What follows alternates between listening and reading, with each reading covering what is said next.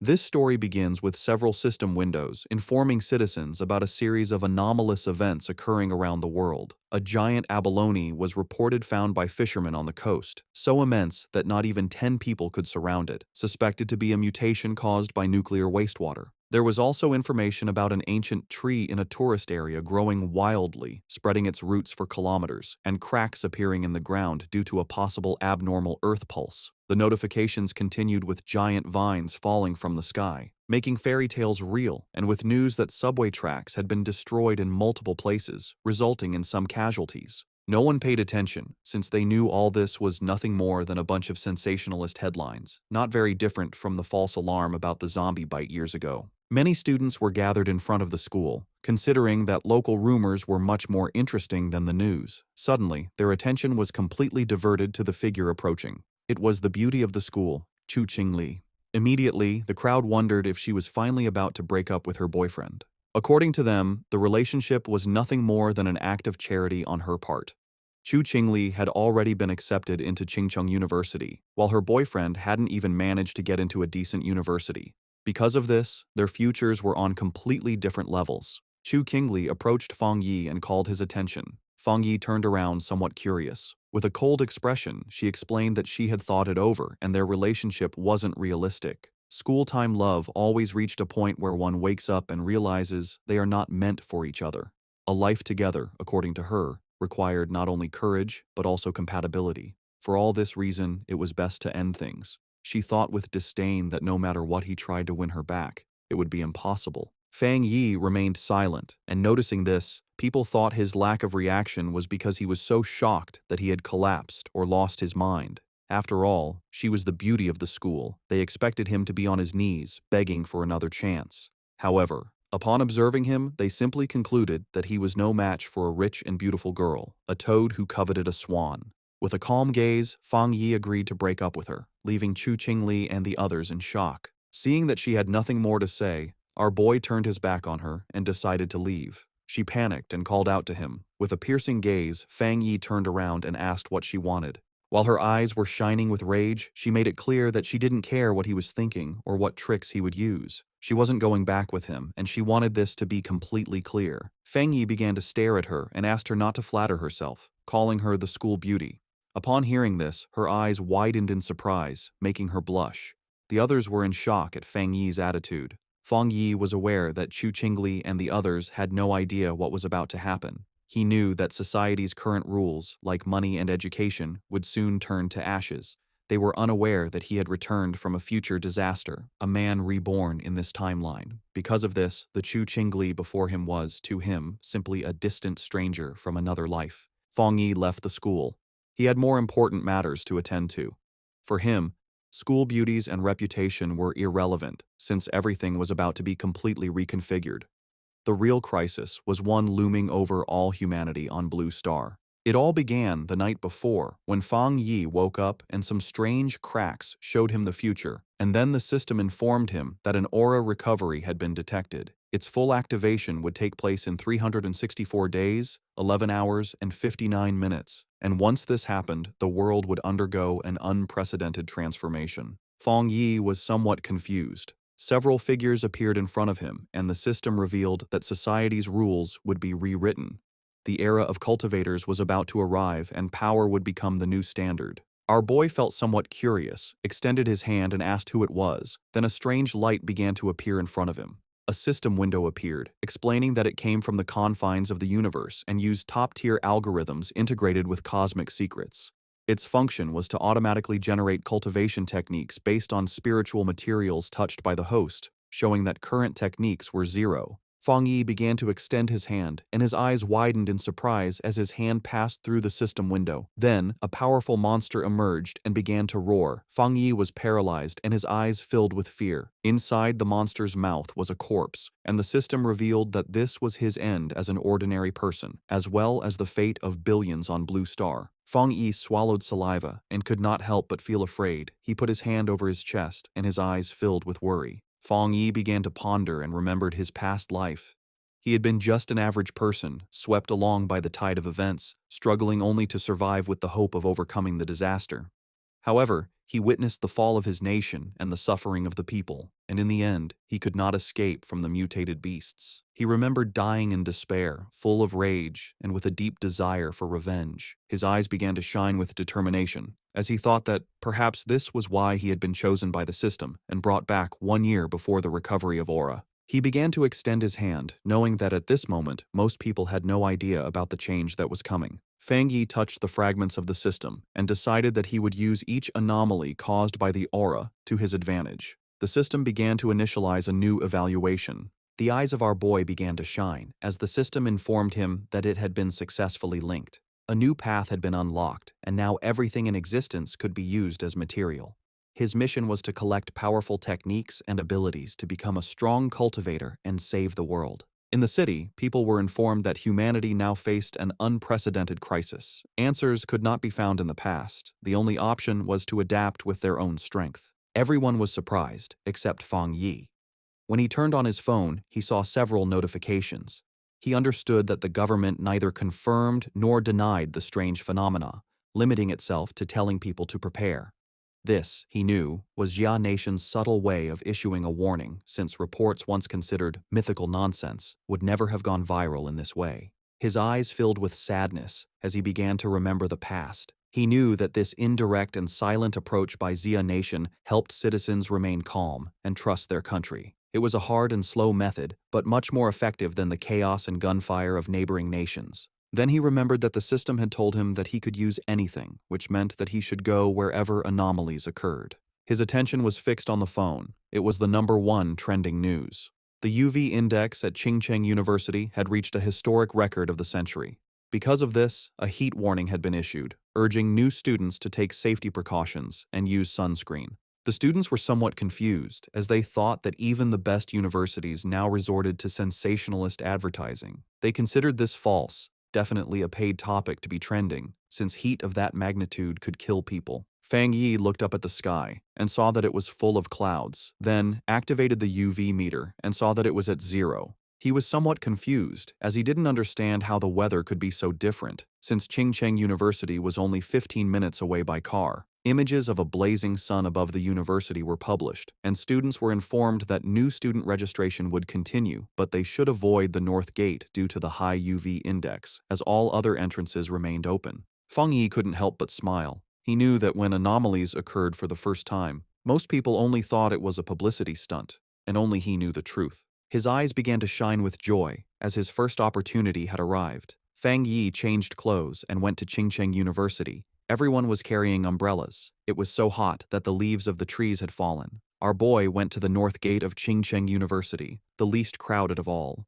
He knew that something was definitely wrong in this place. Shiny ashes began to descend from the sky. While students were fleeing to avoid being scorched to death, Fang Yi's attention was fixed on it. He sat down and decided to touch it. Once his finger made contact, an intense glow began to emerge from it, and the system reported that it had detected an intense fluctuation in the Yang attribute, unlocking the data template of it. The energy began to enter Fang Yi's body, causing him terrible pain.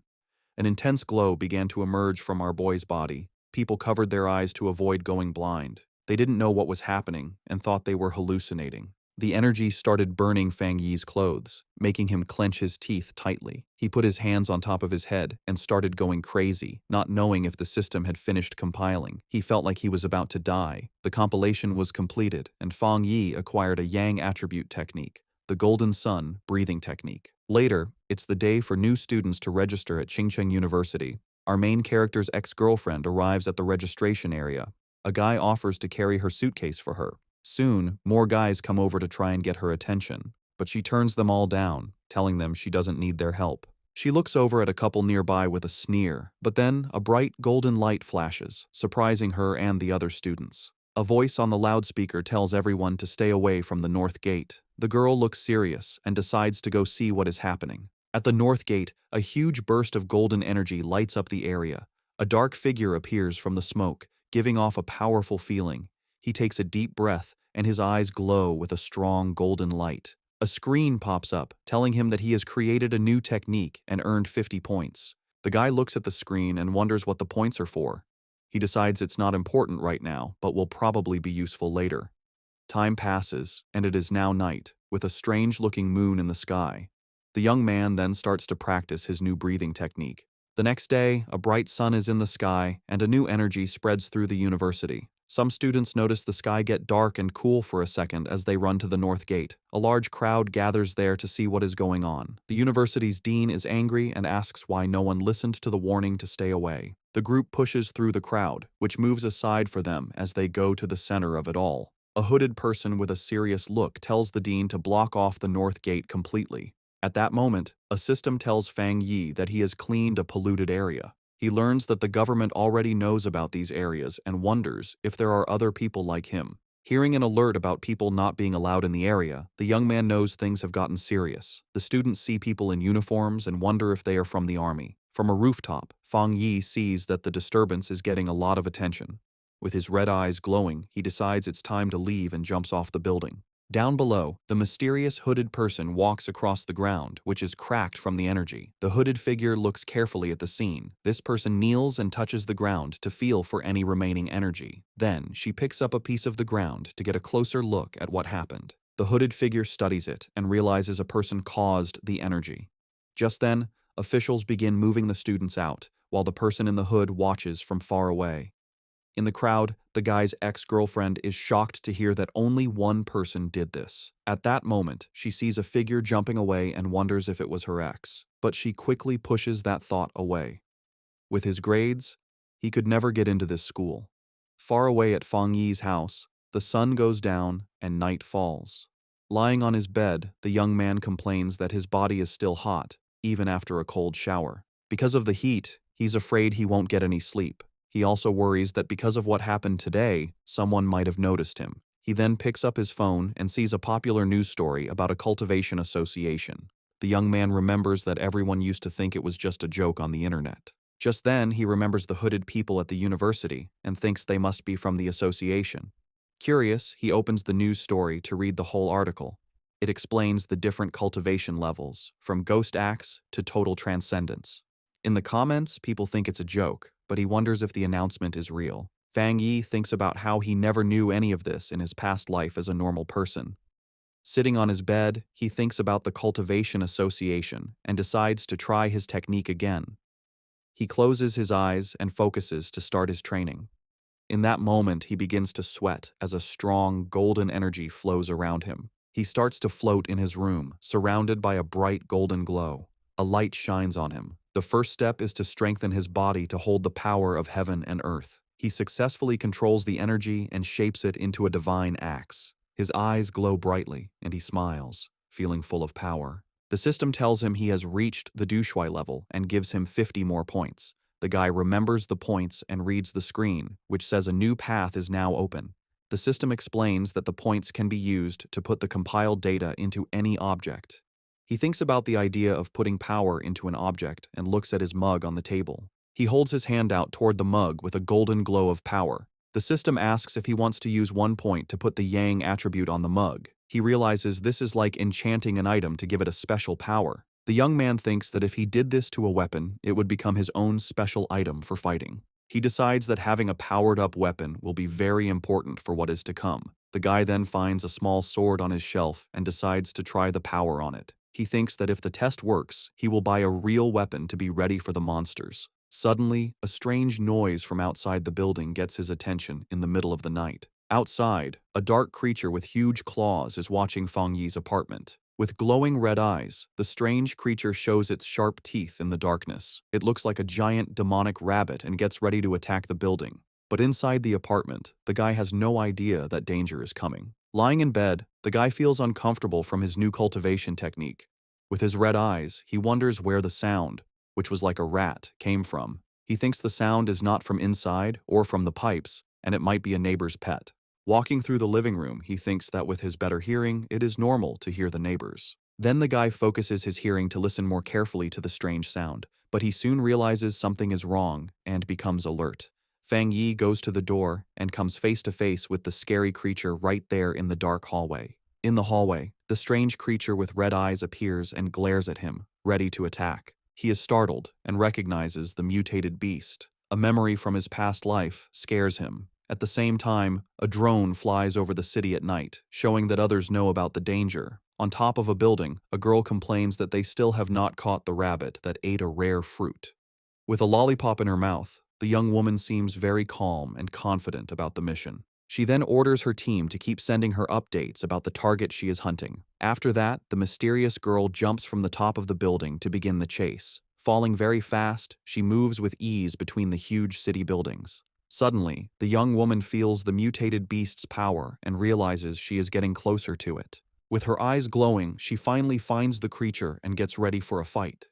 The mysterious hunter lands hard on a rooftop, moving with amazing skill. Running down the side of a building, she gets the order to chase the target no matter what. With a perfect landing, the young woman continues her chase without stopping. Jumping from building to building, she warns that the creature ate a special fruit and might evolve. Just then, a man working late sees something fast go by his window and is very confused. He wonders if he is seeing things, but his boss yells at him for just standing around. Meanwhile, the hunter stands like a shadow in front of the moon on the 65th floor. Back in the apartment, Fang Yi faces the strange creature, which screams at him. With his golden eyes, he knows his body has changed, and now he can fight it fairly. The creature then attacks with its claws, but the young man dodges with amazing speed. Fang Yi thinks that his body has really changed, and now he can see the attacks in slow motion. With sun energy in his hand, he wonders why a mutated beast is here so soon. He then remembers things from his past life and faces the monster. The guy knows the creature has not fully evolved yet, and the night makes it stronger and angrier. So he rushes forward to attack, because he has to stop it, or everyone in the building will die. Fang Yi manages to grab the creature with his hand full of energy. With surprising strength, the guy bites the strange creature without any fear. He holds the monster tightly, and his golden eyes shine with a cold, focused look. Then the young man spins the creature in the air and realizes its tail is its weak spot. Taking his chance, he grabs the beast's tail with all his strength. Fang Yi throws the monster against the window, and it shatters from the force. With his fist glowing gold, he gets ready to land a powerful punch. The guy shoots a beam of energy that hits the creature right in the air. The monster is then completely covered by the bright golden beam of light, but the strange creature grabs the golden energy with its claws and tries to take its power. Fang Yi then realizes the monster is trying to steal his yang power, and he fights back. He thinks the power of the sun is too strong and that the rabbit is just destroying itself. Soon after, a golden explosion covers the monster, which can't handle that much energy. In the building next door, a couple wakes up from the noise, and the man wonders if it was thunder. He then goes to the window to check, but sees nothing strange outside. Our hero lands on the floor, surrounded by what is left of his golden energy. The young man thinks that the creature was like a starving ghost trying to eat his power. After the fight, the monster's eye falls to the floor, letting out a weird black smoke. With a serious look, he stares at what is left of the creature he just defeated. Without thinking twice, the guy stomps hard on the eye, crushing the rest of the beast. He understands that the creature of the night was desperate for his opposite Yang-type power. The young man thinks that if he were normal, the monster would have easily eaten everyone in the building. With that, he knows he needs to learn more techniques to face the dangers ahead. Meanwhile, a mysterious girl jumps through the air in the moonlight, looking like a hunter. With amazing speed, the young woman runs very fast down the side of a building. When she gets to the scene, the mysterious hunter's eyes open wide with shock. Standing there in the middle of the night, she wonders if someone else defeated her target. Kneeling on the ground, she notes that the target has been destroyed, and that she will try to get the night attribute back. But as she touches the monster's remains, she is surprised by a golden energy that is still there. The young woman then feels a strong heat and a burning power that makes her pull back right away. The young woman remembers the energy from the university gate and understands that this is not a coincidence. After this discovery, the girl turns on her communicator with a serious and determined look. She tells her base that the target was taken out by a powerful new forerunner with a special ability. A voice on her communicator asks if the same person cleaned the gate and killed the rabbit. A man confirms they have no information on this person, and that the association must recruit him. The silver-haired girl agrees with the plan. She then carefully puts the small flame of energy into a container on her clothes. Her boss tells her to stop her other missions and focus on finding the new forerunner. At that, the mysterious hunter calmly unwraps the lollipop she was holding. The young woman puts the candy in her mouth and says she understands the new order perfectly. But before she starts the mission, the girl says she first needs to get some milk tea to relax. A voice on the communicator wonders who this mysterious person with so much power could be. The young woman agrees that the president was right and that she needs to meet this powerful master. Feng Yi's day starts with the sunrise. He stretches, ready to train. He knows waking up early is good for his power, so he prepares for another session. The fighter uses his breathing method, taking in the morning's golden energy. As the energy fills him, his eyes glow with golden power. He enters the Ghost Axe realm and feels the technique's power appear. A sudden burst of energy surprises him. He realizes he's getting stronger again. Power flows through his body, and he focuses to control it. He makes a tight fist, feeling the energy now in his hand. He summons his key axe and sees that the weapon feels much lighter. He grips the weapon's handle firmly, ready to try out his new strength. The warrior lifts the golden axe over his head, preparing a powerful hit. He reaches the 2-star Ghost Axe realm, releasing his strength. His eyes now burn with golden flames, showing his new power. Feng Yi's body feels much stronger and tougher after this change. He grew stronger so fast because he used the extra energy from his last power-up.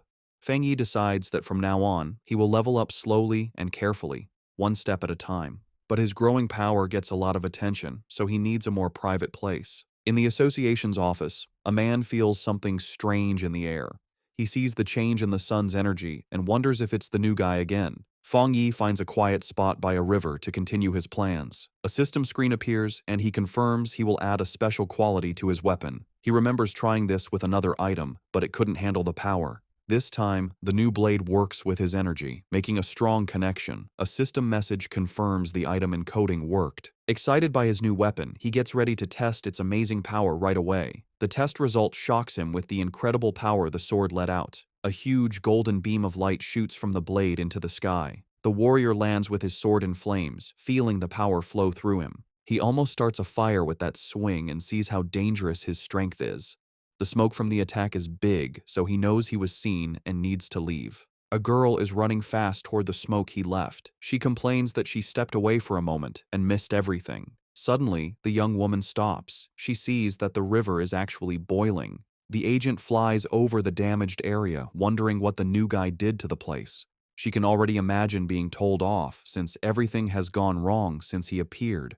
Just then, a golden flash in the distance catches her eye, and she becomes curious. The hunter is shocked by what she senses. This shouldn't be possible. His power level jumped from 1 star to 2 stars, and he even made a spirit weapon. The association only has 2 of those weapons, and the way to make them isn't fully known. The girl gets suspicious, wondering how he got this kind of power by himself. But she thinks she must be wrong and decides to start cleaning up the mess he made. Far away, Feng Yi thinks about how his weapon now has the Yang attribute, but he wants more. The system can encode anything, so he plans to add more qualities to the blade. Suddenly, his phone buzzes. He has a message from someone he doesn't know. He completely forgot about being private, and now a stranger is inviting him to a pioneers group. He's shocked to learn that official members must be at least Ghost Axe realm level. The stranger talks about a new pollution zone and invites him to a group hunt. He asks for the location, and the stranger sends a file about the lava dragon of the Shadow River. The zone has lava, and the same Yang attribute he has, so Feng Yi decides to accept the invitation. Far away in the Binmu district, a group is waiting for old Li's friend to arrive. One member says the girl's map was so good, he got there easily. The blonde girl thanks everyone for coming and tells them they need to work together. She is from the Cultivation Association and is disappointed that the pioneers here aren't very strong. What many don't know is that the Cultivation Association is a government group. Getting into the group was hard and required her family to ask for favors, so she hates to fail. Just then, one of the explorers sees the newbie arriving and calls him by his name, Fang. Feng Yi makes a strong entrance with his new sword and introduces himself to the group. The agent is startled by his power, but sees his aura isn't scary, but warm. Since the team is all there, the leader gives the signal, and they go toward the cave entrance. Feng Yi decides to go first and asks the blonde agent to take care of the light. The group walks through the cave, and one of them warns Fang about the loose rocks. They think it's strange that the place isn't very hot yet. Feng Yi reflects on how quickly the team accepted him and feels that their friendship is real in these hard times. Feng Yi keeps moving forward, and the ground under his feet starts to change color, showing that danger is near. Suddenly, they get to a huge opening and are amazed to see a river of boiling lava right in front of them. Without hesitating, Fang rushes toward the danger, and the blonde agent yells at him not to be so reckless. To everyone's surprise, the warrior pushes his sword right into the lava. The explorers panic and scream for help. A fiery explosion throws the team back, and Fang Yi's system detects a worldwide problem and starts to analyze the information. As he plunged his sword into the lava, Fang Yi's system analyzed the anomaly, revealing a new power, the inner flame, with an extremely high internal temperature and explosive properties, and the Scarlet Flame sword technique, which unleashed its power when the blade was drawn, coating it in fire and lightning. Resolved, Fang Yi gripped his sword. His eyes and the blade glowed with fiery power, a perfect technique for his Tang sword. Below, the other explorers, thrown back by a previous explosion, watched in amazement as Fang Yi stood unharmed in a vortex of fire. Realizing his weapon was absorbing the lava's power, Fang Yi then used his script points to permanently embed the Scarlet Flame attribute into his sword, which now burned with energy. When the flames subsided, his teammates concluded he had suffered a small cultivation accident and had recovered. The group was euphoric, noticing the cave's spiritual energy had stabilized. One of them celebrated being able to absorb it smoothly, while another, on the verge of beginning his cultivation path, excitedly shouted Xiaoya's name. The blonde agent, Xiaoya, encouraged them to train while she kept watch, and the team thanked her for the opportunity. The peace was interrupted when Xiaoya detected figures approaching the entrance, warning that other pioneers were arriving. 3 muscular men entered, led by one with an eye patch and glowing red eyes who arrogantly declared the resource-rich land was now theirs. Xiaoya grew worried, recognizing all 3 newcomers were at the 1-star Ghost Axe realm, a level her team couldn't challenge. Despite the danger, Xiaoya tried to reason with them, politely stating they had arrived first and even offering to let them join. Her diplomacy was met with contempt. The eye-patch-wearing leader mocked her low level and ordered them to get lost or face the consequences. Xiaoya's expression hardened. She reflected on the harsh reality of survival of the fittest in this new era, but as a member of the Xia Nations Association, she decided she couldn't allow this injustice. Just as the confrontation was about to escalate, Fang Yi stepped between Xiaoya and the hostile leader. With his sword ignited, he coldly asked the large man if he had nothing better to do than bully a young woman. The eye-patch-wearing leader was left stunned and speechless. Without hesitation, Fang Yi unleashed a single, devastating swing that created a fiery explosion, sending the 3 aggressors flying. The force of the attack startled Fang Yi's own teammates from their meditation. He remembered the tragedies caused by those who followed the survival of the fittest principle, knowing only overwhelming force would work on such people. To make his point, Fang Yi drove his blade into the ground in front of the rival leader. Surrounded by an immense golden aura, he coldly ordered them to scram. Terrified by this second display of power, the leader called Fang Yi a monster and screamed for his men to run as Fang Yi watched them flee. His teammates rushed over, buzzing with excitement over his incredible power. Fang Yi smiled, brushing it off and suggesting it was time to leave. As they left, Xiaoya contemplated the immense power Fang Yi had shown, realizing he had held back. Convinced he was a top-tier pioneer, she knew she had to report this major discovery to her organization immediately. The scene shifts to the Spiritual Energy Cultivation Association office, where a woman on the phone with Xiaoya repeated in surprise that another high-attribute pioneer had appeared. The office worker grew flustered, realizing she had said too much, especially with an imposing man standing behind her. She awkwardly hung up after confirming the report. The young woman cheerfully asked her gray-haired superior if they were lucky enough to have 2 high-attribute pioneers in a row. He, however, grimly corrected her that luck had nothing to do with it, explaining that every high-attribute individual is destined to become a new center of power, a responsibility that stressed him immensely. Under a sunny sky, Fang Yi returned to the city. He tried to disguise himself as a cosplayer, but his powerful presence and authentic sword only drew more attention. His walk was interrupted when he saw on his phone that news of the cave incident had already gone viral. He chided himself for his carelessness, knowing the eruption of his internal flame was too noticeable. Dismissing the idea that his teammates would betray him, he focused on a more urgent matter. The massive yang energy he had absorbed was pushing him toward a new breakthrough. He needed to find a secluded place immediately and headed for the back mountain. 5 minutes later, on that same mountain, a silver-haired young woman named Su Qingying, a garden restoration expert, felt a sudden, powerful presence. She saw an intense burst of light, like a miniature sun, and recognized the signs of a cultivator breaking through to the 3-star Ghost Axe realm. The scale of the energy astounded her. She'd never imagined a breakthrough of that realm could be so monstrous. Driven by a sense of duty and a flash of recognition, she raced toward the disturbance, vowing to catch the mysterious individual this time. High on the mountain, Fang Yi was focused on his breakthrough.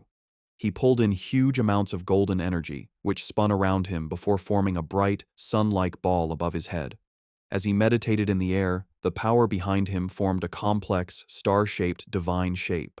Golden energy sparked across his skin, and his eyes glowed with great power as he tried to control the wild energy. Finally, the power came together, taking the shape of a giant divine axe made of pure golden and light blue energy, crackling with power. Meanwhile, Su Jingying arrived and stopped suddenly when she saw the amazing sight. She watched in total disbelief, seeing that the mysterious person was about to swing the divine axe he had just created. His level of control was incredible. She wondered how anyone could command so much spiritual energy with such perfect skill and steadiness, asking herself if this man had secretly been training for centuries. The sight brought back a painful memory. Su Qingying remembered her own attempt to break through to the Ghost Axe 2-star level. The pressure from her own divine axe had been too much for her, pushing back and making her cough up blood. It left her stuck in bed for a full week. She was naturally strong, but she had still failed badly. She couldn't understand how this monster could handle a breakthrough that was so much more powerful than hers. As she ran closer, she was even more amazed. The huge amount of spiritual energy, the perfect control in every move of the axe, and the way every bit of power seemed to have been purified thousands of times. It was all beyond anything she had ever seen. She decided that this person wasn't just an amazing monster. He was like a god who had come down from the sky. She also noticed his calm and steady way of doing things. Most pioneers, when they felt a breakthrough was about to happen, would rush to get it done. This person, however, moved with a deep sense of experience and a strong mind, like a master from old times. Her thoughts were stopped when the giant, fiery divine axe began to move. She watched the awesome sight as it swung with a purpose, heading east. At the peak of his power, Fang Yi's eyes burned with pure golden light as cracks of raw energy spread across his face. He floated inside a blinding storm of golden power, successfully controlling the huge amount of energy he had gathered to evolve. A system window then appeared, officially confirming he had succeeded. He had reached the Ghost Axe realm, 2-star. The new divine axe slammed down into the earth, releasing all of its power in one huge shockwave that tore across the mountain. Su Qingying was caught in the powerful blast and had to hold herself steady against the wave of golden energy. The leftover force cut a huge path through the forest before fading away, but when she looked up, the mysterious man had completely disappeared. Breathing hard from the effort and her frustration, Su Qingying couldn't believe she had missed him again, especially since she had arrived in only 30 seconds. A worrying thought came to her. He must have known that she was tracking him. She worried that if he stayed this hard to find, her mission to recruit him would be impossible. Just as she was about to give up, she paused. A sudden idea hit her. She looked away from the path of destruction and toward a giant old tree that was now glowing with a soft, leftover golden light. With a new feeling of certainty, she called out into the woods that seemed empty, calling him Senior and asking if he was still in the area. From the shadows of the forest, Fang Yi appeared, his hooded body giving off a cool confidence. His glowing red eyes were on Su Qingying. He immediately knew she was the person who had been looking into him for the past few days. Seeing she had been found, Su Qingying stood her ground and properly introduced herself. She said she was the captain of the Firefly Squad, a part of the Spiritual Practitioners Association of Xia Nation, and also one of the nation's first pioneers. On behalf of the association, she sincerely invited him to join them. She admitted she had been following him for 2 days and hoped her methods hadn't made him think badly of her. As she spoke, Fang Yi stayed quiet, and his face was hard to read under his hood. Su Qingying added that while the public didn't know yet, all the official papers for the association were ready. Inside, however, she was very nervous, choosing her words carefully, and worrying if she was bothering him or making the powerful man angry. She knew she had to sound soft and respectful. Her carefully planned speech was cut short by Fang Yi's simple, direct question. "Why should I join?" The direct question surprised her completely. She stuttered for a moment, panicking over what to say. She quickly saw that empty, nice words would be useless against someone so smart. The truth was her only choice. Pulling herself together, she explained what the association was for. She told him that the Xia Nation wanted to gather and unite all the early pioneers, to guide them on an organized path, and also give them extra protection. She knew that growth was messy right now, and that an association might feel like a cage to a free spirit like him. but she asked him to look at the bigger picture. A great return of spiritual energy was coming, and they would all need to stand together to face the unknown enemies of the future. After listening to her passionate speech, Fang Yi leaned casually against a tree, looking tired and uninterested. He told her plainly that he was not willing to join. He explained that, for now, he still couldn't bring himself to fully trust her or the association she represented. Su Qingying was left completely stunned and speechless by his direct refusal, her eyes wide with shock. Facing his refusal, Su Qingying grew desperate. She quickly pulled out her identification card from her jacket. Holding it up for him to see, she quickly introduced herself again as Su Qingying and mentioned she used to be a well-known athlete before the spiritual energy returned. She begged him to believe her, hoping her public identity would give him a reason to trust her. Fang Yi paused and thought about her words. He touched his chin thoughtfully, saying that he now vaguely remembered her. His mind remembered a framed picture of her celebrating a victory as the runner-up in the Sia Nation's long-distance championship. He realized her natural athletic skill was what made her such a fast and good pioneer. However, his face then became hard. A dark memory from his previous life came to mind, showing a vision of a ruined city.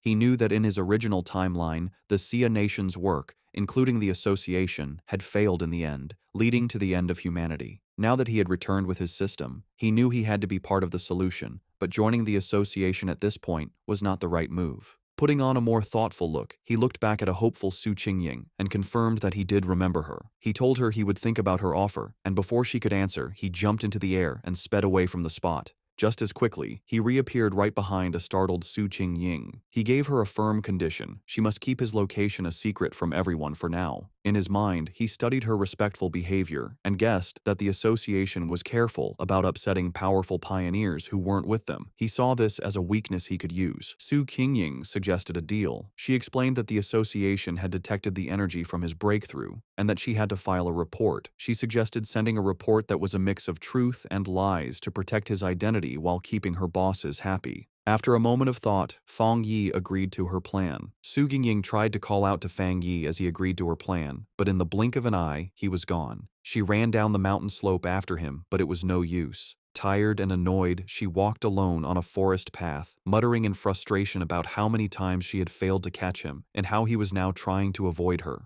She sighed, complaining about the tiring work of erasing the powerful energy signs he left behind after every incident. Her thoughts were cut short by a voice in her earpiece, telling her to stop worrying about the hard-to-find pioneer and remember the mission she was on. The voice seriously told her that the strange creatures had appeared again. Su Qingying froze, her eyes wide with shock as she asked if they were really back. A scary memory flooded her mind, showing her surrounded by a crowd of terrifying wolf-like creatures with bloody mouths and glowing red eyes. She thought to herself that she would never forget those strange, bloody beasts. The story explained what they were. Cold, evil, and bloodthirsty monsters, born from the pollution zones made by the spiritual energies return. They got power from these zones, turning into monsters that ate humans. Some could even hide as natural disasters, killing anyone as they split up lands and made new pollution zones. If they weren't stopped, their very destructive nature would let them keep eating the human world until nothing was left. A heavy storm suddenly hit the city. The night sky wasn't lit by streetlights, but by constant, violent flashes of lightning. Rain poured down, and red alerts lit up people's phones, warning of the severe thunderstorm and telling everyone to stay inside. Another alert announced that the Yuhuang Mountain area was closed because of flooding risks. From their windows, people commented they hadn't seen a storm this bad in years, with some joking that a powerful being might be facing a lightning trial nearby. Hidden in a rainy alley, Fang Yi watched the storm grimly, his red eye glowing. He could feel the huge amount of lightning energy in the air, recognizing its wild power. He knew this was no ordinary storm but another anomaly, with its power focused on a single point. His eyes scanned past the city buildings and locked onto a distant mountain peak that was being hit by lightning again and again. He had found the center of the storm. Without hesitating, Fang Yi raced into the downpour, leaping across rooftops as he sped toward the mountain. When Fang Yi reached the base of Yuhuang Mountain, his system immediately confirmed a pollution zone was detected. He looked up at the peak, but instead of its usual beauty, he saw a grim scene with skeletal remains scattered among twisted trees. Another system notice added to the danger, stating the pollution level was unknown. Still, Fang Yi moved forward without hesitating, walking into the dark, stormy woods with a determined look. As he got closer to the center of the storm, he saw a massive bolt of blue lightning strike the mountain's summit, lighting up the whole area. He had found his target.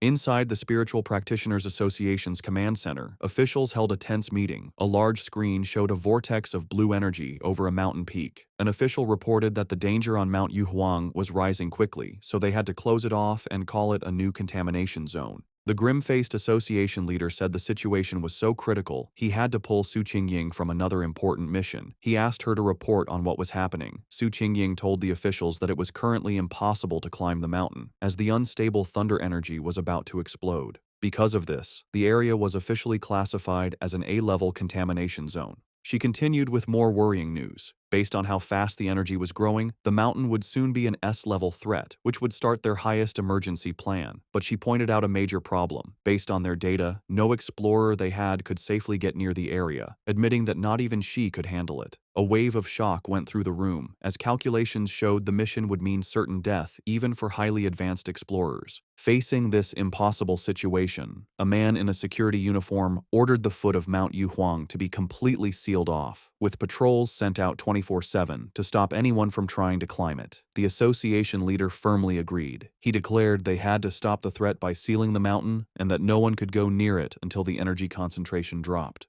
While the association thought Mount Yuhuang was too dangerous, Feng Yi was already deep inside the zone. Huge bolts of blue lightning crashed down around him. As the storm raged, Feng Yi stood firm, protected by a golden aura from his breathing technique. He knew, however, that just surviving the storm wasn't enough. To get the purest thunder energy, he had to climb to the center of the storm at the mountain's peak.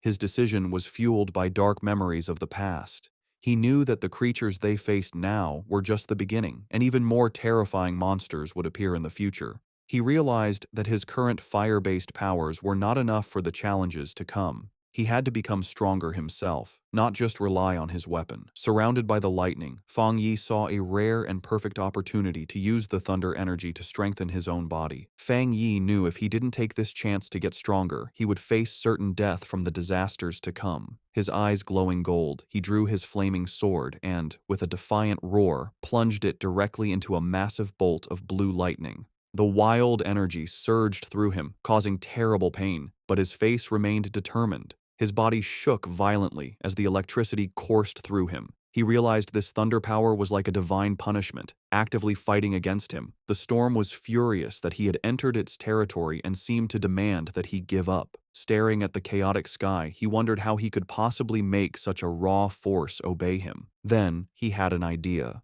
He calmed himself and remembered his system's rule. To get a power, he had to touch the energy source. A golden aura exploded from him as he unleashed his golden sun breathing technique, determined to fight through the storm. With a loud roar, Feng Yi pushed forward, using his flaming sword to cut a path through the storm of blue lightning. The clash of his golden energy against the raw storm created a huge, chaotic explosion. Blood trickled from his mouth from the strain, but his eyes burned with determination. He knew this was a desperate gamble where he had to push himself to his limit, facing death in order to live. Finally, after a hard struggle, he reached the peak. He plunged his sword into the ground, cracking the rock as he arrived at the center of the storm. Here, the power was even more terrifying, a violent flood of thunder energy that made it hard to even breathe. He felt the storm's full attention on him and realized it no longer just wanted to push him away, it wanted to kill him. As if to prove it, the storm gathered its full power and shot a single, massive beam of white-hot lightning directly at him, an attack meant to completely destroy him. As Feng Yi faced the storm's final attack, his system activated, detecting a powerful thunder attribute and starting to process it. Far below in the city, people watched from a tall building, amazed. One man taking a photo had never seen lightning so big. Another wondered if a god was going through a trial, even thinking he saw a person in the sky. At the mountain's peak, the fight ended in a brilliant explosion. Feng Yi had won. A system message confirmed it, announcing he had obtained refined divine thunder power and could now summon heavenly lightning to make his body godlike. He was rewarded with 5 writing points. Feng Yi now floated in the air, surrounded by blue lightning and his golden aura. He understood his new power. The thunder attribute was a top-tier force for both attack and defense. Unlike his sun power, which was mostly for defense, The thunder could refine his body and turn it into intense energy. He decided that the thunder was now his spear and his shield. He also realized the power wasn't just about destruction, it was also about purification and rebirth. He could feel the energy strengthening his bones and muscles without any pain. The system then offered him an upgrade to punish evil, which would grant him double critical damage, asking if he wanted to use writing points to get it. Landing softly, Fang Yi thought about what to do next. His first thought was to put this new thunder power into his Tang sword. He considered it carefully. While it would make the blade stronger, he worried it might mess with the purity of the sun attribute already in it. He also knew that putting too many different powers into one item could damage or even destroy it. Suddenly, he had a brilliant idea. Looking at his hand, he decided to do something different. He would implant the thunder attribute directly into his right hand. The system immediately responded, asking if he wanted to put the thunder attribute into the chosen item. A confident smirk appeared on his face as he gave the command. Instantly, all the wild blue lightning in the air rushed into his right hand as he claimed the storm's power for himself. The next day on the storm-damaged peak of Mount Yuhuang, the immediate danger was gone. Below a cliff, Su Qingying and an army officer named Major Han Li stood over numerous figures in body bags. Su Qingying reported that the contamination zone's energy had strangely dropped from its most dangerous level to a mild level in just 3 hours, though some electricity was still in the air. Major Han Li listened and immediately figured out what had happened. Someone had been there. It was a seeker, a person who actively looks for these dangerous events. Su Qingying was shocked, wondering if another seeker was involved and if they could have survived. She knelt and looked for clues but couldn't sense anything, guessing that the heavy rain had washed away any evidence. She concluded that the seeker must have left the mountain safely around 8 p.m. the night before. Major Han Li agreed with her timeline. The strange event began around 6 p.m., and the army sealed the mountain at 7 p.m., so the seeker must have climbed the mountain before it was closed. He noted that their instruments predicted the danger would reach grade S, but after 8 p.m., the energy suddenly dropped. Standing where the lightning had been strongest, the major added his own theory. He believed the seeker not only survived the lightning, but probably had a thunder-related power, turning the disaster into a great opportunity. He concluded this person was the direct cause of the sudden change. The major then shared his biggest worry. People like this were the most dangerous because they didn't know whose side they were on. Su Qingying agreed, adding that if such a powerful person was a threat, the disaster they could cause would be huge. They had to be found quickly. Miles away, sitting on his couch and unaware of the military operation now focused on him, Fang Yi let out a sudden, loud sneeze. Back on the mountain, Major Han Li made his decision. He gave a firm order to his troops. Find this person immediately, at any cost. As his command was given, he assigned the mysterious target his temporary codename, the Tyrant. The investigation on Yuhuang Mountain started right away. The army hoped the Spiritual Practitioners Association could recruit the mysterious person codenamed Tyrant soon. In the meantime, they would keep all information about the event secret and start their own investigation. On the rainy peak, the association leader told Major Han Li that they already had a high-level pioneer trying to make contact. He then turned to Su Qingying and ordered her to give her report to the major. Su Qingying was caught off guard by the order and gasped in panic. Forced to think fast, she began her half-true report. She connected the current incident to the pioneer who had recently cleared the pollution zone at a local university. Inside, she was panicking, terrified she would say something wrong and reveal her deal with Fang Yi. She explained that she had been trying to contact him, but he was hard to find. She mentioned finding the body of a mutated rabbit he had killed and correctly identified his Yang Flame attribute from the evidence. She finished by promising to do her best to get close to him and find out how he had cleared the university's gate. She silently prayed for help, knowing that mixing truth with lies was her only way to make her story sound real. Major Han Li listened closely, thinking about what a pioneer with a Yang Flame attribute meant. He seemed happy with her report and thanked her for her hard work, calling her a talented young pioneer. Su Qingying gave a sharp salute and replied that it was her duty. With the meeting over, Major Han Li mentioned they would release fake news about natural disasters to hide the event from the public. He also said he disagreed with posting spiritual energy information online where bad people could use it. As the officials talked, Su Qingying quietly sighed, relieved that the tough questioning was finally over. Back at his home, Fang Yi used his golden sun breathing technique to easily dry his white hoodie, making it glow with a warm light before holding it up, perfectly clean and dry. After putting it on, he checked the changes in his body. Even after adding the powerful thunder attribute, he could still feel a clear difference. He looked down at his right hand, which now sparked with blue lightning. It had completely changed, becoming the strongest part of his body and getting a huge boost. As he flexed his fingers, making small balls of lightning appear, he could feel that he was close to another upgrade. What surprised him most was how the once wild thunder attribute had become as calm as a kitten after being added to his body, letting him control it freely. He compared this to the terrible pain he felt when he first unlocked the yang attribute, and wondered if the energies got weaker during the process.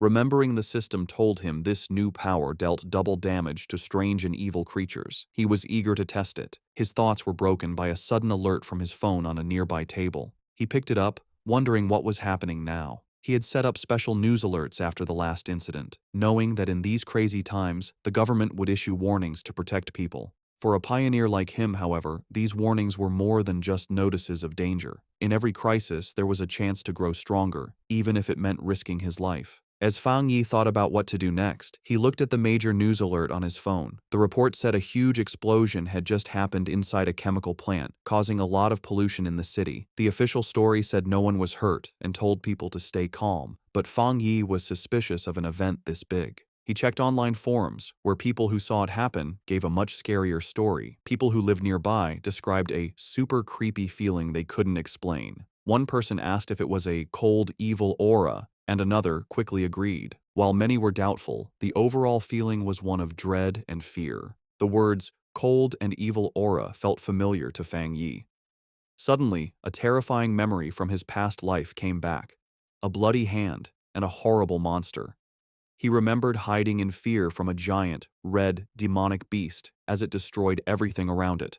The creature, a gross, multi-eyed rat-like monster, was a threat he knew too well. Back in the present, he looked serious. He remembered the nature of these creatures. They were plants or animals that changed in a strange way after becoming self-aware, their power going wild and giving them terrifying hunting and killing abilities. They loved to appear in the dark of night. Realizing this new threat was 100 times more dangerous than the mutated rabbit he had fought before, Fang Yi knew he had to do something. Clenching his fist, which sparked with his new blue lightning, he decided he would go out that night to stop these creatures from surviving and getting stronger. Standing up, he was surrounded by blue electrical energy. It was time, he decided, to test his new 200% critical hit ability in a real fight. On a dark and stormy night, rain fell on the empty city streets. As a traffic light changed, a blur of motion sped across the wet road, a squad of cloaked figures moving with amazing speed. These were the members of the Destroyer Squad, and they were hunting. One member reported to their headquarters that they were tracking Anomaly File Number 7, codenamed Candle Night, but had lost the target. The creature's known ability was to blend into the darkness, making it very hard to follow. The squad member added new, scary details to the file. The anomaly made a faint sizzling sound when it was close and liked to eat humans. As lightning lit up the sky, the squad landed on a rooftop to look over the city. Their leader, a determined man with light hair and a scar on his face, knew the stormy weather was perfect for the creature's hunt. He said with grim certainty that they could not let that happen. Miles away, in a busy command center, an operator got the updated information. He confirmed the new data for File 7. Candle Night had been submitted. The situation was serious. An extermination request was filed as a high priority, with a goal to solve it in 12 hours. The order came back from headquarters. The Destroyer Squad was to keep chasing the target, but their own safety was most important. The team immediately started the chase again, leaping from building to building through the rainy city. The squad leader paused, looking at a glowing holographic map of the city full of red markers showing active anomalies.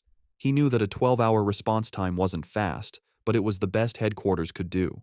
The country was large, and with anomalies appearing everywhere, even their advanced resources were stretched thin. Just as the Destroyer Squad got close to their target's last known location, a warning came from their headquarters. The operator told them that the area they were entering was currently occupied by Spiritual Energy Cultivation Association agents. A photo of Su Qingying appeared on the screen as the operator explained that her team was watching pioneers there and could be asked to help. The Destroyer Squad's leader acknowledged the message and asked headquarters to have her come help, saying he had heard of her good work. Elsewhere, Su Qingying was surprised to learn she had become so famous. The Destroyer Squad waited grimly in the rain. Soon, Su Qingying and her own cloaked team arrived, taking a spot on a higher rooftop. With a hand on her hip, she looked down at the squad below and casually asked if they were the ones calling her for overtime. The Destroyer Squad's leader was not happy with her casual tone. He sternly told her that the Candle Night anomaly eats people and that this was much more serious than a simple overtime request. One of Su Qingying's team members shot back, asking if that was the right way to ask for help. Su Qingying then turned to leave, saying that the destroyer squad seemed so good, they probably didn't need help after all. She announced that her team, the Ying squad, would be leaving. As they started to go, her team members muttered among themselves, one worrying about their boss's savage attitude and another defending her, saying their own missions were just as dangerous. The leader of the destroyer squad immediately panicked and called for her to wait. He apologized for his harsh tone and begged for her help.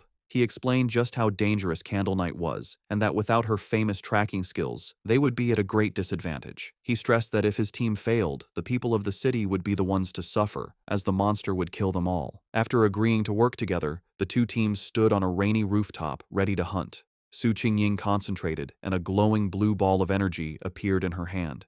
She announced she had found the creature. The orb's energy expanded, showing the monster's location. Hidden in the dark, wet ruins of a chemical plant, the monstrous, multi-eyed rat-like creature called Candle Night was eating something. Its file noted that it liked darkness, dampness, and eating people. With the target found, Su Qingying gave the command for the joint operation to start. The creature's senses were sharp, and it instantly looked up, aware of their presence. It jumped away, just as an attack hit the ground where it had been. A member of the destroyer squad said the target had spotted them and ordered the team to form up. The squad members moved with incredible speed, their cloaks blurring as they chased it. They surrounded the creature from all sides, and with their prey trapped, they shouted together, ready to attack. One of the destroyer squad members lunged forward, shouting the order to attack. He hit the creature hard, sending it crashing into a pile of rubble. But instead of being weaker, the monster's body began to change, its back erupting with red sores and black spikes. With a furious shriek, the enraged Candle Knight fought back, creating a vortex of dark energy. Su Qingying desperately shouted for the teams to watch out for the sound wave and dodge. Her warning was a moment too late. A powerful sonic blast erupted from the creature, sending the squad members flying back. The destroyer squad's leader was thrown from the rooftop, crashing onto the street below. One of his team members rushed to his side. The leader pushed himself up, bruised but alive. He admitted that if he hadn't moved back at the last second, his bones would have been broken. He knew they were in grave danger. If the creature stayed in the city any longer, it would cause a huge disaster. The battle took another turn as Candle Night continued to change. It grew large, bat-like wings and let out a roar, its throat glowing with green energy. It then spewed a corrosive, dark substance that filled the air with toxic green smoke. The creature aimed this blast at the ground, trying to melt the street to burrow underground and escape. One of Su Qingying's team members warned her that the monster had a corrosive dark power and that anything it touched would be destroyed. She explained that their team didn't have a power strong enough to fight it. Su Qingying, however, stayed calm. She ordered her team to stay alert and not to mess up the destroyer squad's formation, reminding them their main job was to gather information and help with strategy. Meanwhile, a destroyer squad member with a dagger prepared to strike the escaping creature. Suddenly, a pair of menacing red eyes glowed from the darkness. The winged Candle Knight lunged forward, narrowly dodging an attack from a leaping squad member. Enraged, the destroyer squad leader yelled at his team not to let the monster escape. The winged creature flew through the city streets, chased by the cloaked members of the Ying squad. From a high rooftop, Su Qingying and two of her team members watched. Suddenly, she sensed a sharp increase in spiritual energy from the creature's direction. Realizing something important was about to happen, she ordered her team to stay outside while she followed it in by herself. The chase led them to a large, dark, abandoned factory. Inside, Su Qingying said she would scan the area's spiritual energy. The destroyer squad's leader noticed the advanced watch on her wrist. She confirmed it was a new device from the association, explaining that the watch showed the energy level a squad could safely handle was 50. Candle Knight's reading had been just 48. Suddenly, the device on her wrist began to flash wildly, the reading shooting past 80. Su Qingying shouted that the energy levels were going crazy. At that moment, a massive, shadowy form with glowing green eyes appeared in the rafters above. They had been led into a trap. Su Qingying realized with horror that there was more than one creature in the factory. The shadowy, monstrous face of a new creature loomed behind them. The destroyer squad's leader panicked, yelling that they needed to retreat immediately. Taking charge, Su Jingying suggested a tactical retreat toward the main door to force the hidden enemy to show itself. She fired a blast of energy to clear a path, shouting for her team to follow. But before they could escape, she cried out in pain and collapsed, her senses overwhelmed by an invisible poison gas. Su Jingying suddenly found herself alone in the vast green darkness of the factory. She called out to her team, but no one answered. She knew they were nearby, but the poison had made them unable to sense her. Putting the pieces together, she realized the full trap.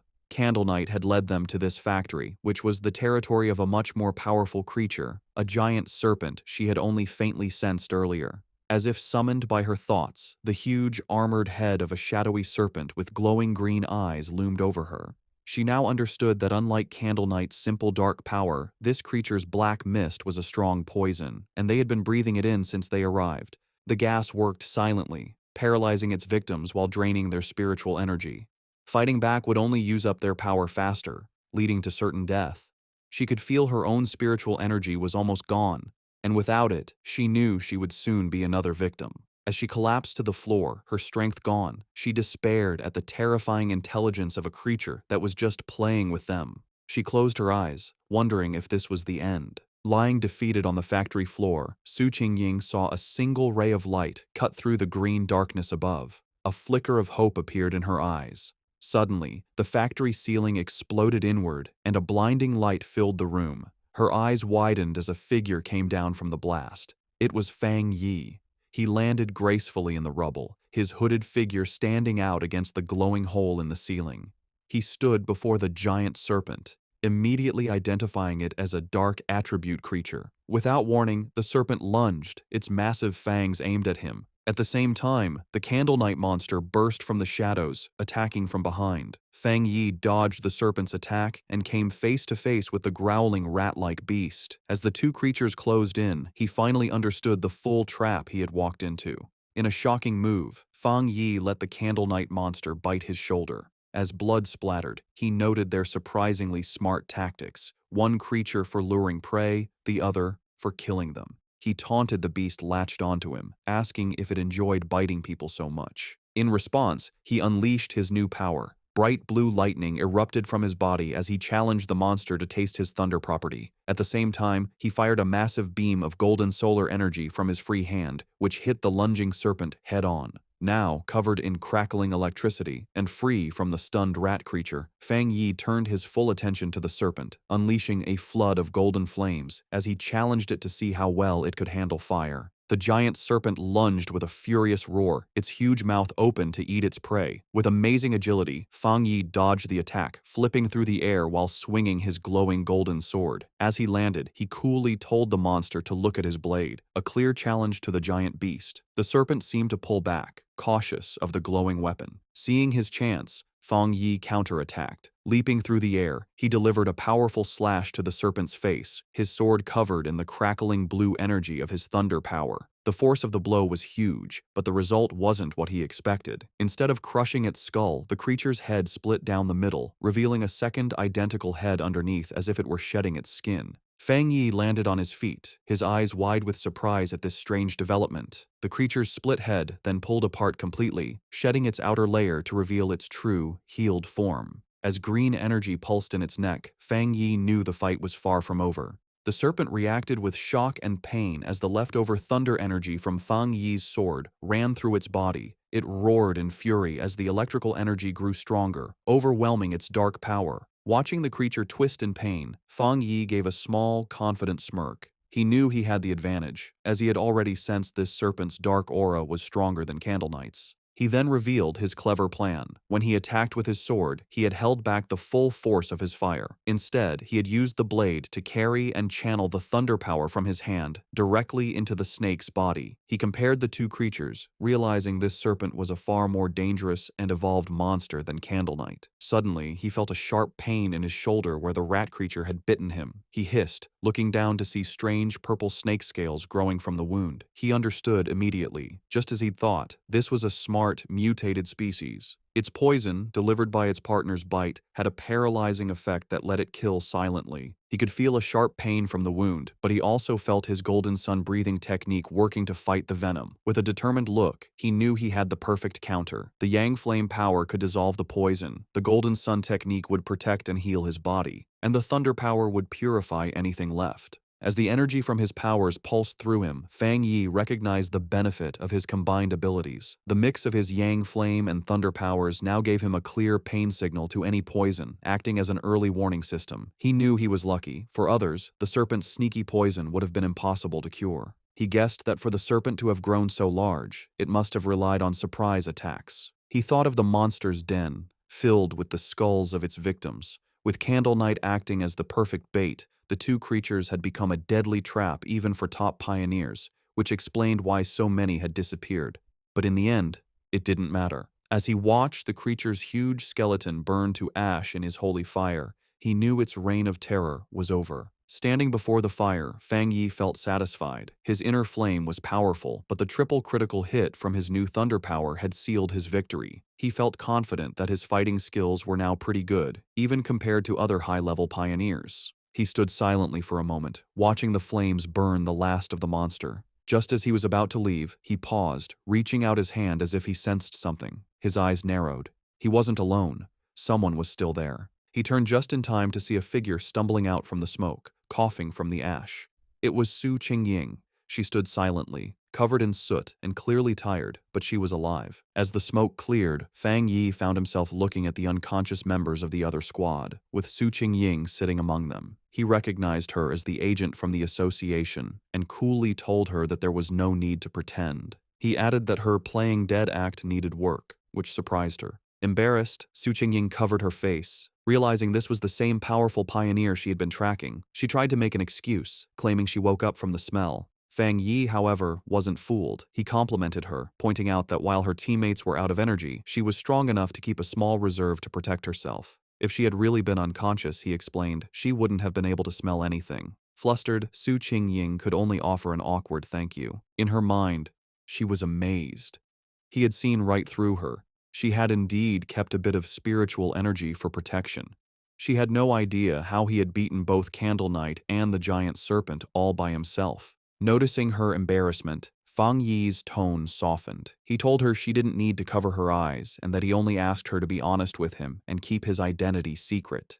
Seeing she and her team were safe, he said it was getting late and he would be leaving. Su Qingying tried to call out to him, but it was too late. Saying that explaining things would spoil the surprise, he jumped effortlessly through the hole he had made in the factory ceiling and disappeared into the night. As he traveled across the rooftops, Fang Yi thought about the battle. He was glad Su Qingying hadn't tried to absorb the dark power from the monsters, remembering its disgusting coldness. He wondered why he couldn't absorb it himself. He guessed maybe the dark energy was already gone, or his body had instinctively rejected it. He decided to think about it later, at home. Left alone in the huge, abandoned factory, Su Qingying looked up at the moonlit hole in the ceiling where Fang Yi had disappeared. She sighed, disappointed that she hadn't gotten a good look at his face, and realizing he still didn't trust her, or the association. Her quiet moment was short. Acting like a squad leader again, she walked over to the unconscious captain of the destroyer squad and gave him a few slaps, telling him to wake up. The man groaned and slowly opened his eyes, bruised and confused. His first thought was panic, and he shot up, shouting that they had been ambushed. Su Qingying just watched him with a calm look. The leader and his squad members then saw why she was so calm: the massive, smoking skeleton of the giant serpent. They stared in total disbelief, confused by the scene. The leader demanded to know what happened and where the powerful Yang energy came from. Su Qingying calmly explained that a powerful pioneer had rescued them. She continued her carefully planned report, explaining that the pioneer was likely the person from her original mission, a very high-level individual with a Yang attribute. She let her voice trail off, suggesting his appearance was a lucky coincidence. The other squad members were in complete awe, with one saying it was unbelievable that one person could defeat both monsters.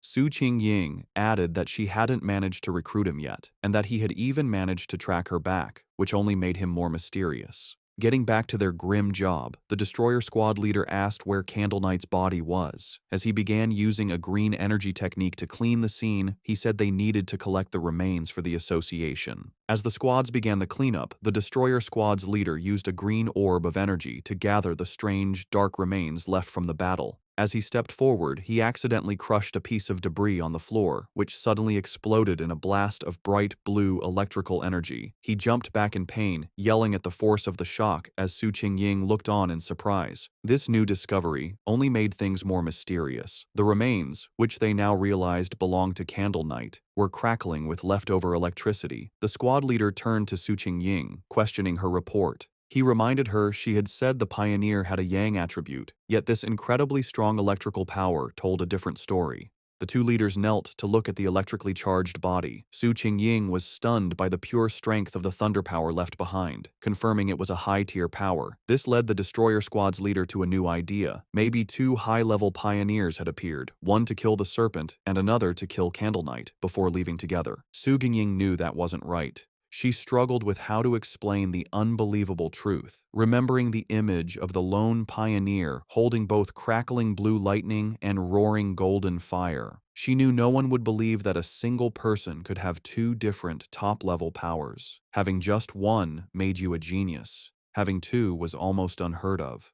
The impossible proof was right in front of them. The burning skeleton of the giant serpent was the work of a Yang Flame Walker, while the electrified body of Candle Knight was the clear mark of a Thunder Tyrant. The combined squads could only look on in complete disbelief, wondering what kind of monster this mysterious pioneer really was. As reinforcements from the association arrived, Su Qingying was glad she had left team members outside. If she had been inside too long without checking in, they would have reported her missing. She grimly realized the rescue team now at the scene had originally been sent to collect their bodies. Her two subordinates, who were knocked out by the serpent's poison, finally woke up. They scrambled to her side, crying with relief that their captain was still alive. With the threat gone, the association's team began their work. Their job had changed from a rescue to a forensic investigation. Using advanced scanning tech, they carefully analyzed the leftover spiritual energy and the battle signs, trying to piece together what happened for their report back to headquarters. Soon, one of the specialists approached Su Qingying and the destroyer squad's leader with his findings. He reported that after comparing all the data, from fighting habits to the way both monsters were killed, there was a 99% probability that one person was responsible for killing both of them. The two squad leaders stared at each other, their faces showing both shock and serious concern. The other squad members murmured to each other in disbelief. They were processing the fact that they had been saved by a pioneer with two different high-tier powers, something they never thought was possible. They knew either monster could have easily killed them all, yet this powerhouse had finished them both off, seeming to use single strikes. The power difference between them and this mysterious person was just ridiculous. Understanding the huge importance of this discovery, Su Qingying contacted her superior. She reported that the information on her target had been significantly updated. Looking up at the hole in the ceiling, she confirmed that the mysterious pioneer from the university and the powerful individual codenamed Tyrant were, in fact, the same person. Back in his office, the association superior listened calmly to her report. After thinking about the information, he gave a new command, telling Xiao Su to pause her mission for now. He explained that the pioneer had saved her team, killed the monsters, and secured the area. These were not the actions of an enemy. He added that he and Old Han, Major Han Li, didn't agree on the matter, and for her own safety and to avoid leaving a bad impression on their powerful potential ally, she was to stop all contact with the tyrant for the time being. While on the phone with her boss, Su Qingying, though she had agreed to pause her mission, couldn't help but add one more piece of information. She told him she had one more theory, based on what happened when she had tracked Tyrant to the back mountain where he was advancing his power. Her boss, interested, asked her to explain. She explained that during that encounter, she had sensed an incredibly strong aura where he was active. At the time, she suspected he might have a spiritual weapon but thought it was unlikely. However, now that it was confirmed he had two high-tier powers, the possibility seemed much more real. The association superior was surprised by this new information, questioning if the pioneer really had a spiritual weapon. He quickly became skeptical, leaning back and saying it was highly unlikely. He argued that no matter how talented, a solo pioneer couldn't possibly have such a rare item without outside help. Furthermore, he added, the team had found no traces of a third spiritual energy, which would usually come from a separately made spiritual weapon. Su Jingying quickly corrected him, clarifying an important detail. The spiritual weapon aura she had sensed during her first encounter with him was clearly a yang attribute. This new information completely changed things. The superior's eyes widened as he understood what this meant. If the weapon's attribute came directly from the user's own yang energy, it meant he wasn't just using a weapon, he was creating it. This led to an amazing conclusion. If he could create his own spiritual weapons, then he had to be a spirit creation realm cultivator. Such a being could theoretically do this alone, but that level of power was almost mythical.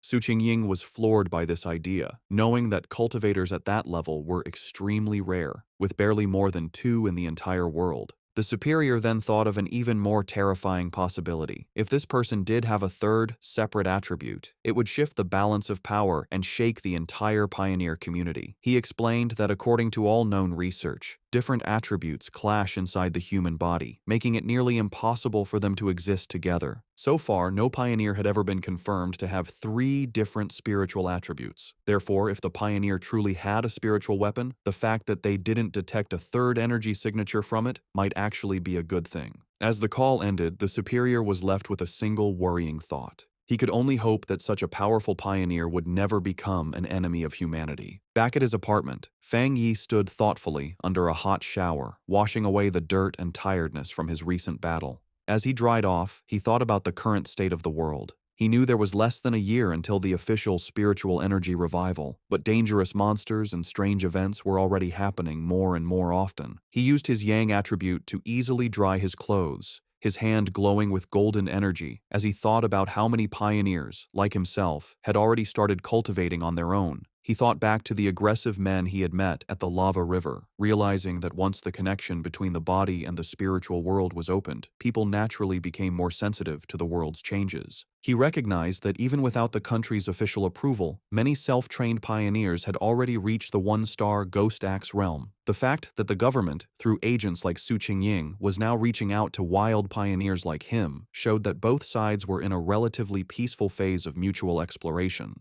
Standing in his room, thinking about Major Han Li and Su Qingying, he concluded that for now, the monsters were still under control, and there was no serious conflict yet among the different pioneer groups. However, as he finished getting dressed, he knew this peace was fragile. The government had already created the Spiritual Energy Cultivation Association, but it still hadn't told the public about it.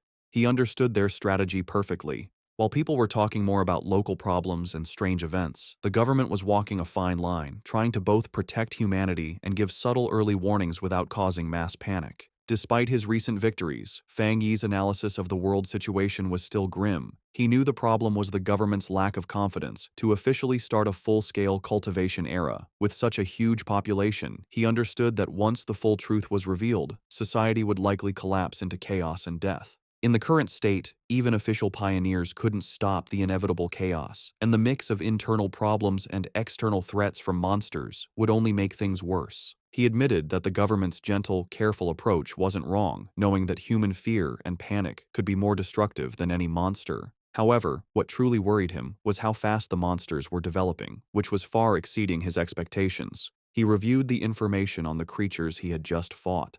They were a typical product of dark attribute contamination, specifically the shadow attribute, a sub-branch of dark energy that his system identified as a natural enemy to pioneers, and currently something he couldn't absorb. He realized these monsters were far smarter than typical beasts, working together to trap and kill pioneers, whom they saw as a good food source. He knew, however, that these creatures were still much weaker than the true dark-type monsters he remembered from his previous life.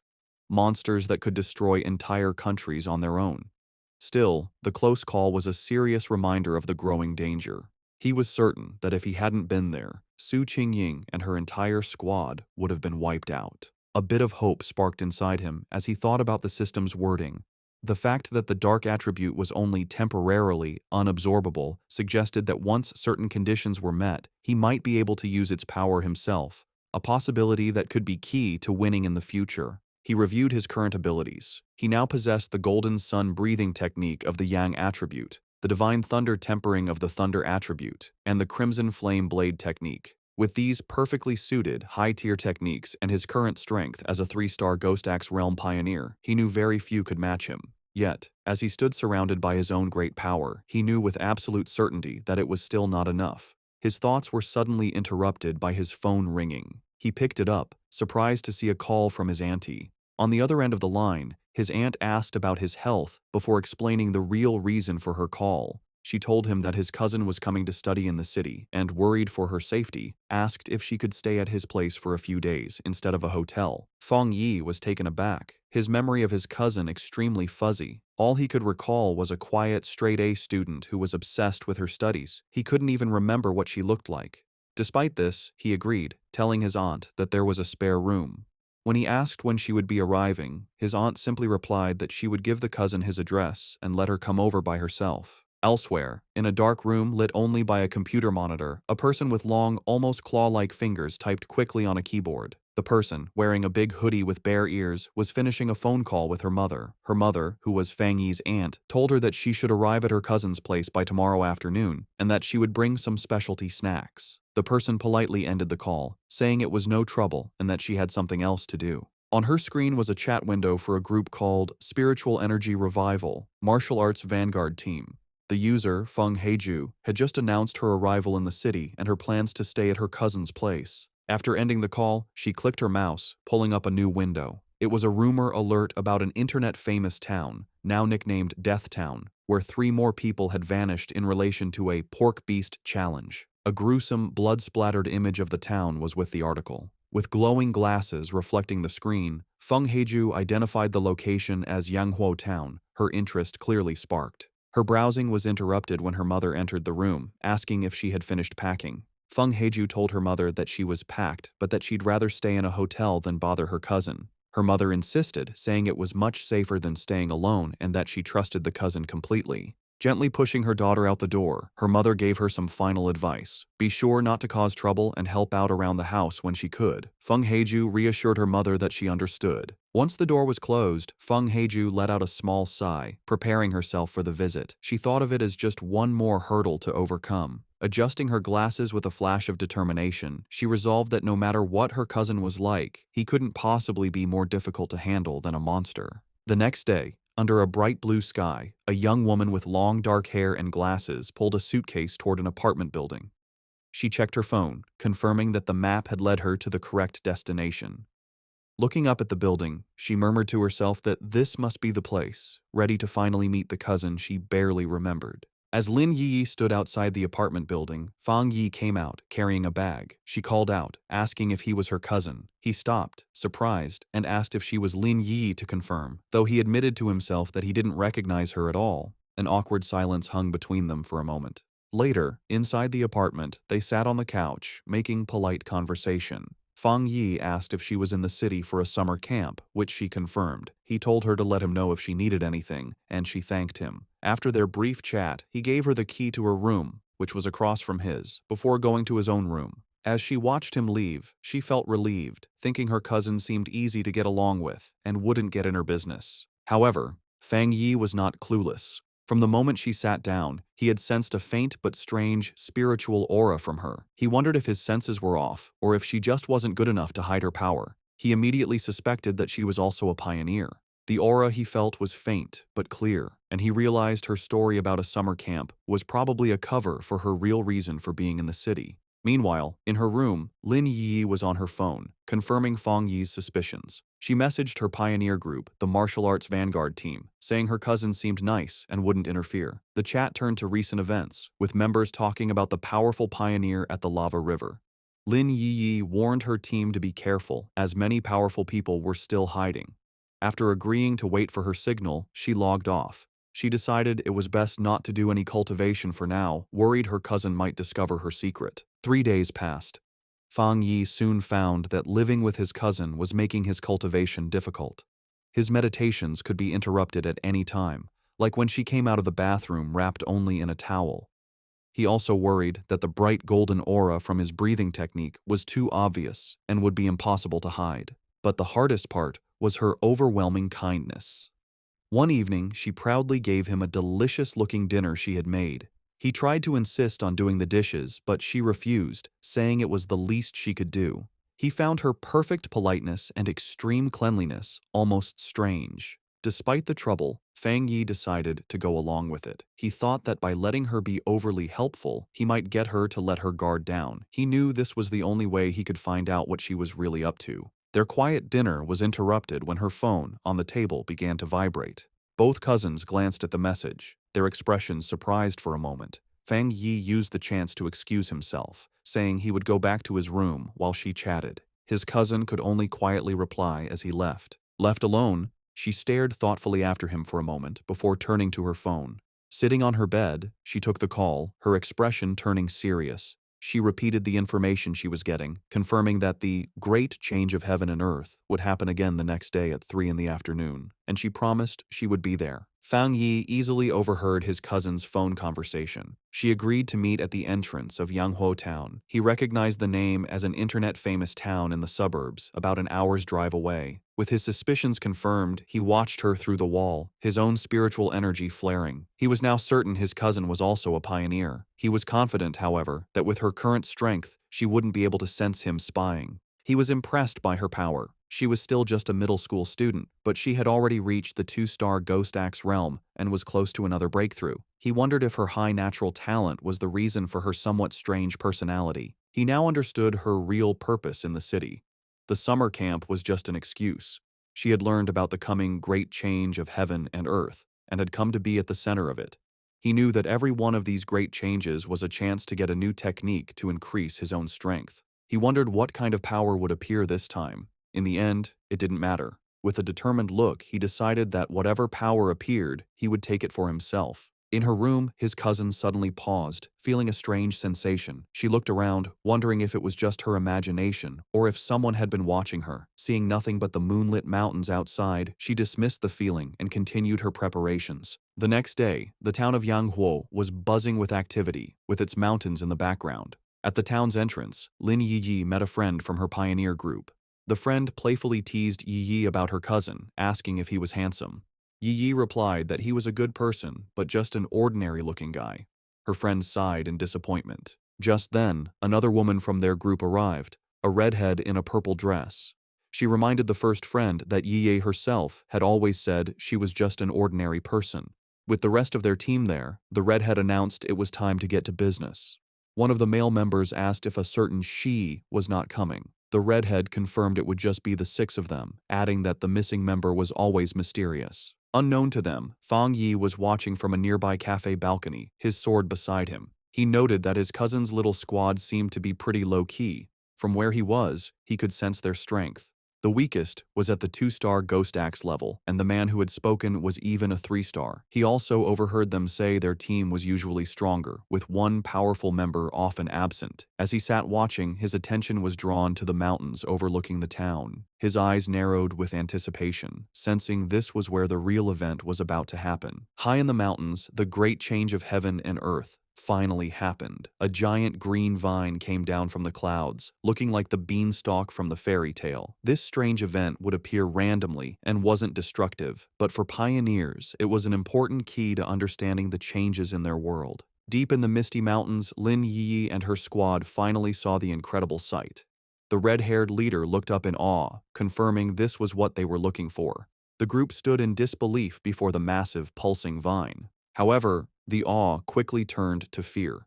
The group's adventurous friend suddenly grew pale and urged the others to stop, saying they shouldn't go any further. She was trembling with dread. She explained that seeing the vine in person gave her a terrible feeling. The leader then asked if they had seen the rumors on their internal pioneer forums. The friend's fear came from a dark story. She said she knew some of the pioneers from a team that had tried to touch the vine the last time it appeared. They were powerful, much stronger than she was, yet they all met a horrible end. She explained that after they came here, they were all buried, their skeletons now twisted within the roots of a dark version of the vine. Overcome with terror, she clutched her head in panic. She confessed she had a feeling they would all suffer the same fate. As she spoke, the reality around the group changed, and they were no longer on a mountain path. Instead, they were trapped inside a terrifying, pulsating, fleshy red cavern, the ground itself a gross mass of organic tendrils. The vision of their death was just a scary premonition. Back on the misty mountain path, the squad's adventurous friend, scammed in an online romance, was still shaken by the feeling of dread.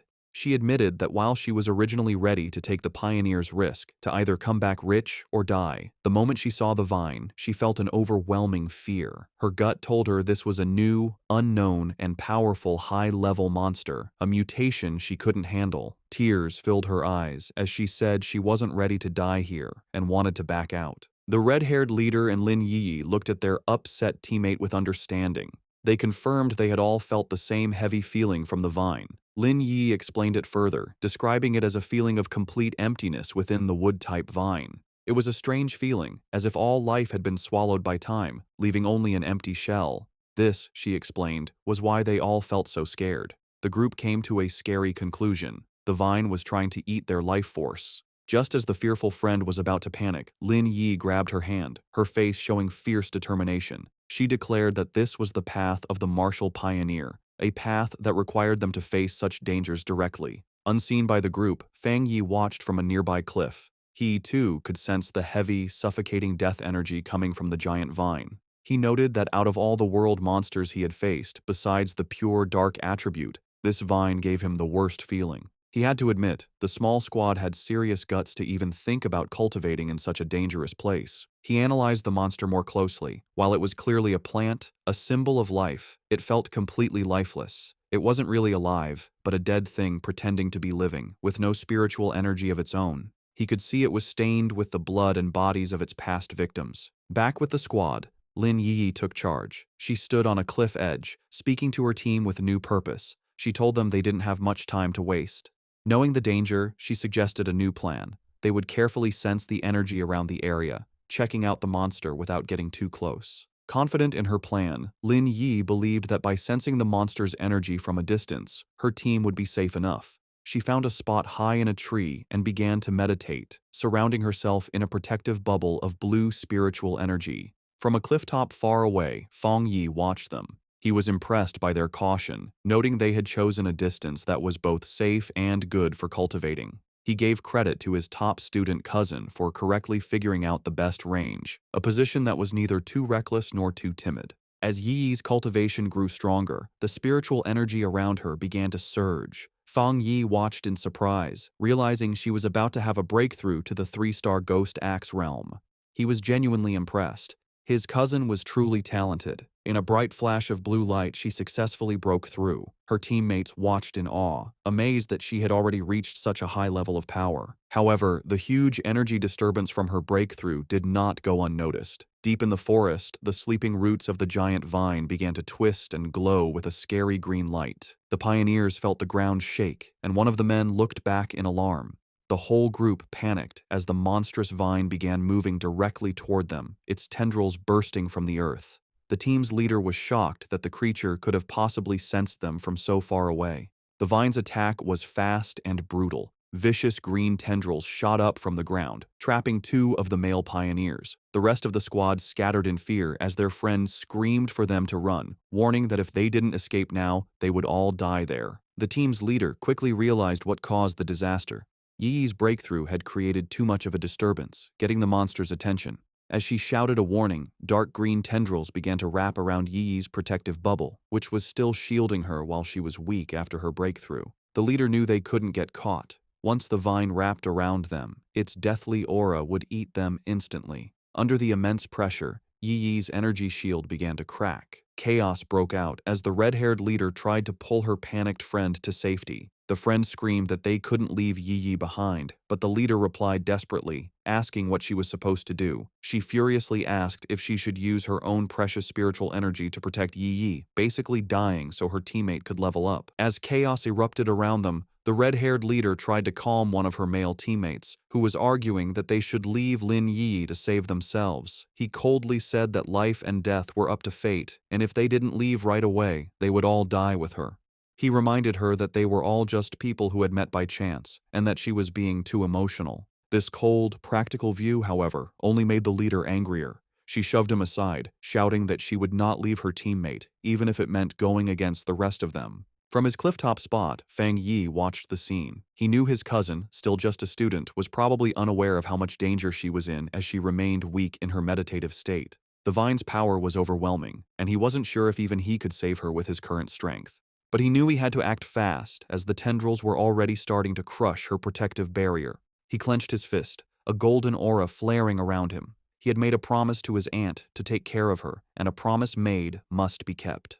The red-haired leader jumped into action, leaping through the grabbing vines to reach Yi Yi. She landed a powerful kick against one of the tendrils, breaking it with the force of the hit. But her victory didn't last long. Dozens more vines shot out, wrapping around her and trapping her completely. Just as the vines were about to crush her, Yi Yi's protective shield finally broke. But before the monstrous plant could grab its new victims, Fang Yi stepped in. Leaping through the air, he sent out 2 arcs of bright golden energy from his sword. The rest of Yi Yi's squad could only watch in horror, screaming her name as they saw her shield break. A massive, fiery, phoenix-shaped blast of energy shot down from the sky, hitting the mass of vines with explosive force. Fang Yi landed gracefully in the now cleared area, a small pillar of golden flame rising from the ground where he stood, having saved both his cousin and her brave leader just in time. As Fang Yi floated in a bright aura of golden light, just his presence was enough to overwhelm the deathly vine. The surviving members of the pioneer squad watched in stunned silence as the monstrous plant, which had just been moments from killing them all, stopped its attack and began to pull back from the overwhelming yang energy. The tendrils pulled back from the intense light, hissing and dissolving as they retreated. As Fang Yi came down, surrounded in a radiant glow, the pioneers could only cover their eyes from the blinding light, barely able to understand what was happening. The practical male pioneer who had suggested leaving Yi Yi was completely shocked, questioning if this newcomer was another pioneer. The red-haired leader, just as stunned, recognized the power for what it was, the purest form of the yang attribute. She knew that only a high-tier power of this level could possibly push back such a powerful, life-draining monster.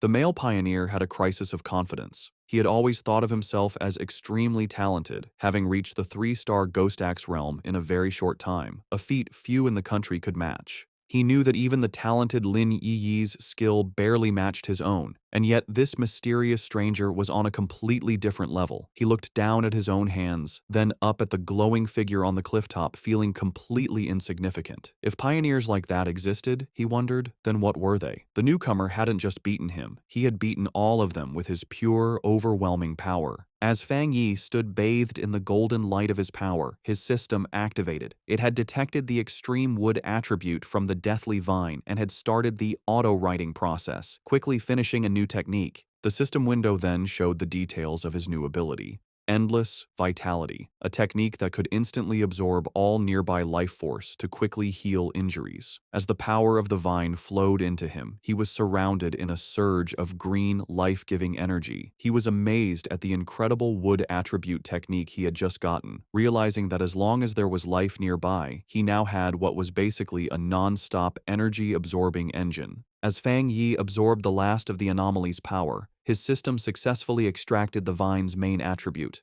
A notification confirmed it. Extracted attribute, Desolation. The system described its scary power, the ability to instantly create a desolate aura that would destroy all surrounding life. Fang Yi stood calmly in the swirling green energy, fully taking in the new power. When he opened his eyes, they glowed with the same vibrant green as the desolate vine. He stood in the now lifeless clearing, a faint green aura around him.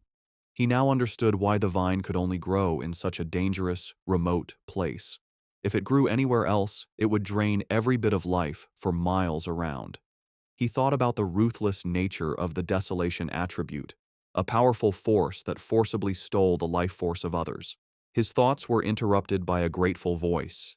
The red-haired leader of the pioneer group approached, her clothes torn and her body bruised, but she was alive. She thanked him greatly, saying that without him, they would all be dead. She then asked how they could possibly repay him for saving their lives. Fang Yi simply waved her off, coolly telling her there was no need and that they would meet again someday. He then turned and walked away. In his mind, however, he didn't feel like a hero. He knew that he had only found this opportunity because of their information. In his mind, he was the one who had benefited from the situation. As for the conflict he had seen among the pioneers, he wasn't concerned. With a final leap, he launched himself into the air, leaving the stunned squad behind. He knew that people's true characters are easily shown in a crisis, and a disorganized team like theirs would not be safe in the dangerous new era. Left in the empty clearing, the adventurous girl and the shaggy-haired man watched him go. The girl, still in shock, wondered aloud what they should do now. The man, however, answered her with a bitter, blaming tone, asking if she now regretted her earlier hesitation to save their teammates. With the immediate threat gone, and Lin Yi now at the third tier, the red-haired leader knew their best option was to stick together. Sometime later, Yi's eyes opened, glowing a brilliant blue as she came out of her meditation.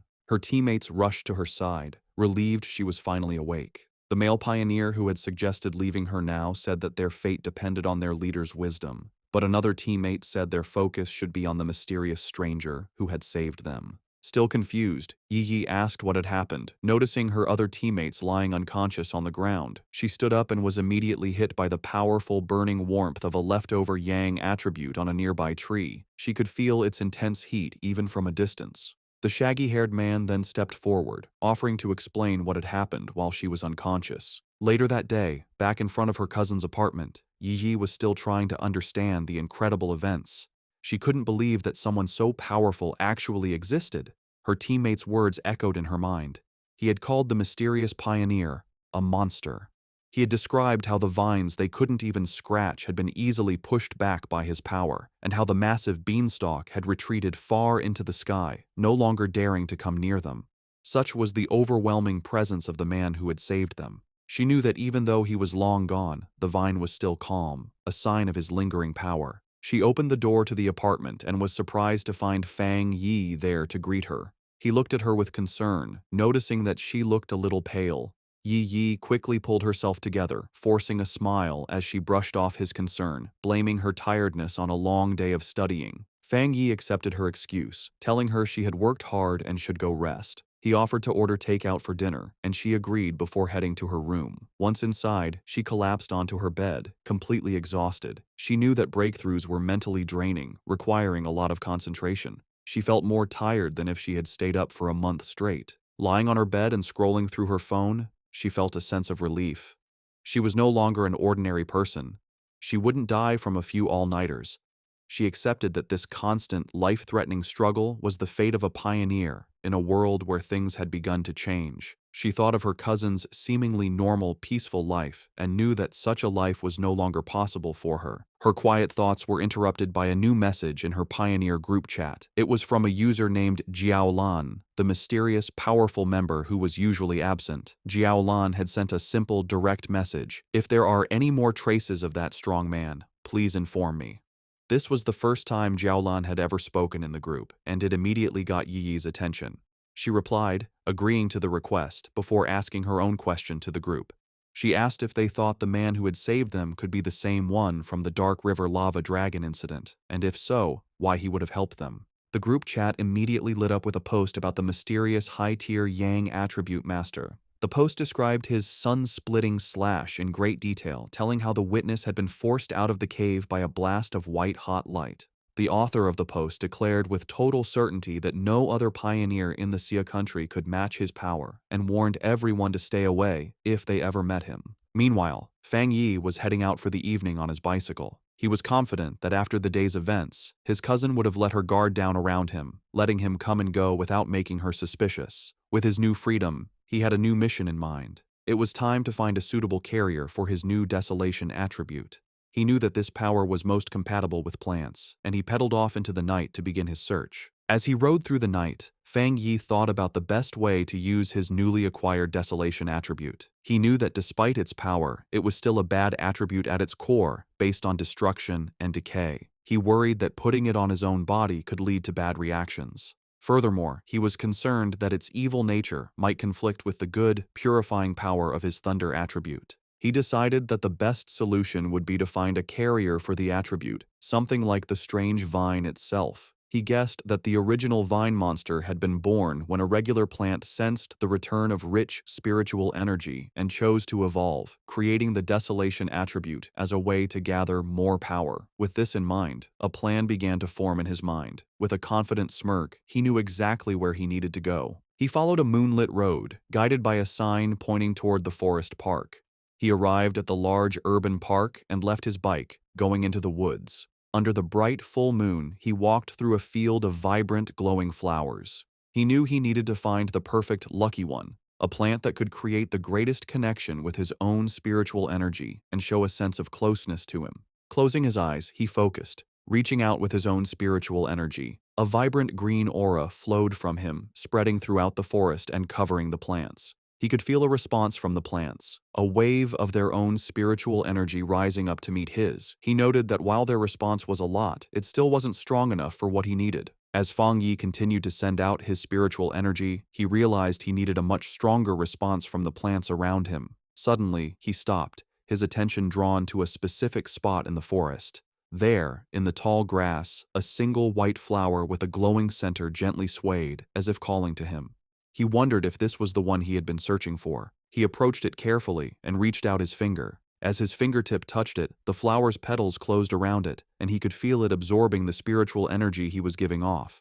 The flower then bloomed again, seemingly happy, as if it had just had a good meal. Fang Yi knelt beside the flower, a small smile on his face. He noted its strong spirituality. Though it was just a plant, it had reacted to his touch like a greedy puppy, eagerly eating his spiritual energy and then rubbing against his fingers for more. He knew he had found his carrier. Out of the entire forest, this small flower had the strongest reaction to his aura, making it the perfect container for the desolation attribute. He told the flower that it was the chosen one and asked if it was ready. Without waiting for an answer, he unleashed a vortex of green spiritual energy, focusing it entirely on the small white flower. A system window appeared, asking for confirmation. Do you want to forcibly implant the desolation attribute into this plant? With his eyes glowing a vibrant green, he gave his consent. A brilliant light erupted from his hand as the flower began to transform, its petals opening into a much larger, more complex, and powerful form. The implantation process was finished in a bright flash of green light. Fang Yi was surprised for a moment by the sudden burst of power. The small, simple white flower had been completely changed. Its petals had opened into a beautiful, lotus-like flower, and its leaves had grown thick and bright, all of it glowing with a powerful green aura. The newly powered flower immediately began to show its influence. It released a massive wave of desolation energy, its roots digging into the ground as it drew power. The effect was instant and destructive. The green, healthy forest around Fang Yi was drained of its life in seconds, the trees dying and the ground turning to dust. He was amazed at the pure, evil power of the desolation attribute. In just a few moments, the energy had eaten the entire section of the forest and was still spreading quickly. As the flower's light began to fade and its form shrank to a smaller size, Fang Yi knew he had to leave. If he let the process go on any longer, the huge energy disturbance would surely get the attention of the Spiritual Energy Association. He reached down and plucked the glowing flower from the ground, roots and all. He knew this park was a risky place for such an experiment. Being so close to the city center, it was certainly watched by the association, who were worried about how the spiritual energy revival could turn even normal plants into dangerous threats. He had noticed the increased number of security cameras and the lack of any other people in the park when he arrived. As he walked away, holding his new prize, he noticed something incredible.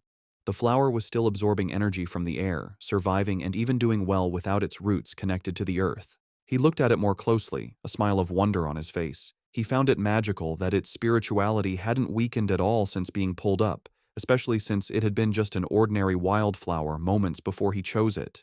This led him to a deep conclusion. By giving the desolation attribute to the plant, he had unlocked its evolutionary potential, setting it on a path to becoming something far greater than it was ever meant to be. Just as Fang Yi was about to leave the park, a loud alarm blared through the forest, its red light flashing. A loud robotic voice gave a serious warning. Abnormal value exceeded. Fang Yi immediately realized that even though he tried to be quick, he had still set off the park's monitoring system. With no time to waste, he grabbed his newly acquired desolation flower and quickly left. Miles away, in a high-tech control room labeled Spiritual Energy Revival Plant Research Department, the same alarms blared. Technicians scrambled, shouting that the anomaly value was going crazy and demanding to know what was happening. An order was quickly given. All staff were to put on their protective bracelets, enter the park, and immediately block off the area, stopping anyone from entering or leaving. A team in full protective gear entered the now lifeless section of the forest. One member checked the reading on his wrist device, which showed a dangerously high value of 30. He noted that this was terrifyingly high. For comparison, the incident at Qingcheng University had only ranged between 8 and 10, and even the powerful Dark River Lava Dragon had peaked at 25. Another team member added that the park's original spiritual energy level had never even gone above 10. As one of the researchers took a soil sample, another reported his strange findings. The air humidity, surface temperature, and sunlight were all completely normal. Yet, all the plants in the area looked as if they had been drained of their life in a matter of seconds. The team leader decided they needed to get closer to the center to figure out what kind of spiritual attribute could have caused such an event. However, as one of the members stepped forward, another researcher with glasses, who seemed to be a senior member, shouted at him to stop and not get any closer. He warned them with serious authority not to touch anything, identifying the leftover energy as the desolation attribute. He then asked if any of them knew about the vine that had recently come down from the sky. The younger researchers were stunned into silence. One of them finally found his voice, realizing with growing horror that the senior researcher was talking about the infamous, devil-like vine that had already been classified as an A-level mutation. The senior researcher confirmed their fears. Standing before a ghostly image of the vine with the souls of its victims trapped at its base, he explained the source of its terrifying power. The reason it was so deadly, the reason it had killed so many pioneers, was its natural desolation attribute, a powerful parasitic ability that drained the life force from all surrounding creatures, making everything it touched its own. The young researcher, who had been about to step into the dead area, clutched his chest, sweating and gasping in terror. He thanked his superior, realizing that he had just been saved from certain death. The senior researcher explained that the area around any plant that had awakened the desolation attribute was a dead zone, where anyone who entered would have their life force eaten. He remembered seeing data on another such plant in the Xia country, a rotting ancient tree in a forbidden zone in Wan City that instantly destroyed any life that came near it. He looked around at the lifeless clearing with serious concern, noting that the mutation of plants in this new era could not be ignored. From what they knew, the desolation attribute was the strongest a plant could awaken, and now, in addition to the ancient tree and the celestial vine, a third had been born. His lecture was interrupted by a hand clapping him on the shoulder. The research team turned in surprise to see the stern face of Major Han Li, who had arrived with his own group of soldiers. The major had already been told about the situation. He ordered all the researchers on site to change into the advanced protective suits his men had brought and to follow him into the contaminated area. With Major Han Li leading the way, the newly equipped team, now joined by Su Qingying, stepped firmly into the dead zone. As they moved forward with their scanners, they made a series of confusing discoveries. They couldn't find a source for the desolation energy, and the aura itself was quickly fading, the level having dropped to 25 in the few minutes since they arrived. This went against what they knew about the celestial vine, which was supposed to be able to move. Major Han Li turned to Su Qingying, suggesting they investigate the area more closely. She agreed, her expression serious. As Major Han Li and Su Qingying began their investigation, two members of the team with glowing blue auras started tracing the flow of the leftover spiritual energy. The energy trails led them from the outer edges of the dead zone back to a single starting point. As they got closer, they stopped, their faces filled with shock. The Major and Su Qingying realized the horrifying truth at the same time. The source of the desolation energy had been dug up and taken away. A researcher in a protective suit couldn't believe what he was hearing, questioning how such a thing was even possible. Major Han Li knew that if someone truly had the power to enter a desolation dead zone and steal its source, their identity was extremely important. Su Qingying, however, had another theory. She showed a glowing data pad to the Major, explaining that after running a big data analysis, they had found a person whose movements matched both this incident and another recent mutation. The file on the screen showed a picture of Fang Yi, his name clearly visible. Just then, Major Li told Su Qingying that he would send her all of Fang Yi's information, confirming that he was highly likely the same pioneer she had been in contact with. With that, he tipped his hat, saying the rest was up to her association to handle. Left alone in the desolate woods, Su Qingying held the datapad, her expression one of grim understanding. 2 hours later, back in his apartment, Fang Yi carefully placed his new desolation flower into a small pot. He smiled, thinking that this was his first time raising a flower. He affectionately named it the obedient little white flower, and told it that since it now had the desolation attribute, it would cultivate on its own and become a powerful helper for him. He knew its special, life-draining powers would be a great help in battle, and its simple appearance would be the perfect camouflage, easily hidden from his cousin. As he gently touched a petal, he thought that in the dangerous new world, raw power was only part of the equation. The real key to victory was having more secret weapons. Fang Yi's quiet evening was interrupted by his phone buzzing on the table. He picked it up, surprised to see the caller ID, Old Wang. He immediately recognized the name as his childhood friend, Wang Liang, whom he hadn't seen in the 3 years since he'd left to join the army.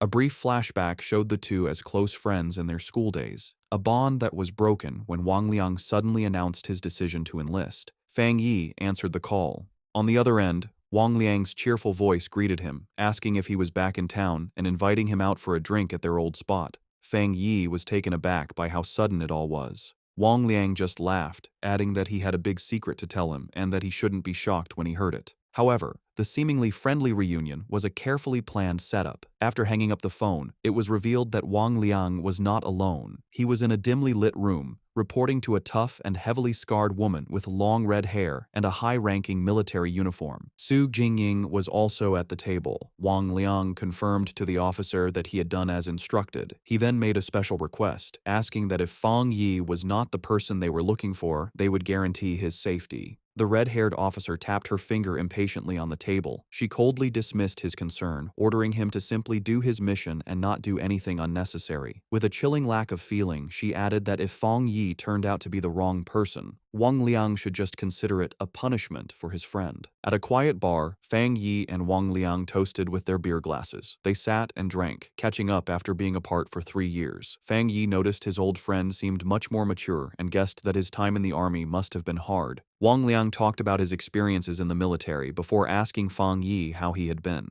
Fang Yi gave a simple reply, saying he was doing well and had gone to college. As he drank his beer, he thought back to his past life. In that chaotic time, he never had the chance to see Wang Liang again. He remembered that his friend, as a soldier, had probably died in some forgotten battle. He wondered if this time, in this new life, he could change his old friend's fate. Wang Liang then changed the subject, his tone becoming more serious.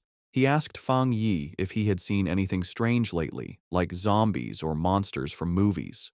Fang Yi was immediately on guard. He knew it wasn't surprising for someone in the army to know about the spiritual energy revival, but the direct question felt like a test to see what he knew. Playing dumb, Fang Yi asked what he was trying to say. Wang Liang sighed and explained that he wasn't trying to comfort him, but to warn him. He told Fang Yi that in the near future, everything they valued, education, wealth, status, would become worthless. The entire world order was about to change. Fang Yi listened closely, his face showing no emotion as he stared at his empty glass. He knew that ordinary soldiers were sworn to secrecy and couldn't leak any details about the spiritual energy revival. This confirmed his suspicion. The military had identified him as a target, and Wang Liang, his childhood friend, had been sent to test him. Wang Liang, seeing his friend's silence, tried to reassure him. He told him not to worry, that as long as he didn't reveal anything, he would be fine. But Fang Yi understood the situation. Despite his pretended ignorance, his friend was still trying to help him. Even at the risk of breaking military rules, Wang Liang was kindly warning him to be careful of the coming changes. Their conversation was suddenly cut short when Wang Liang's phone began to vibrate urgently. He answered the call, and a furious voice on the other end ordered him to return to his team immediately and report to the target location within 10 minutes. Wang Liang snapped to attention, accepting the order as Fang Yi watched in silence. He immediately jumped up, apologizing to Fang Yi and explaining that he had an urgent mission and couldn't see him home. As his friend was about to leave, Fang Yi dropped his act. He asked if the mission was related to the spiritual energy revival and told his friend to take him along. Wang Liang stopped, turning back to look at Fang Yi with a mix of shock and confusion. Fang Yi stood up and grabbed his friend by the collar. He told Wang Liang to take him to see his superiors, letting him know that he was aware of the real reason for their meeting. He reassured his friend, telling him that while he didn't know exactly what his superiors knew, he knew Wang Liang would never hurt him. He explained that he was more interested in what the military was dealing with, knowing it had to be related to the great changes happening in the world. Since the Spiritual Energy Association was already handling the monsters, he was curious what the military's role was, and he wanted to see it for himself. Wang Liang agreed, and the two of them walked toward a massive, heavily guarded military base in a mountain valley, labeled Military Number 19 Spiritual Forbidden Zone. As they got closer, Fang Yi was struck by the incredibly dense spiritual energy in the area. He noted that the concentration level was so high it had likely surpassed a standard pollution zone. As they were met by a squad of soldiers, one of them ordered Wang Liang to return to his team. After a quick check, the soldiers allowed Fang Yi to enter the base, leading him through a brightly lit corridor. Inside the military base, Fang Yi and Wang Liang were led into a massive, cavern-like training ground. There, a large group of soldiers was in a desperate battle, using crackling blue energy to hold back a monstrous, spiky black creature with a single glowing red eye. The beast fought back with fierce power, shooting a devastating beam of red energy that tore through the soldiers' ranks, causing cries of pain and fear. Standing on a raised platform, the tough, red-haired officer watched the scene with a critical eye. Fang Yi, who had been brought before her, immediately recognized the creature's power as a mix of two different attributes. The officer confirmed his thought, saying the monster was a perfect mix of the dark and flame attributes, making it exceptionally fierce and cruel. She added that it had already seriously injured several of her soldiers. A caption identified her as a 3-star Ghost Axe Realm officer named Ji Royan. Spotting Wang Liang, she barked his name, and he immediately stood at attention. She furiously asked why he had brought an unauthorized person into a restricted area, but before he could explain, she cut him off. Her expression softened a little as she told him to forget it, explaining that the situation was urgent and they needed him to join the formation immediately. She then turned her attention to Fang Yi. She saw nothing special about him, noting that his spiritual energy was only slightly active. She briefly wondered if he was the powerful pioneer they were looking for, but dismissed the thought, knowing she had to focus on the battle. She gave him a stern warning. Since he was Wang Liang's friend, she wouldn't say much, but he was in a restricted area, and his life was now his own responsibility. He was also sworn to secrecy about anything he saw. Fang Yi simply replied that he understood. With that done, Ji Royan took command. She picked up a massive energy cannon and shouted the names of 2 of her soldiers. The 2 men immediately jumped into action, their bodies covered in blue energy as they fought the monster up close. Ji Royan then aimed her cannon and fired a massive blast of pure energy at the creature. The attack hit the monster head-on, creating a huge explosion, but the creature was far from beaten. It let out an angry roar as its shadowy form began to pulse with a terrifying red light, its fanged mouth growing larger and more threatening. It was clear that the attack had only made it angrier, causing its mutation to get worse. The enraged monster lashed out with its massive claws, and one soldier shouted a warning to his comrade. The other soldier managed to block the attack, but the force of the blow sent him flying backward. Ji Royan immediately took charge, ordering her team not to be careless and to keep their distance. She knew they had to finish the creature off before it could complete its evolution. Watching from the side, Fang Yi was impressed by the soldiers' performance. He saw a well-trained team of comrades who trusted each other completely, with incredible discipline and coordination. He knew that every person was essential, and that when they worked together, they could unleash a power far greater than their individual strengths. This thought, however, was immediately broken when he realized the monster's power was increasing at a scary rate. He shouted at them to run, warning them that they were no match for the creature in its current state. But his warning was lost in the chaos. The monster shot out a massive blast of dark purple energy, sending the soldiers flying. Ji Royan refused to back down. She ordered her team to raise their alert level and upgrade the restricted area's mutation level. With a furious roar, she commanded that no one was to retreat. It was too late. The monster's transformation was complete. It now stood as a huge, demonic beast, covered in black and red flames, its eyes glowing with pure evil. One of the soldiers shouted a terrified warning. The evil dog had fully mixed with the dark attribute and completed its mutation. The creature's single eye, now a burning red orb, focused on a new target. It fixed its gaze on Wang Liang, who could only stare back, frozen in terror. As the monster prepared to strike, Ji Royan and Fang Yi both reacted in horror, realizing with a jolt that Wang Liang was in mortal danger. Just as the monster completed its evolution, lunging forward in a blast of power, a soldier was violently thrown backward by a surge of energy. Ji Royan immediately shouted for her team's attention, announcing that the C-level evil dog had fully mutated and was now reclassified as a B-level threat, requiring an immediate change in their battle plan. The soldier who had been thrown to the ground coughed up a spray of blood. Fang Yi rushed to his side, catching him and asking if he was all right. The injured soldier explained that he had been trying to send spiritual energy to the monster's restraining collar, but the creature's evolution had caused the device to violently explode. Despite coughing up a black, thick liquid, the soldier tried to be brave, telling Fang Yi not to worry about the officers of Restricted Area 19. Fang Yi could only look on with a grim, angry expression. Realizing her normal weapons were now useless, Ji Royan dropped her heavy energy cannon to the ground. She stood before her remaining troops, her determination unshaken. She gave a final, desperate order. No matter what they had to do, even if it cost them their very lives, they could not let this B-level mutation escape the restricted zone. But just as she and her team were about to make their last stand, Fang Yi stepped directly in front of her, blocking her path. Ji Royan demanded to know what he thought he was doing, but he ignored her. His eyes and hand began to glow with a brilliant blue light as arcs of raw lightning crackled around him, a clear sign that he was about to join the battle himself. Surrounded by crackling blue lightning, Fang Yi mocked the monstrous creature, his eyes glowing with power as he questioned how tough it was. He then charged toward the mutated beast, his arm a bolt of bright blue energy aimed right at the creature's head. The impact was huge, as a massive explosion of divine thunder erupted when he hit it, completely overwhelming the monster. The sheer force of the attack created a powerful shockwave that sent the nearby soldiers flying backward.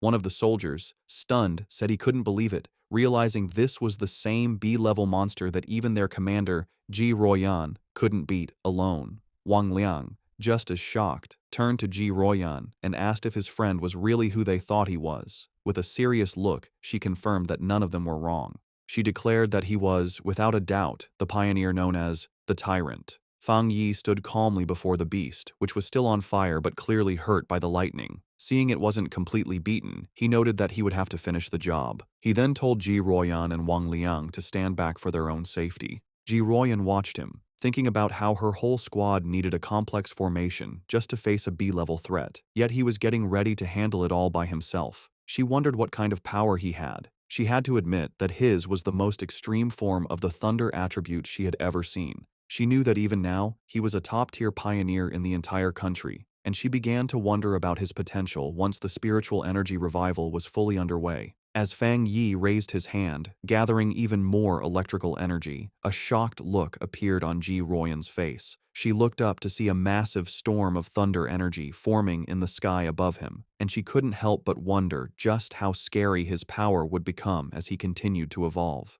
With a final step forward, Fang Yi unleashed the full power of his thunder attribute. A massive pillar of bright blue lightning erupted from the ground where the monster stood, a display of power that truly matched his codename, the Tyrant. His eyes, still crackling with leftover electricity, showed a calm determination as the blinding light from his attack began to fade. The surviving soldiers watched in terror. One commented to another that the sight made his whole body shake. While he could handle the monster's corrosive dark power, the pure, destructive force of the thunder was on a completely different level. Once the dust settled, Fang Yi casually gave a thumbs up to his friend, announcing that the threat was gone. Wang Liang rushed over, shouting with relief that Fang Yi had scared him to death. Overjoyed, Wang Liang playfully punched his friend on the shoulder, laughing that he never expected his old buddy to be so powerful. The mood then shifted as Wang Liang apologized, admitting he had suspected Fang Yi was a pioneer but had to follow orders. Fang Yi brushed it off, asking why his friend was being so formal after 3 years apart and telling him he understood. Their reunion was interrupted as Ji Royan approached them. She formally thanked Fang Yi for his help, extending her hand as a sign of respect.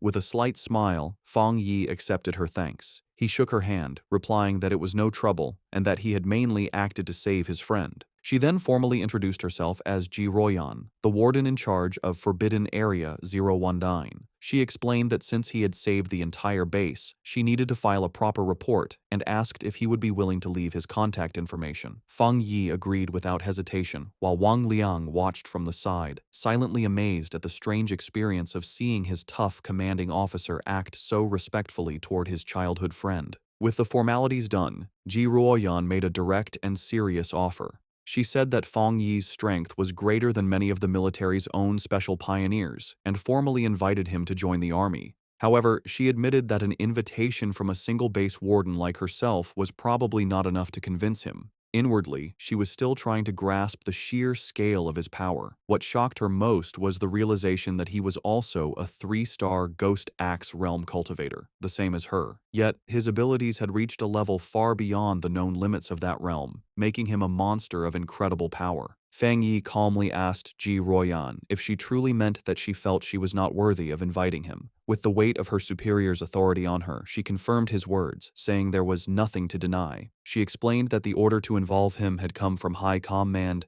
and she was certain that they would come to invite him personally in the future. Fang Yi let out a small laugh, telling her it wasn't necessary to be so formal.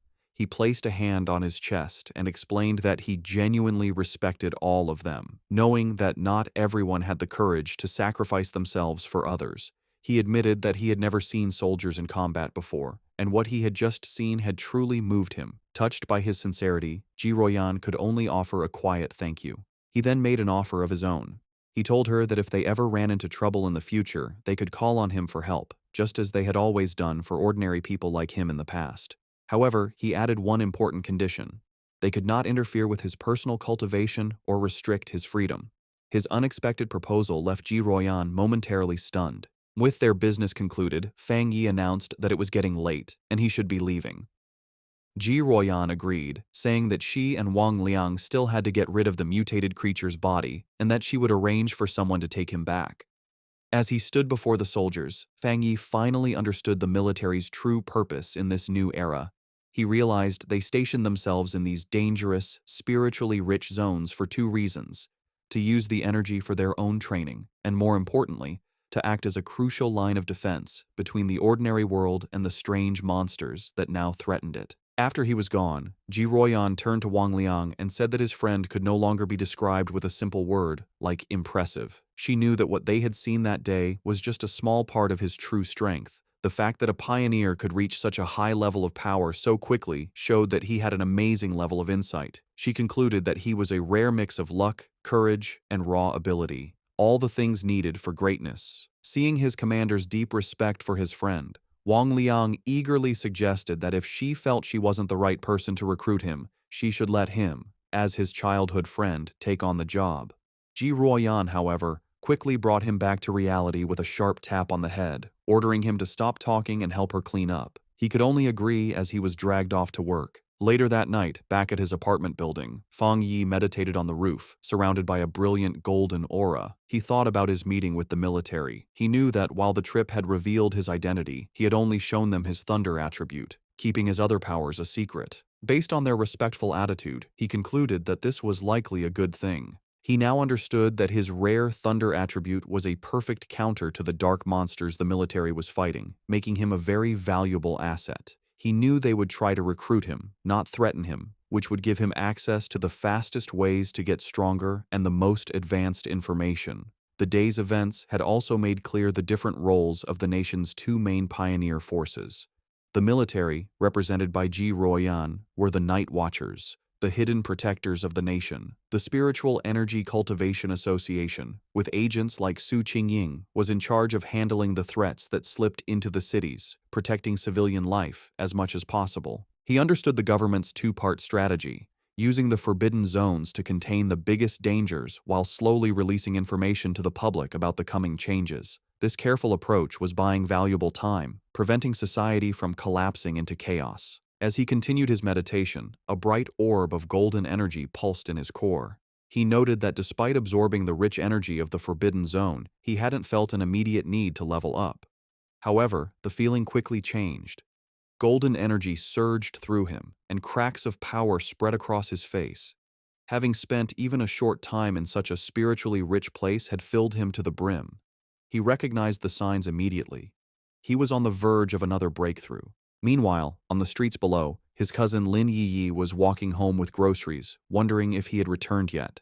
She thought that if he was home, she could have him try her cooking. Her casual thoughts were suddenly shattered when she looked up and saw a massive pillar of golden light erupting into the night sky from the direction of her apartment building. Her eyes widened in shock and alarm. A reflection of a flaming divine axe appeared in her eye as she recognized the powerful energy of a ghost axe realm advancement. But she immediately knew she was wrong. The sheer scale of the power, showing up as a massive, fiery divine axe in the sky, was far too terrifying for an ordinary breakthrough. She could only stare in disbelief, wondering if another powerful pioneer was making their move in the city. On the street below, Lin Yi stared at the sky in complete disbelief. She recognized the immense power of the Ghost Axe realm, but this was something else, a force so powerful it was changing reality itself. As a giant, divine hand made of pure golden energy formed in the clouds above, she realized the terrifying truth. This was the power of the legendary spirit creation realm. The realization that a pioneer of such incredible strength was living right next to her sent a wave of shock and fear through her. The massive energy surge did not go unnoticed. Miles away, in a high-tech command center, red alarms blared as technicians scrambled. An urgent warning flashed across their screens. The anomaly value had reached a catastrophic level of 99, its location pinpointed to the southeast of the city. An official and Su Qingying reacted with alarm. The official demanded to know what was happening, ordering all units to the target area. Su Qingying wondered how such a powerful anomaly could have gone undetected, noting that an energy reading of this size was powerful enough to destroy an entire city. Before a holographic map of the city, military leaders held a tense emergency meeting. They debated the two terrifying possibilities. Either a new, godlike spirit creation pioneer had just appeared, or the city was on the brink of a massive disaster. One grim-faced officer suggested it could very well be both. The situation escalated as the senior official frantically called headquarters, demanding they send all advanced equipment, short of large-scale weapons. His panic was cut short, however, when a subordinate burst into the room, breathlessly announcing that the alert had been cancelled. The anomaly had been identified not as a monster, but as a pioneer undergoing a promotion. Back on the rooftop, the blinding golden light faded as Fang Yi let out a quiet breath of relief. The breakthrough was complete. He casually noted that he had successfully reached the one-star spirit creation realm. Aside from his body feeling lighter and more agile, he didn't feel a significant difference in his raw power. His quiet moment was interrupted when his phone buzzed with a new message. It was from his friend, Wang Liang. The message was a warning. A new anomaly had appeared at Qingcheng University's playground. Internal military sources had confirmed it was a pollution zone, and more worryingly, it was the second time this specific anomaly had occurred.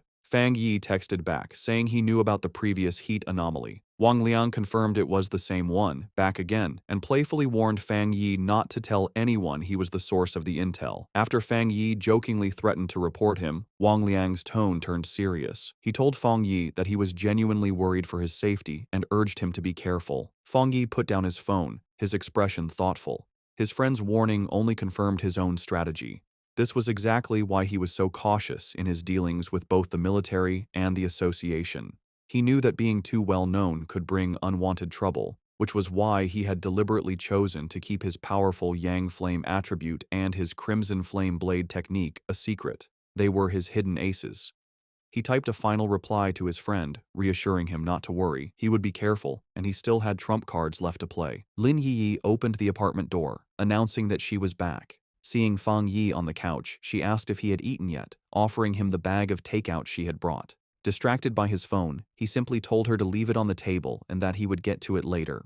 As she watched him, a worried and slightly frustrated expression crossed her face. In her mind, she thought about her cousin's character. She saw him as a perfectly good person, but with one major flaw, his laziness. He seemed content to just stay at home all day playing on his phone, not even bothering to go to college. She found it ironic that while she and her fellow pioneers were constantly busy, seeking opportunities and hiding their true identities, her cousin lived such a carefree, seemingly aimless life. Exhausted, she went to her room and collapsed onto her bed. She knew that news of the incredible spirit creation pioneer who had just appeared in their district would spread like wildfire. Feeling a sense of duty, she resolved that when the time came, she would protect her seemingly clueless cousin as a way of repaying him. Meanwhile, Fang Yi was not just playing on his phone. He was analyzing the news report from Wang Liang, which showed a massive, raging fire at the university playground. He noted that the first anomaly had been intense heat, and now it was a fire. He wondered if this was another form of the Yang attribute. The video showed the fire had started incredibly fast and was burning with terrifying intensity. Online comments from witnesses expressed shock, with some wondering if special forces were now being called in for simple fires.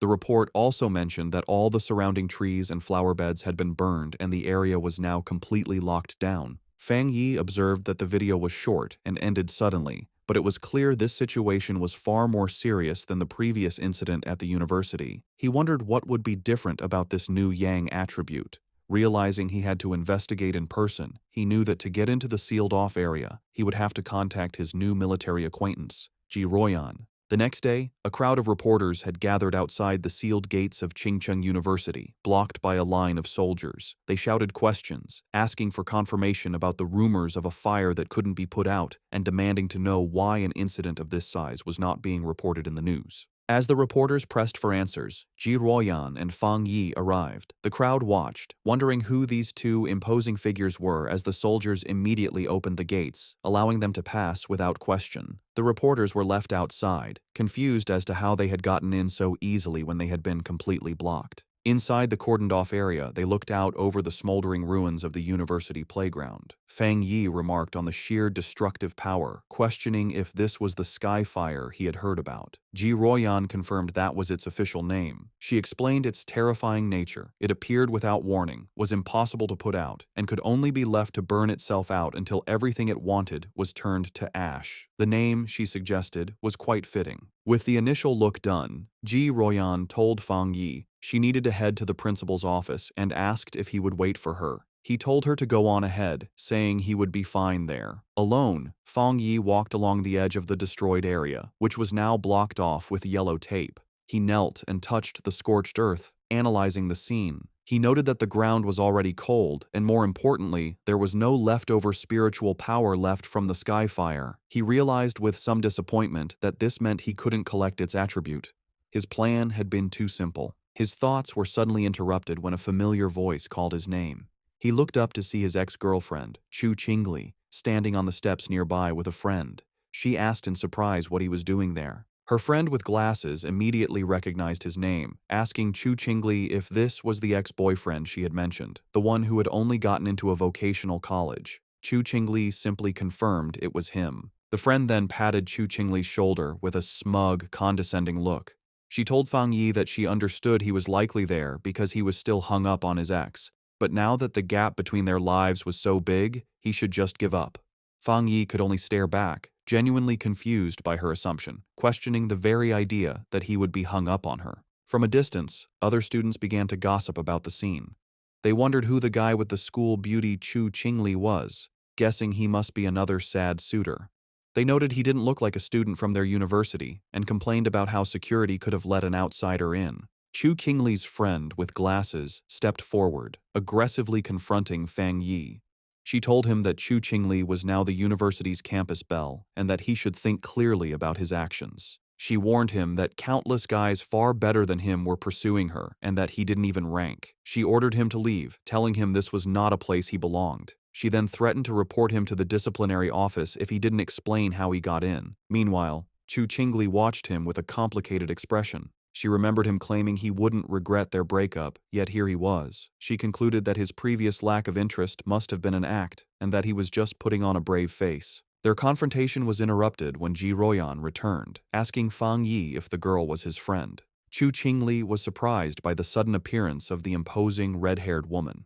Fang Yi coolly dismissed the idea, clarifying that they were merely high school classmates and couldn't be considered friends. Ji Ruoyan accepted his explanation, simply saying they were just classmates. Ji Ruoyan then put on a pair of sunglasses, her already intimidating presence growing even stronger. Both Chu Qingli and her friend were visibly nervous by the woman's powerful aura, wondering who she was and how she could possibly know someone like Fang Yi. Ji Ruoyan then turned to Fang Yi with an update. She explained that she had spoken with the principal, and the matter of the sky fire was more complicated than they had thought. She told him that the principal was coming to take them to the fire's starting point, and since Fang Yi was now a special military consultant, his presence was required. Fang Yi agreed without any issue. Just then, a group of stern-looking officials in suits arrived, ordering everyone to scatter and announcing that the playground was to remain sealed off. Chu Qingli gasped in shock, recognizing the man leading the group as the university's principal. The other students were equally stunned. The principal was known to be an incredibly busy and hard-to-find figure, someone who was rarely seen on campus. They realized with awe that he had come personally to meet with Fang Yi and the mysterious red-haired woman. Chu Qingli's friend, however, completely misread the situation.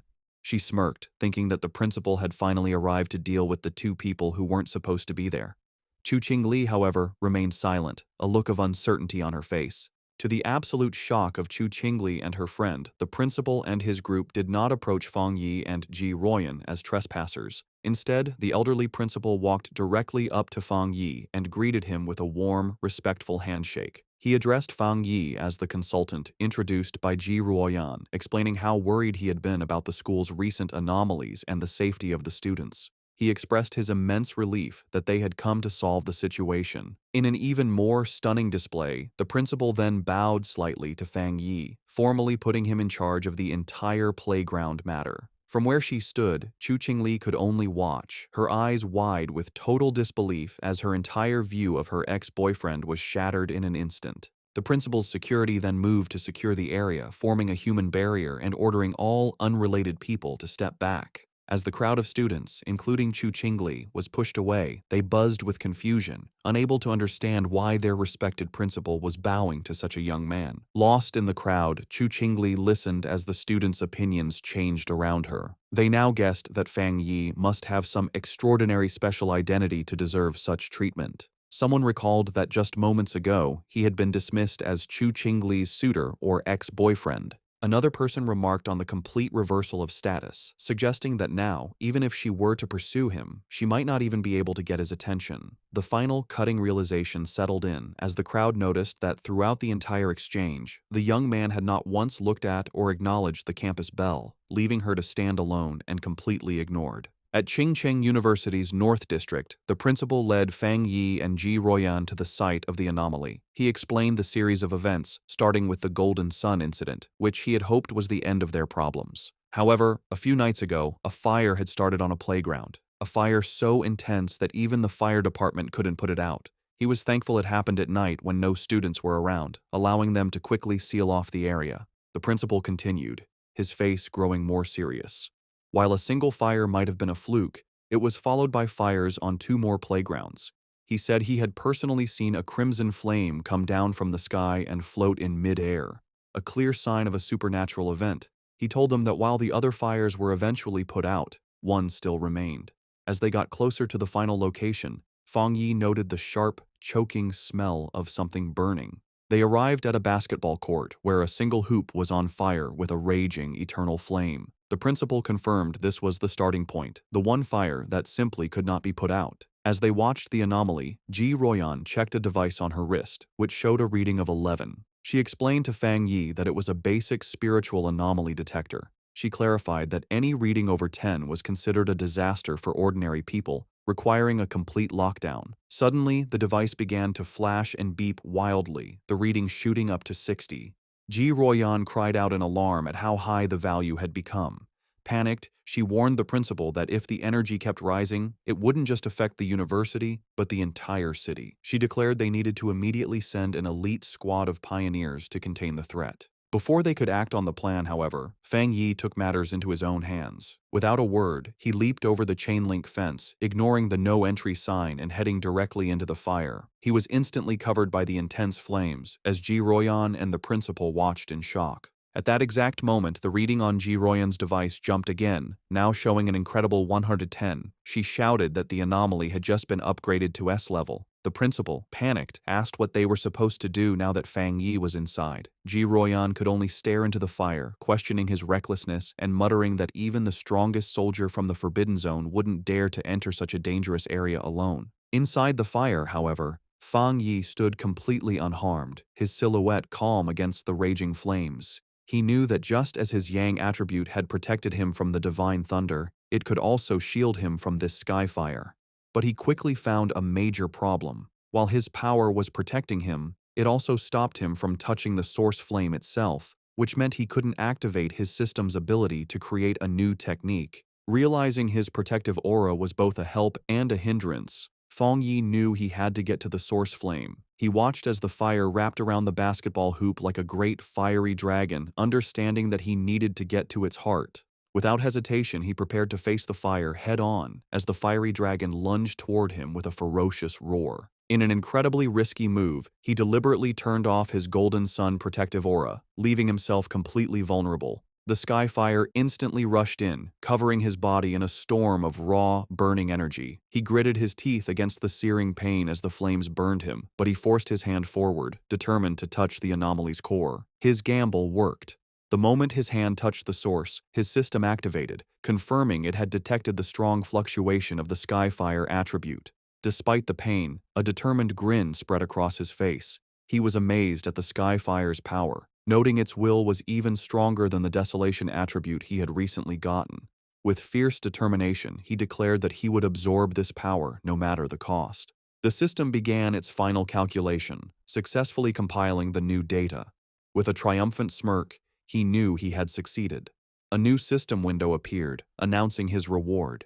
He had obtained the Skyfire attribute technique, the Nine Dragons Skyfire sealing art, a power designed to eliminate evil and seal all demons. As he mastered the new ability, the once wild flames became extensions of his will, wrapping around his arm like a tame dragon. The system confirmed that the compiled technique was now unlocked and ready for immediate use. As he focused his will, he began the final process of extracting the Skyfire attribute itself, absorbing its essence directly into his being. His eyes began to glow with a burning red light as fiery markings appeared on his face, a physical sign of his new power. With his hands clasped in a seal and his eyes burning with red energy, he prepared to unleash his newfound ability, calling out the name of the Nine Dragons Skyfire sealing art. As Fang Yi unleashed his new power, massive, glowing red chains erupted from his back, lashing out into the fire. Outside the fence, Ji Royan and the principal watched in awe. Ji Royan immediately recognized the energy signature, identifying it as a sealing aura. She remembered seeing a high-level military pioneer seal a forbidden land once before. While their methods were different, the powerful sealing aura was unmistakably similar. With a single command to shrink, Fang Yi commanded the chains to pull back. They pulled inward with immense force, gathering all of the wild sky fire and squeezing it into a single, tightly bound orb of pure energy. Floating in the air, Fang Yi held the chained ball of fire, the sealing process now complete. The sealed orb of fire then gently floated back down towards the basketball hoop. Fang Yi landed gracefully and explained the situation to the principal and Ji Royan. He stated that he had temporarily sealed the Skyfire and told them not to unseal the playground or allow anyone near it for repairs. This, he explained, would at least stop the fire from spreading any further. The principal readily agreed, assuring him that the playground would remain sealed, adding that it wasn't a problem since the university had 7 or 8 others. Ji Royan, however, watched Fang Yi with a silent, intense look, her expression hard to read. The principal, very impressed, remarked on how humorous Fang Yi was and offered any further help he might need. Ji Royan, however, interrupted, telling the principal she needed to speak with Fang Yi about some things. The principal happily excused himself, leaving the two of them alone. Once he was gone, Ji Royan turned to Fang Yi, her tone direct and serious. She told him that he had been hiding his true depths very well. Fang Yi tried to play it off casually, saying that the Skyfire was indeed powerful and hard to deal with, but she saw right through his act. With a sharp look, she told him to stop pretending, making it clear that she wasn't talking about the fire, but about his own incredible talent and level of power. Ji Royan dropped her intense questioning, admitting that it was normal for pioneers to have secrets, especially for one as powerful as him. Fang Yi simply listened with a calm expression. Her tone then shifted, becoming more serious and sincere. She explained that although she had no right to ask anything of him, she hoped he would listen carefully. She painted a dark picture of a future world in chaos, a time of great change where the Xia nation would desperately need top-tier talents like him. She put his potential into clear perspective, telling him that once the spiritual energy fully revived, a person of his power would be as important as a modern-day nuclear weapon. Because of this, she warned,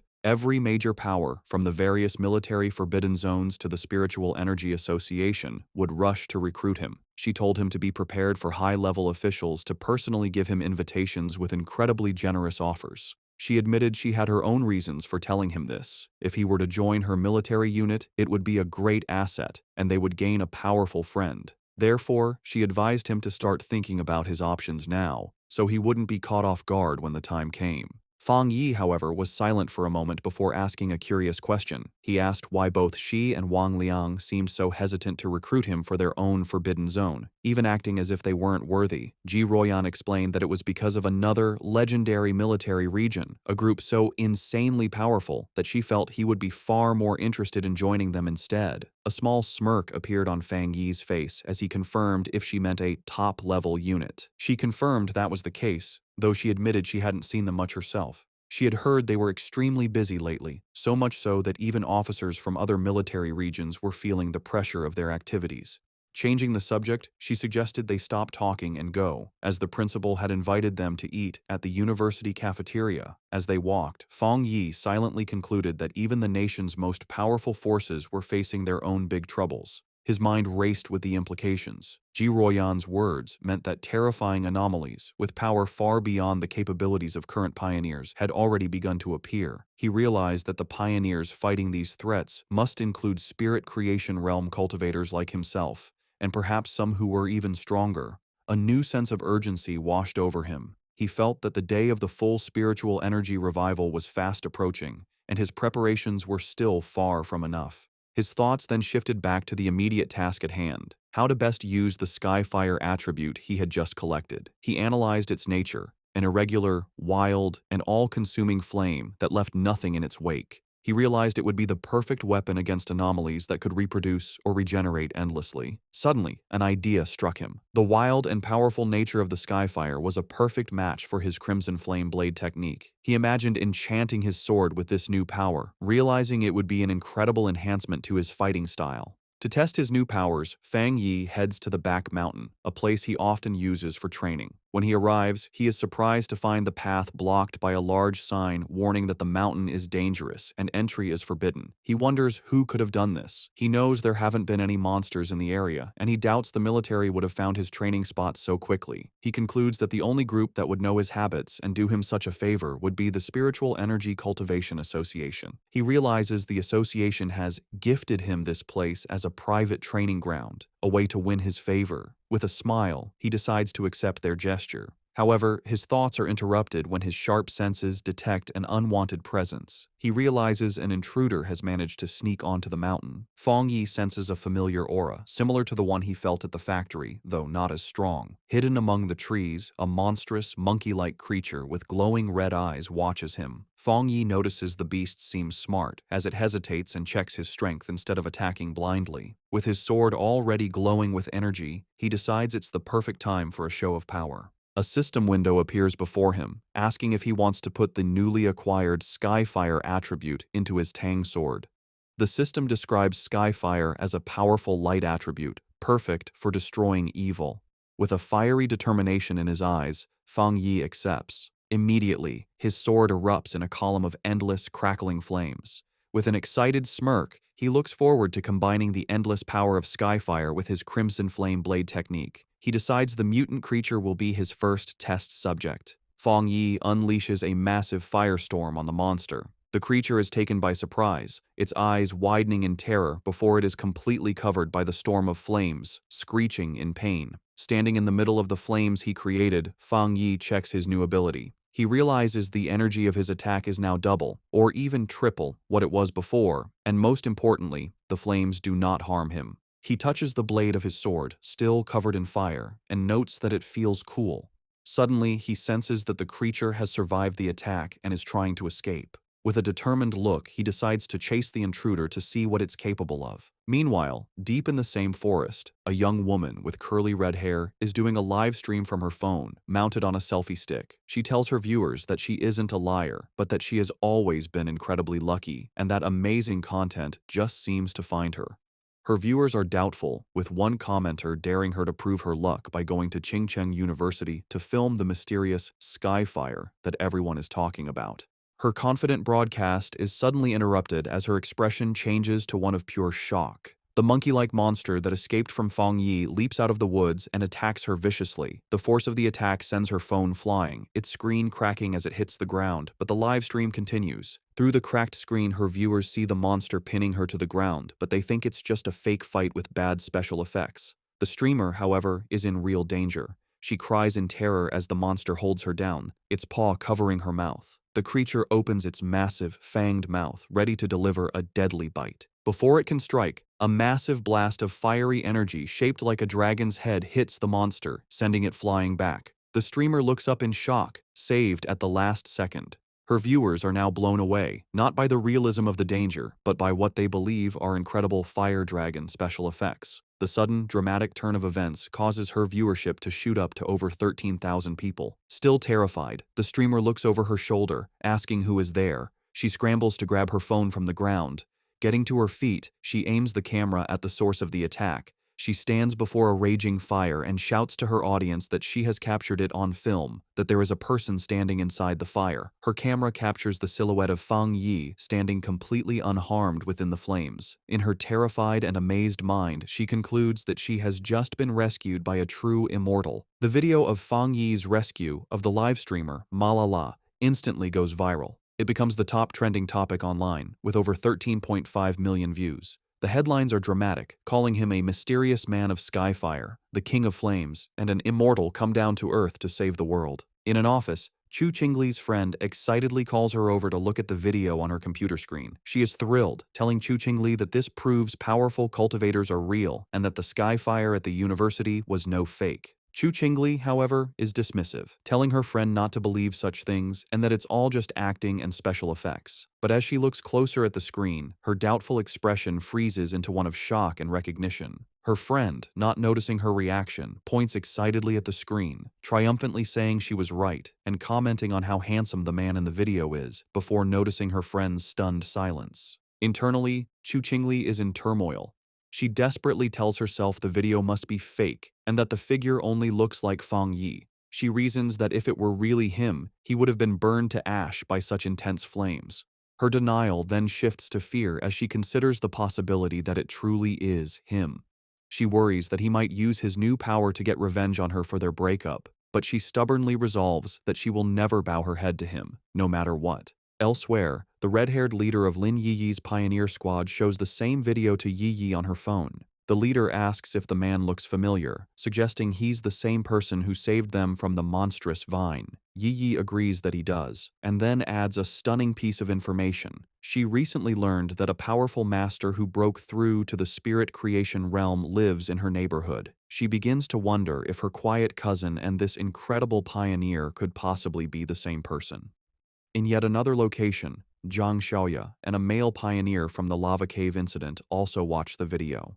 The man recognizes Fang Yi's fighting stance and points out how much stronger he has become, while his companion notes that the way he wields his blade is identical, realizing they were incredibly lucky to have had such a powerful figure on their side. The news of Fang Yi's public display of power reaches the highest levels of the nation's two main organizations. Inside a sleek, modern skyscraper, likely the association headquarters, the city's crisis seems to be getting worse, with the current pioneers struggling to keep up. In a high-level meeting room, Su Qingying addresses a group of officials. She informs them that the military has already been in deep communication with Fang Yi, and she expresses her firm belief that he will agree to help them. Meanwhile, in a military command center, Ji Ruoyan, Major Han Li, and other officers discuss the new intelligence. They are astounded by his rapid progress, calling him a monster for reaching the spirit creation realm so quickly. They debate how many high-tier attributes he could possibly possess, with one officer concluding it must be 3 or even more. They agree that trying to intimidate him was foolish, and that their only option is to recruit him. Major Han Li asks if the High Command has decided to approach him personally. Ji Ruoyan confirms they have, but adds that the top brass is still hesitant to humble themselves, as all previous top-tier pioneers have come from within the military's own ranks.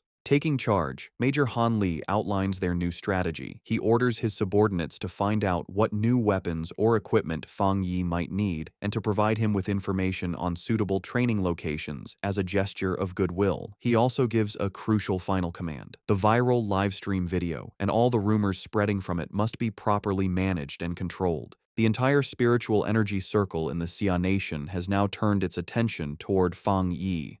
Both Su Qingying and Ji Ruoyan think about his future. Su Qingying appears concerned about the immense pressure he now faces, while Ji Ruoyan wears a slight, confident smile. Both women, leaders of their respective groups, eagerly await to see what this extraordinary young man will do next. In a quiet hospital room, a heart monitor beeps steadily. A mysterious woman with long purple hair sits by the bedside of an unseen patient, whom she calls her teacher. She speaks softly, telling the patient that the Xia Nation seems to have found a new hope. With the appearance of a person as powerful as Fang Yi, she adds, the chances of her teacher finally waking up have become a little higher. One day later, Back at the apartment, Fang Yi is having breakfast and thinking about the previous day's events. He reflects on how the news of his battle in the back mountain went viral, all because a daring live streamer had managed to sneak into the restricted area for views. As he eats, he notes that the video has since been completely removed from the internet and the live streamer's account has been banned, correctly assuming it was the work of the military or the Spiritual Energy Association. His casual thoughts are suddenly interrupted as he realizes something is wrong.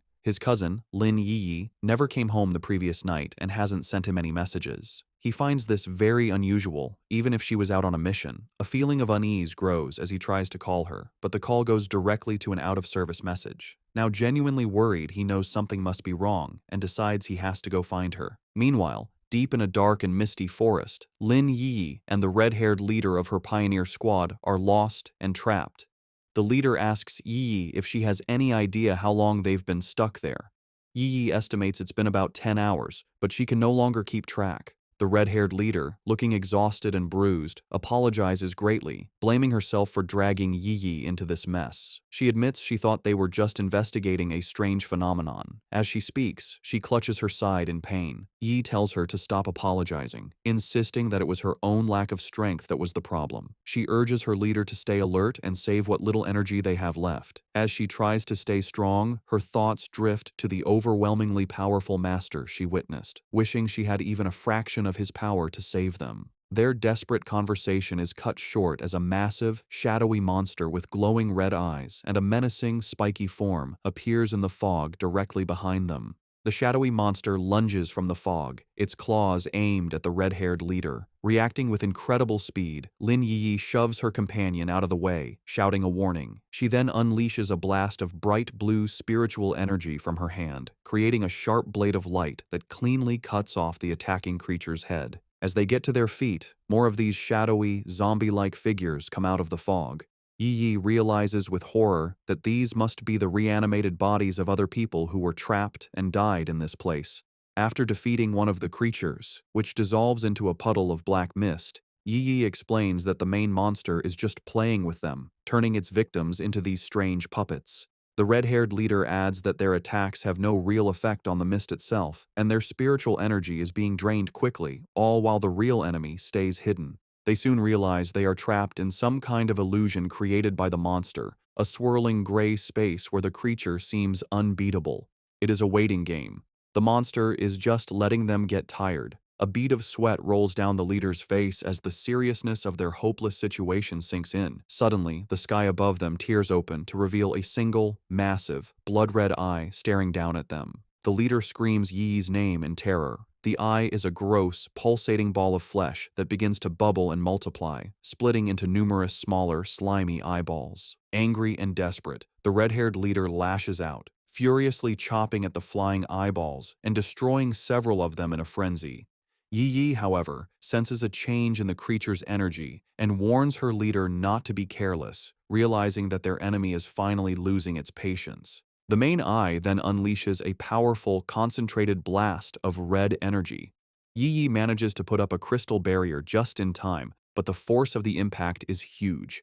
The barrier shatters, and Yi finds herself alone, surrounded by dozens of the glowing red eyes in the heavy darkness. She feels her hope fade, wondering if this is how she is going to die. Trapped in the monster's dark domain, Lin Yi is slowly being eaten by shadowy tendrils. She can no longer hear her leader's voice and realizes they have both been swallowed by the darkness. A wave of regret washes over her as she apologizes to herself for being overconfident, admitting she was wrong to think they could handle such a dangerous mission alone. As she accepts her fate, her mind wanders to the future she will never see, wondering what the world will be like after the full spiritual energy revival.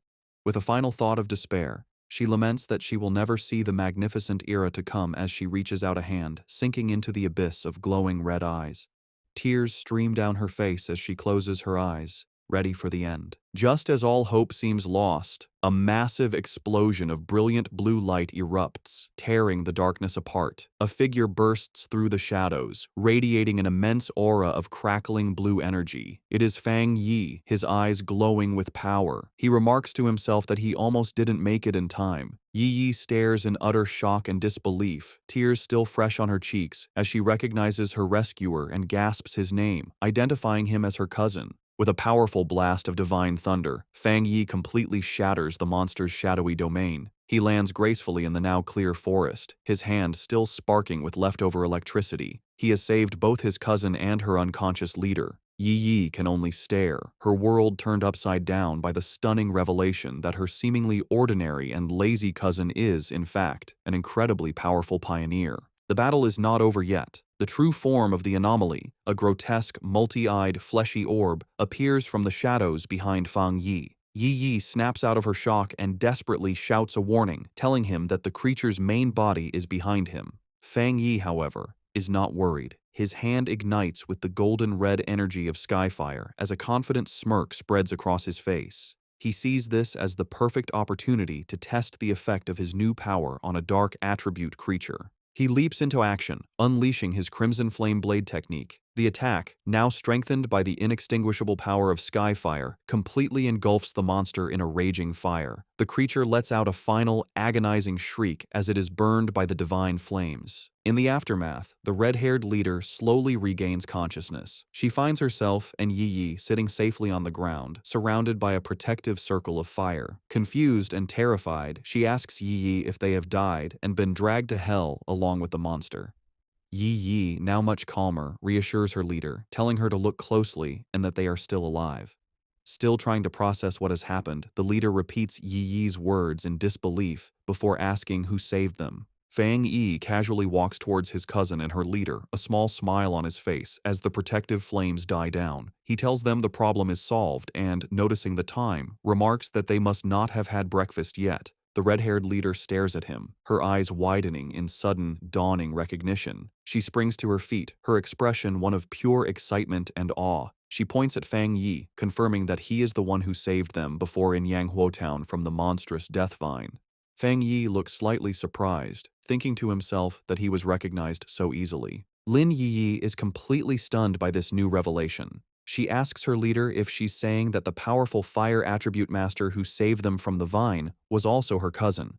The leader turns to Yi Yi, equally shocked by the connection, and asks how this supermaster could possibly be her cousin, reminding Yi Yi that she had described him as a completely ordinary person. Fang Yi can only scratch the back of his head with an awkward smile. The leader, still buzzing with excitement, grabs Yi Yi's shoulders. She reminds her that this is the same savior who defeated the Desolation Vine with a single, incredible slash. Yi Yi's mind races, trying to connect the dots. She realizes her cousin is indeed the high-level fire user, but she is still confused, as she just witnessed him use an incredibly pure and powerful thunder attribute to destroy the monster's dark mist. Her thoughts spiral as she fully grasps the implications. The immense power of both his fire and thunder abilities means he is a super genius with dual high-grade attributes. Then, another, even more shocking realization hits her as she remembers the immense spiritual disturbance in her neighborhood, the one that signaled a breakthrough to the legendary spirit creation realm. She wonders if that incredible display of power was also her cousin's doing. Tired of the confusion, Fang Yi cuts in and confirms that yes, it was all him. He then changes the subject, asking them about the dark attribute anomaly. He says that they should have known this type of creature was not to be taken lightly, and asks why only the two of them came, and where the rest of their teammates were. The red-haired leader explains that their other teammates were unavailable. One was sick and grounded at home, while another was on a more difficult mission, clarifying that their squad doesn't always operate as a full unit. Yi Yi then admits it was her own fault, confessing that she had become reckless after her recent breakthrough and wrongly believed she could handle the mission alone. Fang Yi listens, his expression thoughtful. He recalls the infighting he witnessed within their team before. He notes that the leader, who had been openly critical of her teammates, is now defending them to an outsider. He sees her loyalty, and he knows his smart cousin has likely sensed the team's instability as well. With his identity now revealed to two people he feels he can trust, he makes a proposition. He turns to his cousin and her friend and asks if they would like to form a team with him. Both women are stunned into silence for a moment before the red-haired leader erupts with joy. She clasps her hands together, overjoyed at the prospect of teaming up with such a powerful master and exclaiming that she is incredibly lucky to benefit from Yi Yi's connection. Yi Yi, however, is having a more profound realization. She understands that a pioneer as powerful as her cousin must have known her secret all along and had been quietly watching over her. The thought that on this difficult and lonely path of cultivation, she has a reliable and powerful family member helping her without asking for anything in return, brings her an overwhelming sense of happiness and relief. A single tear of gratitude rolls down her cheek. Wiping it away, she flashes a bright, happy smile and a peace sign at her cousin, thanking him greatly and promising to make him 2 extra eggs for dinner. Just then, Yiji's phone buzzes with a notification. She announces that Sister Jiaolan, the mysterious and powerful member of their pioneer group, has just posted a new mission. The message is an alert for a high-risk collection task in a place called the Extreme Dark Zone, which is explicitly stated to be related to the dark attribute. Jiaolan's message ends with a stern warning for everyone to think very carefully before signing up. Fang Yi asks if they know about this zone. Yi explains that it is a border area that is strictly forbidden by the Xia nation. The dark attribute energy there is so overwhelmingly powerful that most pioneers make it a point to avoid the area entirely. She adds that most of the strange anomalies that have been appearing in their city are actually energy leakages from this forbidden zone. Because of the extreme danger, even the government has been unable to explore it deeply, as past attempts have resulted in severe accidents. Intrigued, Fang Yi suggests they should give it a try and asks Yi to message Jiaolan for more specific details about the mission's content. Yi replies that it's useless, as Jiaolan is famously mysterious and rarely says more than a few words at a time. Fang Yi considers this information. He deduces that for Jiaolan to be able to issue a mission in a top-secret government-controlled area, she must either be an incredibly bold rogue going against the authorities, or she holds a high-ranking position within the military or the Spiritual Energy Association. He concludes that the latter is far more likely. Despite her doubts, Yi, using her online handle Feng Heiju, sends a message to Jiaolan, stating her interest in signing up and asking for more details. To both her and the red-haired leader's surprise, Jiaolan replies with uncharacteristic detail. The mission is to collect something called a shizai flower. She warns that while the rewards for this mission are much higher than usual, all the dangers within the extreme dark zone are related to the dark attribute, and the risk level is far greater than anything they have encountered before. She explicitly advises all pioneers to form teams before attempting the mission. The 2 women are stunned by how thorough her response is, as it's completely out of character for her. A moment later, another, even more direct message from Jiaolan arrives. She warns that the mission could involve an S-level anomaly and that the death rate is extremely high, urging them to reconsider. Then, she adds a final, thinly veiled piece of advice. If you have a strong and reliable pioneer to team up with, it's not too late to sign up. Elsewhere, the mysterious purple-haired woman from the hospital, who is revealed to be Jiaolan, walks down a corridor flanked by guards. She looks at her phone and thinks to herself that she's done all she can. It is now up to that person to decide if they are willing to accept the challenge. Back in the park, Fang Yi smirks, having completely understood the subtext. He tells Yi that Jiaolan's message isn't just a warning, it's a direct and personal invitation.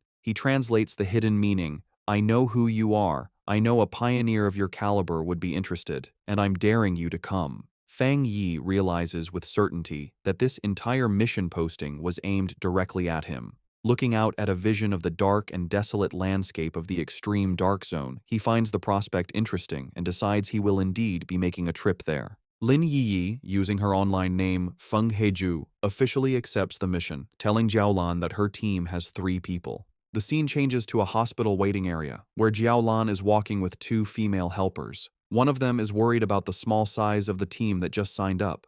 Jiaolan, however, is calm and confident. She says that if he is a pioneer that the Xia nation can truly trust, he will come. The helper asks more, worrying about what will happen to the other pioneers if he doesn't show up. Jiaolan simply replies that if he doesn't come, then it means their fates were not meant to be. As they walk, a smirk appears on Jiaolan's lips. She asks her helpers if they really believe the purpose of a mission to collect the shizai flower is to send powerful pioneers to their deaths. She explains that the true goal of this incredibly dangerous task is the exact opposite of what it seems. A vision reveals what the flower is. It blooms from a dark, evil pool, fed by the bodies and souls of fallen pioneers. Jiaolan says that getting this flower is a necessary step to strengthen the nation, as it is the only way to save even more pioneers in the long run.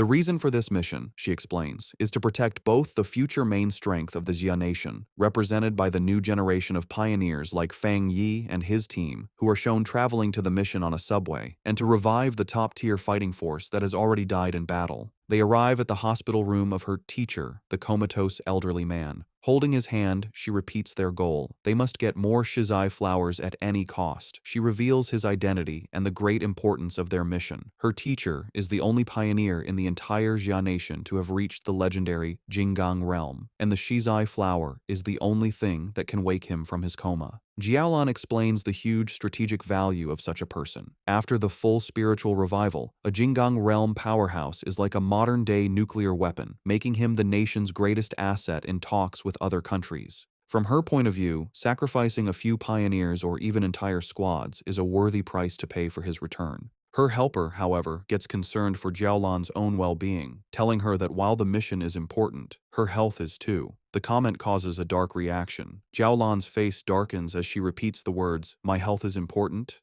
She suddenly explodes with rage and sadness, shouting that her life is indeed important, but only because it was a gift, paid for by the lives of her fallen comrades who died to save her. She clutches her head, hit with a sudden intense pain, a physical sign of her trauma. After a moment, she calms down and apologizes for her outburst. One of her helpers asks if her headache is acting up again.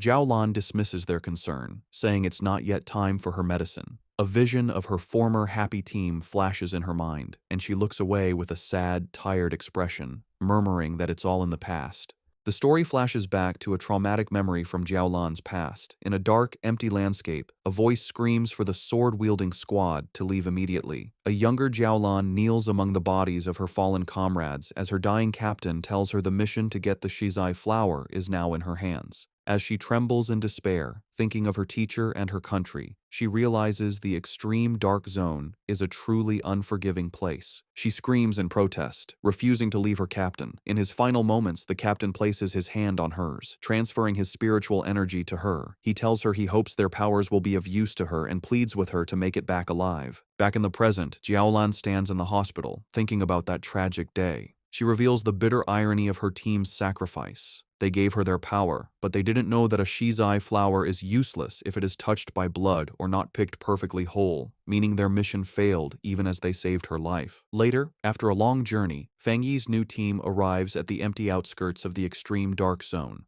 The red-haired leader complains about the long walk. She asks why they don't just fly, given their power.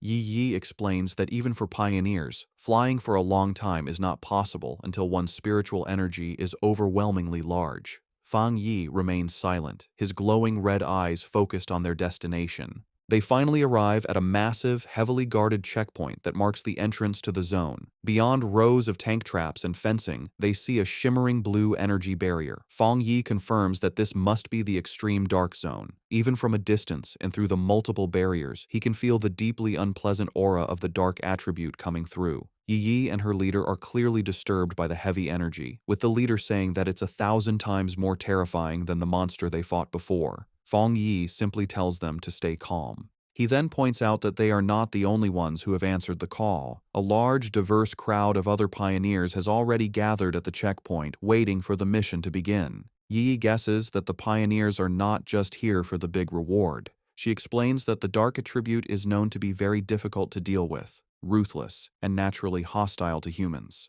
However, with the increasing number of violent dark attribute monsters appearing in the cities, pioneers have realized they can no longer afford to ignore the source of the problem. Many have come here to face the threat directly and find a way to fight back. The red-haired leader agrees with her logic, and Fang Yi looks on with a slight smile, impressed by his cousin's sharp mind. The scene shows the various wild pioneers, each with unique gear and styles, all waiting for the gates to open. As they wait, Fang Yi explains his reason for taking on such a dangerous mission.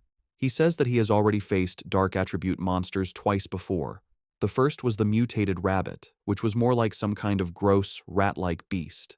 The second was the serpent and its rat-like partner, Candle Knight, a smart pair that worked together to lure and trap pioneers, a mission that nearly wiped out an entire squad from the Spiritual Energy Association. He explains that the most important detail, as his cousin Yiji correctly pointed out, is that these creatures seem to be cleverly and purposely bypassing the military defenses at the city's borders. He suspects they are using some unknown method to get into urban areas, and these incidents have happened so often that they can no longer be ignored.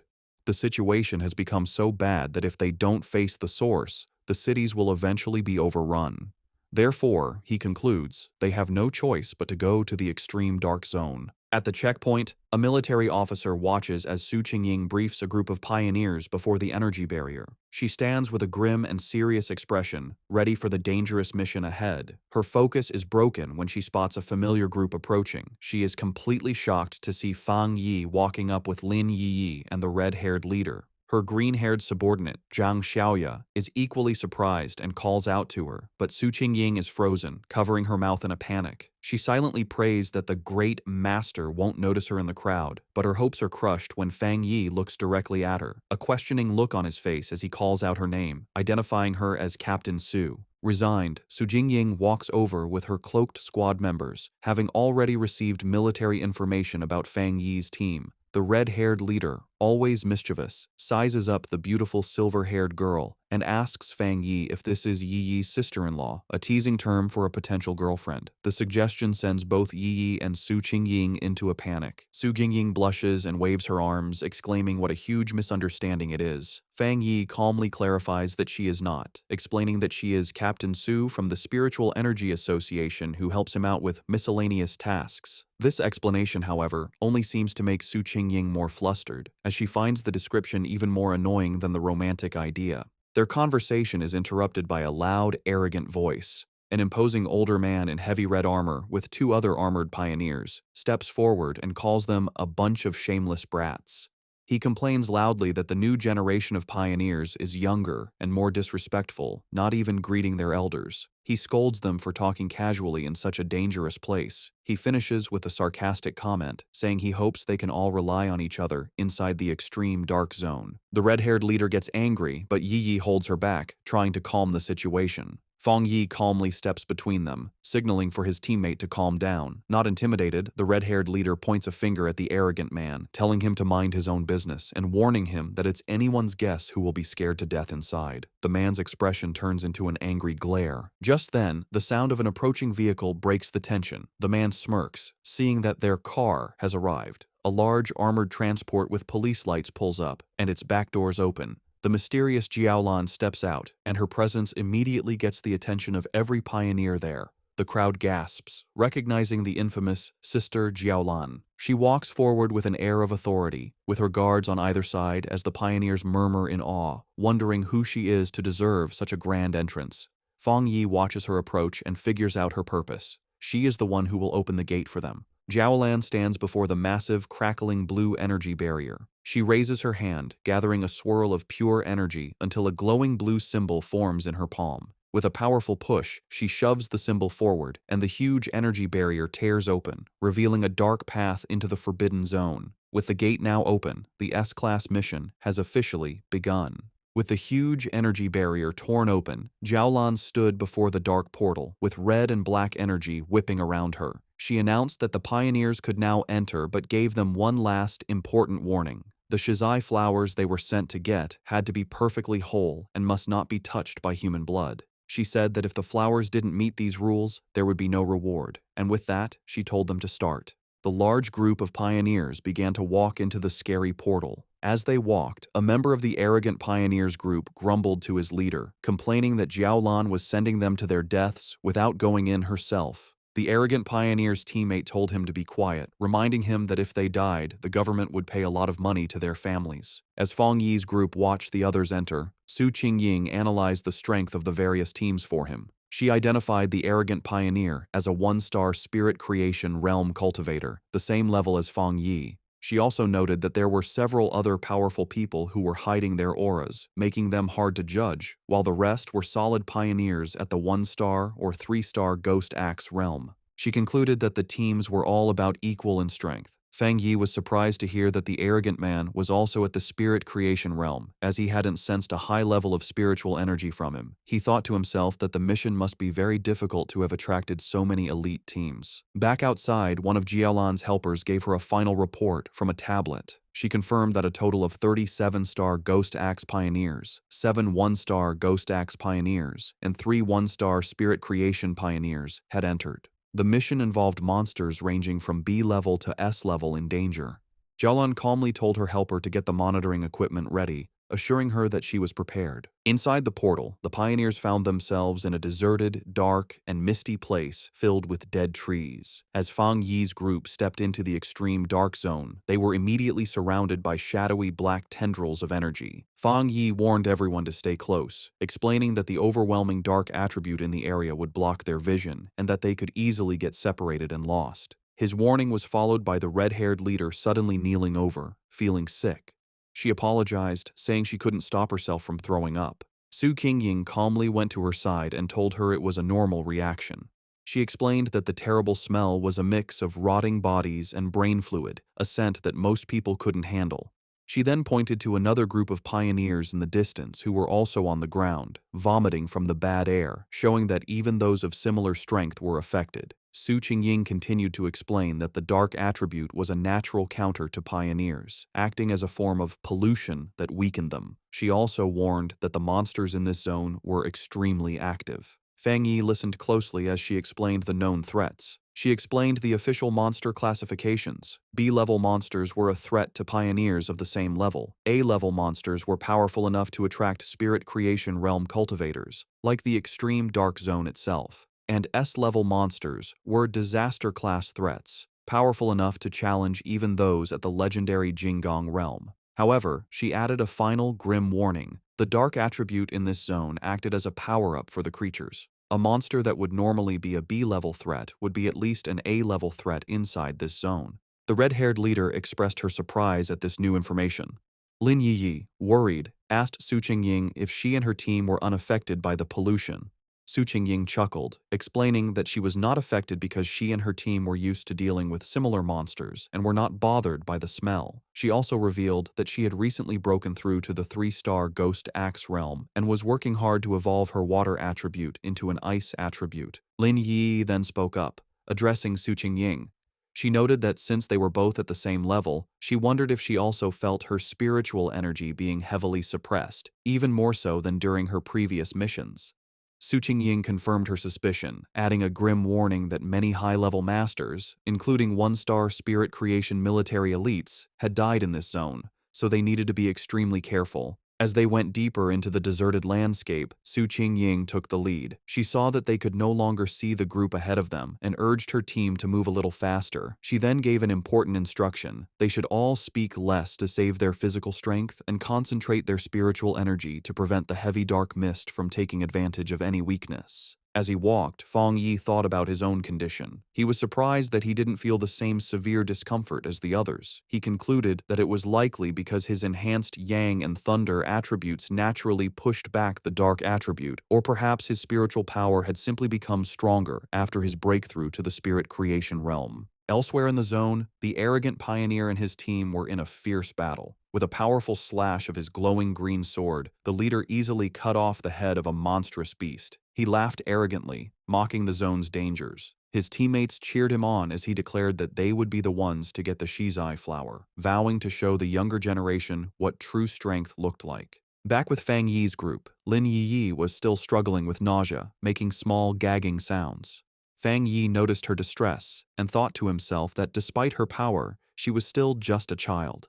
He gently placed a hand on her back, sending a comforting wave of spiritual energy through her. The effect was immediate. Lin Yi felt the nausea and the chilling cold vanish, replaced by a comforting warmth like the winter sun. She marveled at the incredible power of the spirit creation realm. She commented on the comforting warmth of what she believed to be a rare, high-grade fire attribute. She thought about how her own wood attribute slowly absorbs energy and how Su Qingying had mentioned her own water attribute turning into the rare ice attribute. Fang Yi corrected her, clarifying that it wasn't a fire attribute, but the yang attribute. He apologized for not explaining it to her before, and casually revealed that he was the one responsible for both the incident at the North Gate and the fire on the playground at Qingcheng University. The red-haired leader was shocked by this confession. She asked in disbelief if he was admitting to having 3 different high-grade attributes. Fang Yi explained that the 2 fire-related events were not the same, noting there were small but important differences between the Yang and Skyfire attributes. Inwardly, Fang Yi thought about his 4th power, the Desolation attribute. He decided to keep it a secret, believing it was always wise to have a hidden advantage. Outwardly, he gave a vague confirmation to his team's amazed questions. The red-haired leader, shivering from the heavy cold,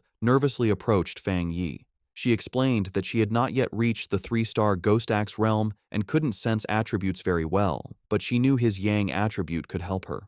Promising to behave, she shyly asked if he could warm her up as well. Fang Yi agreed to warm her for the day and placed a hand on her shoulder, sending a comforting wave of energy through her that made her yelp in surprise. As she breathed out a visible puff of warm air, sighing in relief, Zhang Xiaoya and the other member of Su Qingying's squad looked on in confusion. Seeing how well it worked, Fang Yi kindly offered the same to Su Qingying's team. After a moment's hesitation, Su Qingying admitted that the warmth felt nice, and her 2 enthusiastic subordinates eagerly accepted the offer. With a series of quick pats, Fang Yi shared his protective Yang energy with the 3 women, who all expressed their surprise and gratitude for the comforting warmth. Their brief moment of comfort was shattered by the sound of heavy, clawed footsteps crunching on the dead ground nearby. Fang Yi's expression instantly hardened as his senses picked up the threat, and he warned the group that a monster was approaching. Suddenly, a massive, shadowy wolf-like creature lunged from the mist. Su Qingying reacted instantly, leaping forward and creating a long blade of blue energy to stop the attack. The beast landed with a thud directly behind the terrified red-haired leader, causing Fang Yi to shout a warning to her. The monster, surrounded by a menacing purple and black aura, let out a furious roar and charged. Su Qingying identified it as a dangerous A-level monster. Declaring that she would handle it, she stepped forward and unleashed a powerful blast of sharp ice energy from her hand, which hit the creature directly. To their surprise, the monster vanished into nothingness upon impact. Su Qingying stood ready, an ice crystal forming in her hand, as Lin Yi wondered aloud if it had disappeared. However, Fang Yi saw the truth behind the attack. His sharp eyes pierced through the mist, revealing that the monster had been a distraction. The real threat was a massive horde of zombie-like figures with glowing red eyes, walking silently toward them. He shouted a desperate warning for everyone to watch their feet, but it was too late. The ground beneath them erupted in a mass of shadowy hands and tendrils, trapping the entire group as the zombie horde closed in from all sides. Surrounded by the grabbing zombie horde, Fang Yi calmly told his companions to get back as he drew his sword. His eyes lit up with a brilliant, fiery light, and he unleashed a massive, explosive wave of pure fire. The entire horde was instantly burned by the inferno, their shadowy forms dissolving into the flames as they shrieked in pain. Standing among the dying embers, Fang Yi casually twirled his sword, announcing that they were safe for the moment. He explained that despite the illusion of a large crowd, there had only been 2 monsters controlling the puppets. Su Qingying was shocked, realizing that the monsters in this zone had already evolved to the point where they could mimic human language. Fang Yi grimly suggested that it was likely because they had eaten many people and learned from their victims. The group was stunned by the power they had just seen. Su Qingying noted that the extreme dark zone was so dangerous that it had made even the weakest of these creatures into A-level threats, making them impossible for anyone below the spirit creation realm to fight head-on.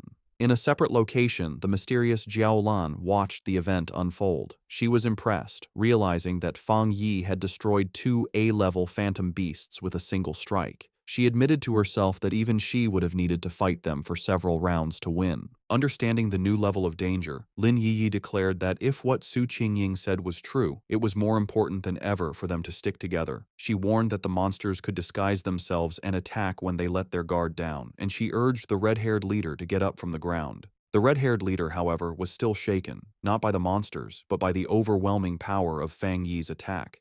She complained about the terrifyingly heavy aura, which she found more suffocating than the zombies, feeling that even a slight touch from his flames would have killed her. Suddenly, a deep rumbling sound echoed through the deserted landscape. Lin Yi asked if the others could hear what sounded like ocean waves. The ground began to shake violently, causing the entire group to stumble and lose their balance. In the distance, they saw other pioneer teams fleeing in absolute terror. One man desperately shouted at his comrade to stop fighting and run, screaming that the approaching threat was pure evil and that they were seeing ghosts. Fang Yi, Su Qingying, and Lin Yi watched with grim expressions as the chaos unfolded. Before them, a massive, swirling vortex of pure dark energy, filled with countless monstrous forms and glowing red eyes, swept across the landscape, consuming everything in its path. The arrogant pioneer and his team were caught in the middle of the disaster, which was identified as the legendary Dark Tide. As the terrifying Dark Tide swept across the land, eating pioneers who screamed for help, the arrogant pioneer scoffed.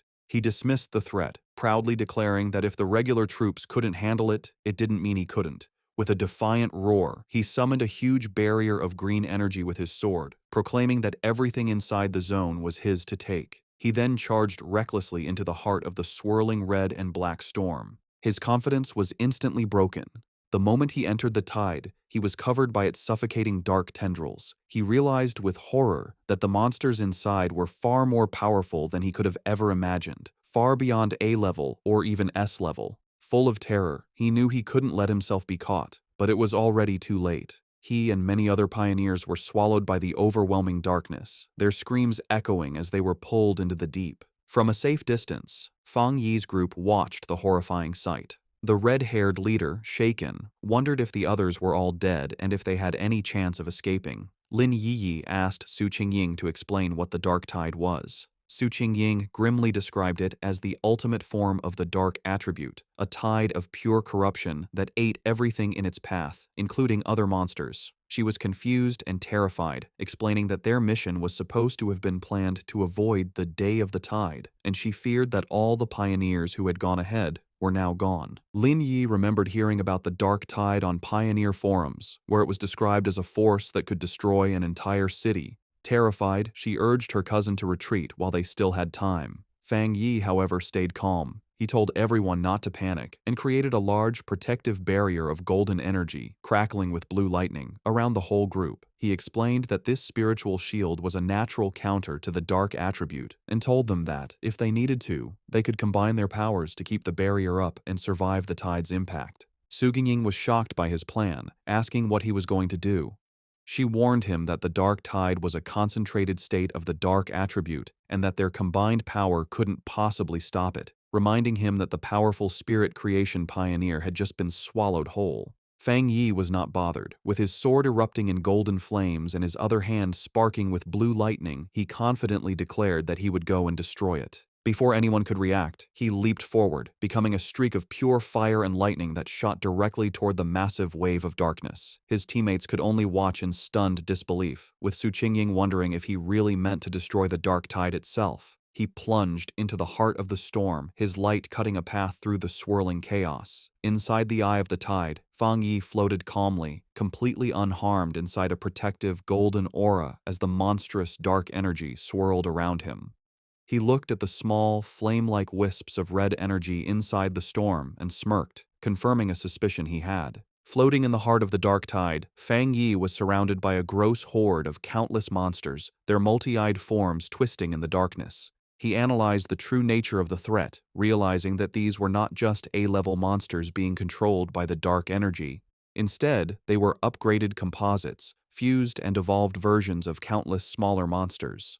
He understood that the tide was a living incubator, constantly evolving its creatures from B level to A level and then to S level. The whole event, he concluded, was at least an SSS level threat, which explained why it could so easily eat even powerful spirit creation realm pioneers. A monster lunged at Fang Yi. His eyes blazed with golden fire, and with a single powerful slash of his flaming sword, he unleashed his crimson flame blade technique, easily destroying the A-level composite beast. He thought about his incredible growth. The combination of his new spirit creation realm power and his Skyfire-enhanced sword allowed him to instantly kill a creature that would have previously been a tough fight. As he scanned his surroundings, he noticed something familiar. It was the arrogant pioneer, still alive, but being consumed by the tide's dark energy. The man was still conscious, struggling against the corruption that was taking over him. Fang Yi saw that since the man was still responsive, his spiritual energy hadn't been completely drained. He figured that even if his spiritual foundation wasn't as solid as his own, being a true spirit creation realm pioneer gave him a small chance of survival. Deciding to act, Fang Yi gathered his divine thunder power. He unleashed a massive blast of purifying lightning, striking the dark mass that held the arrogant pioneer.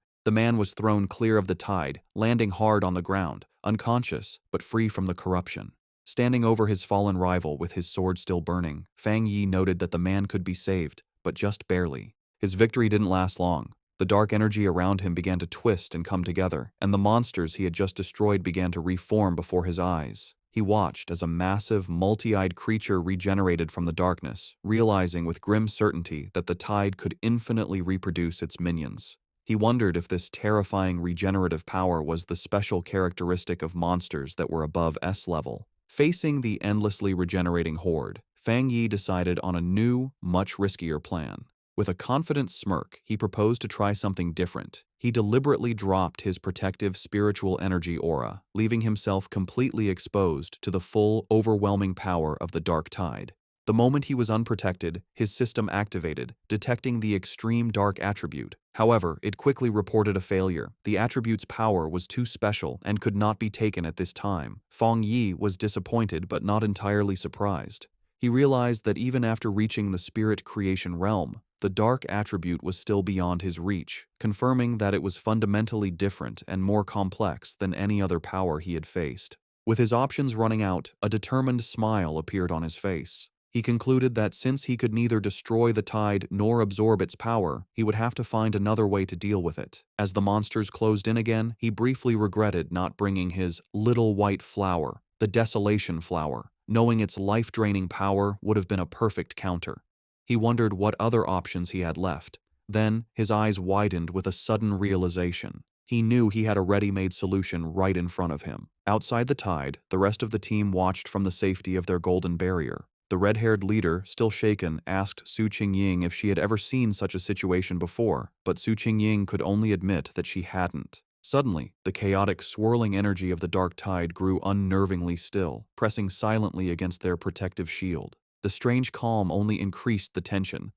Lin Yi was terrified, admitting that even when they faced the monstrous desolation vine, she hadn't felt so anxious.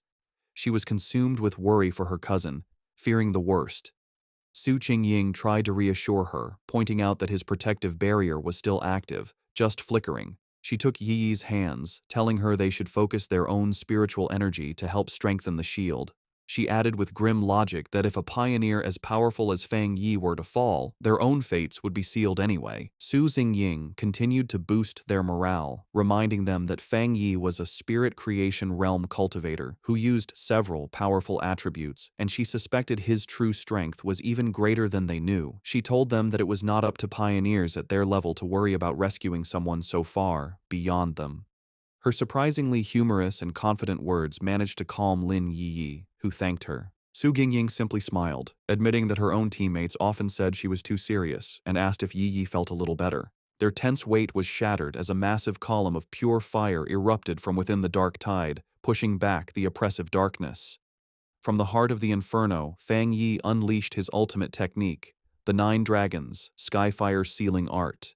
He rose from the flames, his body glowing with a mixture of blue and golden energy. Outside, his teammates watched in absolute awe.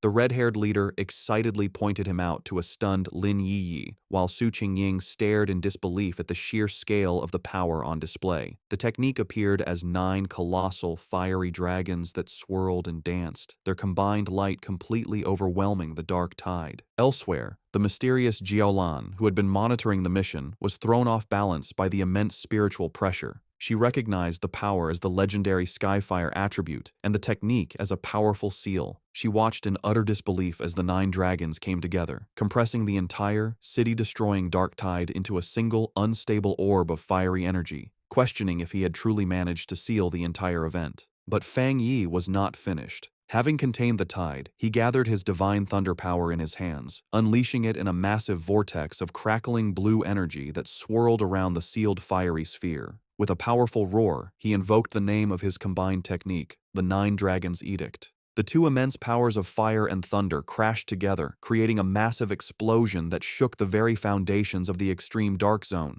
With a final, decisive command to seal, Fang Yi brought his hands together, forcing the chaotic energy to collapse in on itself. The vortex of fire and lightning compressed into a smaller, more stable sphere, finally settling into a small, brightly glowing orb of perfectly contained, pulsating power. After Fang Yi's incredible display of power, the arrogant pioneer lies unconscious on the ground. Fang Yi thinks that, for now, they are safe, and that he has unexpectedly rescued someone, wondering what he should do with him. Lin Yi runs to her cousin, very relieved that he is okay. Su Qingying, standing by the fallen pioneer, offers to have her team take care of the unconscious man. Later, Su Qingying approaches Fang Yi, asking why he does not seem happy after successfully sealing such a high-level dark attribute. In her mind, however, she is completely amazed, thinking that he truly kept his word to destroy the dark tide and that he is a truly incredible person. Fang Yi explains to the group that they must move quickly. He says that the seal he used is only temporary and that the overwhelming dark attribute energy in the area is still strong. They must hurry to find the Shizai flower before the seal wears off. Su Qingying understands and confirms that her team will take the man back to the association for treatment while her teammates carry the unconscious pioneer on their shoulders. The group stops at a cliff, looking out over the empty landscape. Su Qingying realizes that none of the other pioneers who went ahead made it out, sadly concluding that they were all eaten by the dark attribute, as not a single trace of them remains. The red-haired leader mourns how people who were alive just moments ago have completely vanished. Fang Yi, for his part, thinks that maybe he is cold-blooded, but he feels relieved that he didn't have to watch them die. As they approach a scary dark pool, Fang Yi takes command. He tells Lin Yi and the others to go ahead with Su Qingying's team, explaining that this pool is now the most dangerous thing and it's better for him to stay behind to protect them. The group agrees and moves forward. When he is left alone, standing on a rocky ledge, a system window appears before Fang Yi, telling him that it has detected a new, strong fluctuation of the dark attribute. Immediately, a powerful vortex of purple and black energy erupts from the ground around him. The system confirms that the detection was successful and announces that it is activating its ultimate computing power to begin writing a new technique. Fang Yi is lifted into the air, his arms outstretched, as huge pillars of pure dark energy rise around him. The system declares that the writing process has been successful, and Fang Yi's eyes snap open, now glowing with a menacing purple light, filled with the essence of the power he has just mastered. A system window confirms his new acquisition. He has obtained the Dark Attribute technique, the limitless dark world. The system explains that this ability allows him to create a sealed space of dark mist, inside which spiritual energy is massively weakened. Fang Yi thinks about his new power, recognizing the dark world as a special domain he can control. He understands the huge strategic advantage this gives him. The corrosive effect of his new power will drain his enemies' spiritual energy and slow their ability to refill it. He imagines himself rising over a sea of desperate hands. He realizes that if he combines this new weakening effect with his other powerful attributes, he will become even more formidable, confidently concluding that he could destroy even a monster stranger and more powerful than the dark tide itself if it were to appear again. As the last of the purple energy settles, Su Qingying, still in disbelief, asks Fang Yi if he feels the dark mist reforming around them. Her eyes widen in shock as she fully processes the immense spiritual fluctuation she is sensing. She stares as Fang Yi is surrounded by the leftover energy, wondering how he could possibly be having another breakthrough without any of the usual big signs like a change in heaven and earth. The realization then hits her with stunning force. He hadn't just sealed the S-class dark tide, he had absorbed its power. She finds the very idea ridiculous and unbelievable. In the early days of the spiritual revival, all pioneers knew that the dark attribute was the most terrifying power, born from the collective negative emotions and deep-seated evil of all living things. Because of this, absorbing its power is strictly forbidden by the government. A flashback shows a failed official experiment where researchers tried to purify the dark attribute but paid a painful price, leading to it being classified as a uniquely dangerous monster. The power of these dark monsters can range from D to S class, but even the weakest can overwhelm early pioneers, let alone the absolute S-class threat of the Dark Tide, which could eat even Spirit Creation Realm cultivators with ease. Another flashback reveals the fate of a 3-star Ghost Axe pioneer who, before the ban, tried to absorb the energy from a mere sea-level monster. He was driven mad by the backlash, suffering from skin decay and a mental collapse, and remains in a psychiatric hospital to this day. Back in the present, the chaotic dark energy goes down, receding back into Fang Yi as he lets out a quiet breath. He calmly calls out into the empty, misty landscape, stating that whoever has been watching them for a long time can come out now. His red eyes scan the area with a sharp, knowing gaze. From the mist, Jiaolan emerges. She confirms that if she is not mistaken, Fang Yi was the one who single-handedly sealed the Dark Tide.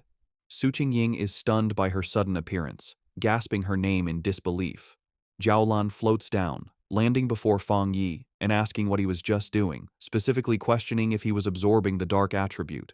Fang Yi calmly confirms that he was. The directed mission sends another wave of shock through Su Qingying. In a swift and shocking motion, Jiaolan draws a pistol and aims it directly at Fang Yi's head. The red-haired leader shouts Jiaolan's name, demanding to know what she is doing, while she and a terrified Lin Yi can only watch in confusion and fear. Su Qingying immediately leaps into action, placing herself between Jiaolan and Fang Yi and blocking the gun with her arm. She confronts Jiaolan fiercely, reminding her that if she recalls correctly, Fang Yi is the military's highest priority recruitment target. She then challenges Jiaolan, pointing out that the association had also wanted to recruit him before the military intercepted him, and demands to know the meaning of this hostile action. Ignoring Su Qingying's defense, Fang Yi calmly places a hand on her shoulder and addresses Jiaolan directly. He finds it strange, asking if their mission wasn't to find the Shizai flower. He points out that while she seems eager to complete the mission, she also appears very unhappy that they did not die there. Jiaolan remains silent, her expression unreadable as she continues to aim her weapon, the light glinting off the barrel. The red-haired leader, however, is not so calm.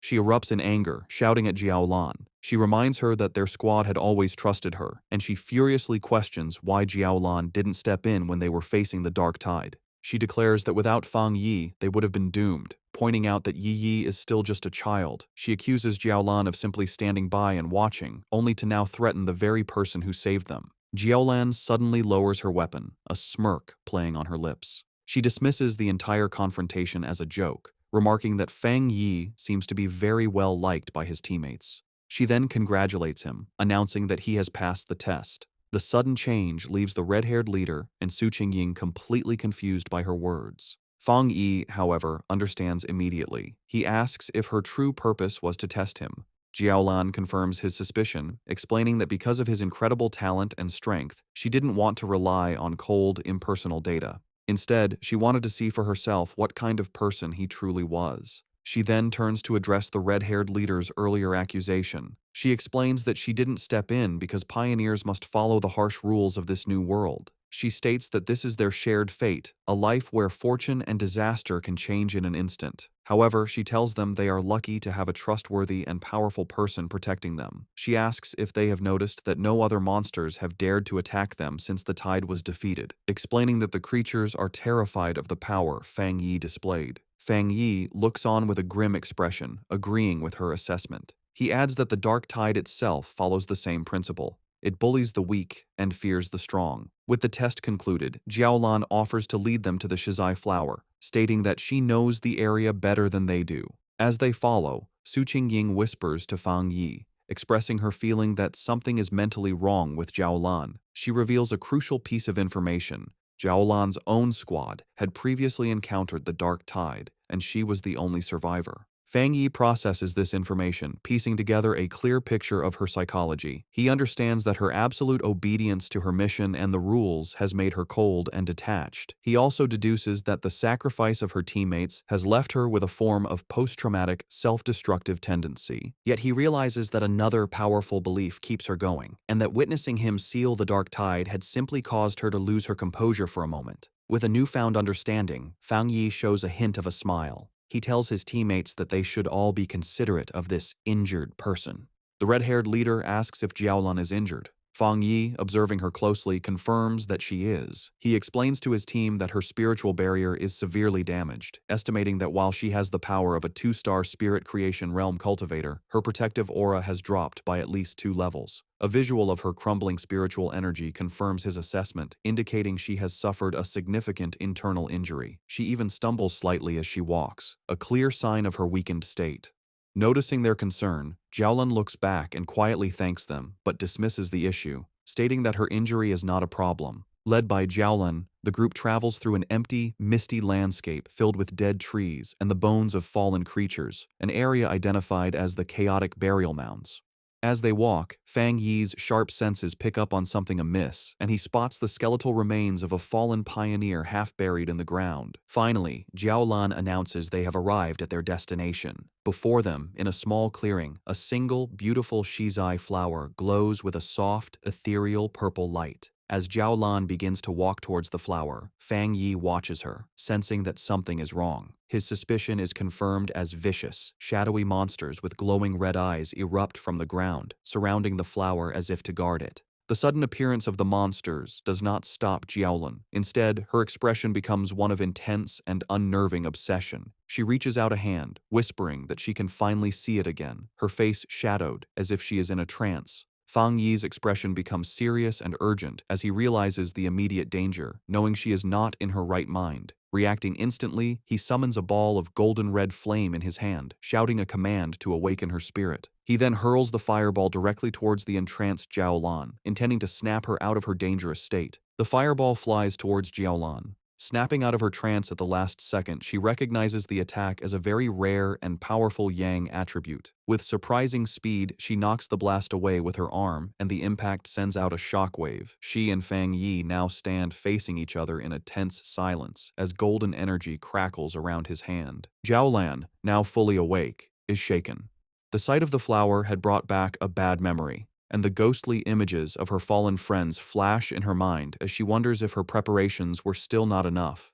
Seeing that she has returned to her senses, Lin Yi and Su Qingying rush to her side. Yi asks if she is all right, while Su Qingying wisely notes that Jiaolan is being badly affected by the dark attribute, and suggests it would be safer for them to all stick together. Ignoring them, Fang Yi steps forward confidently. He states that for the shizai flower, it is enough if he goes alone, deciding to handle the situation himself.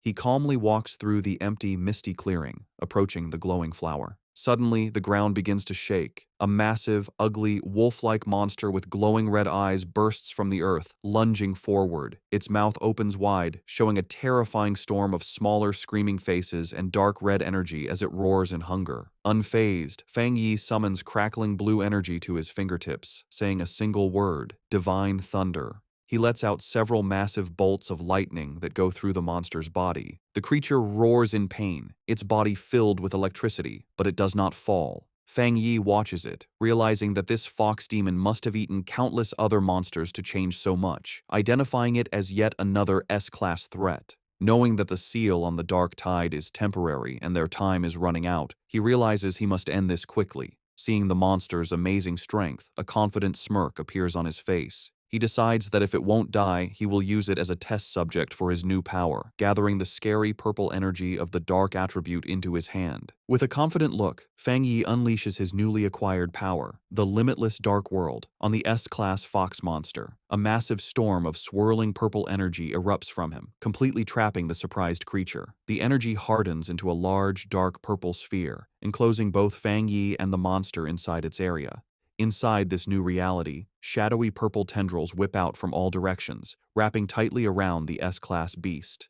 The monster struggles and whimpers in pain, its massive form beginning to shrink under the immense pressure of Fang Yi's area. A system window then appears, confirming the devastating effect of his technique. Under the influence of the limitless dark world, the S-class anomaly has been forcibly downgraded by 2 full levels to a B-class threat. Standing before the now weakened creature, Fang Yi notes that the S-class anomaly must have had a very weak foundation to be downgraded so easily. With the monster now manageable, his sword ignites in a blaze of golden red fire. He declares that the fight is over and delivers a single, massive fiery slash, completely destroying the creature in a fire. Outside the sphere, Su Qingying and Lin Yi watch the massive orb of dark energy. Su Qingying finds it strange, noting that while it is clearly a dark attribute, it feels different from what she's used to. Lin Yi agrees, confirming that she doesn't feel the usual disgusting and heavy coldness from it. Jiaolan provides the explanation. She states that this is because they are witnessing Fang Yi's personal domain, a space he created himself after mastering the dark attribute without a teacher. Jiaolan thinks about the immense importance of this achievement. She explains that creating a domain is an incredibly difficult ability. Before this moment, the only person she knew who could create a spatial domain with their spiritual power was her teacher. She guesses that, besides him, there are at most 3 other people in the entire world with this power. A painful memory flashes in her mind, showing a vision of a massive, citywide disaster. She recalls how her teacher had tried to use his own domain to stop the disaster, but had ultimately failed. Their thoughts are interrupted as the purple sphere disappears, revealing Fang Yi standing alone in the clearing.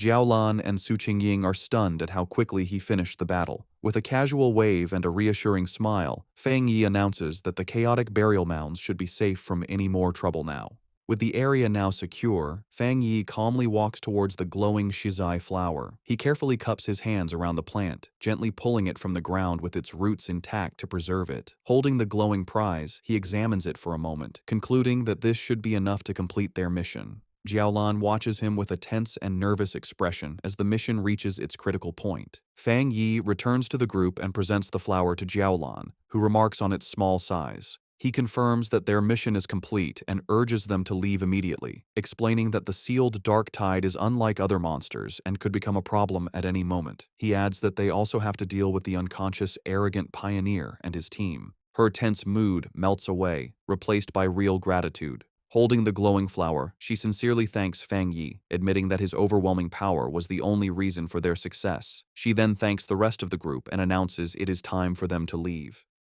As the others begin to walk away, Jiaolan pauses for a moment, looking back to thank Fang Yi one last time. She then reveals the full, critical importance of their mission. She explains that Elder Wu, the Xia Nation's only Jinggang realm pioneer, is on the brink of death, and the shizai flower is the only life-saving medicine that can save him. With a slight, grateful smile, she tells Fang Yi that he has just saved the life of the nation's most powerful protector. Fang Yi listens intently, his expression thoughtful as he processes this new, important piece of information, quietly repeating the name of the legendary Jinggang realm to himself. As the group finally emerges from the dark portal of the extreme dark zone, they are met with a sky filled with swirling red clouds. The red-haired leader throws her fists up in triumph, shouting with immense relief that they can finally see the light and have made it out alive. Lin Yi agrees, grateful to see the daylight again. Their return is met with a wave of cheers from a large crowd of officials who had been waiting anxiously. They celebrate the successful retrieval of the shizai flower, admitting they didn't quite believe it when Jiaolan had first informed them. As the team walks through the path cleared by the crowd, the red-haired leader is surprised by how many people are there. Someone in the crowd wonders aloud who the person was that actually managed to get the flower. Suddenly, Lin Yi's expression becomes one of surprise as she notices something ahead of them. Parked directly in their path is a massive, heavily armored military vehicle, flanked by elite soldiers. The red-haired leader immediately recognizes the vehicle and the symbol of the legendary Star God War Zone, the most powerful and famous military force in the entire Xia Nation. A wave of realization and embarrassment washes over her as she understands that Jiaolan is a member of this elite unit, making her regret having yelled at her earlier. The Star God War Zone is ranked as the #1 military district in the nation. After the spiritual energy revival began, their unique advantages allowed them to secure the most resource-rich forbidden zones, turning them into valuable cultivation grounds. As they get closer, an official carefully hands the shizai flower, now safely stored in a glowing blue container, over to a high-ranking officer. The officer is revealed to be Major Han Li, who takes the container with a slight, satisfied smile. In a stunning and unexpected show of respect, Major Han Li and his entire group of soldiers snap to attention, giving Fang Yi a sharp, formal salute that visibly surprises him. Major Han Li then turns to Jiaolan, assuring her that he will immediately deliver the shizai flower to the hospital and that she can rest easy. Jiaolan agrees, saying she will follow shortly. With its precious cargo secured, the armored vehicle speeds away. With the immediate crisis handled, Jiaolan turns to face Fang Yi. He asks her directly if she is from the Star God War Zone. She confirms that she is, and adds that word of his incredible strength has already spread throughout her entire military district. With a confident and knowing look, she tells him that it won't be long before he becomes a very famous and important figure. Jiaolan continues her conversation with Fang Yi, openly admitting that she recognizes his individual strength is great enough to single-handedly overwhelm even the most elite squads in her war zone. She then makes a formal recruitment offer, pointing out his seemingly limitless potential and inviting him to join the Star God War Zone, promising him access to the best cultivation resources.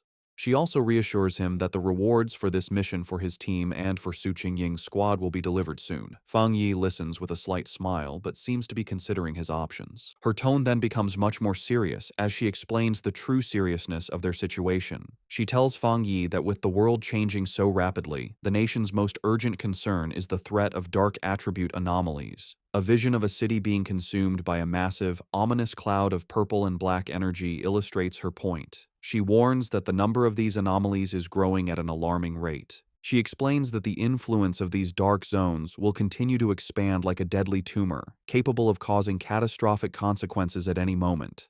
Because of this immense danger, she says, they have no choice but to establish forbidden zones and have organizations like the Spiritual Energy Association strictly guard them. She clarifies that she is not telling him this to pressure him into joining, but because she believes that an outstanding and powerful pioneer like him has earned the right to know the truth of the world's situation. Understanding her sincerity, Fang Yi smiles and gives her his assurance.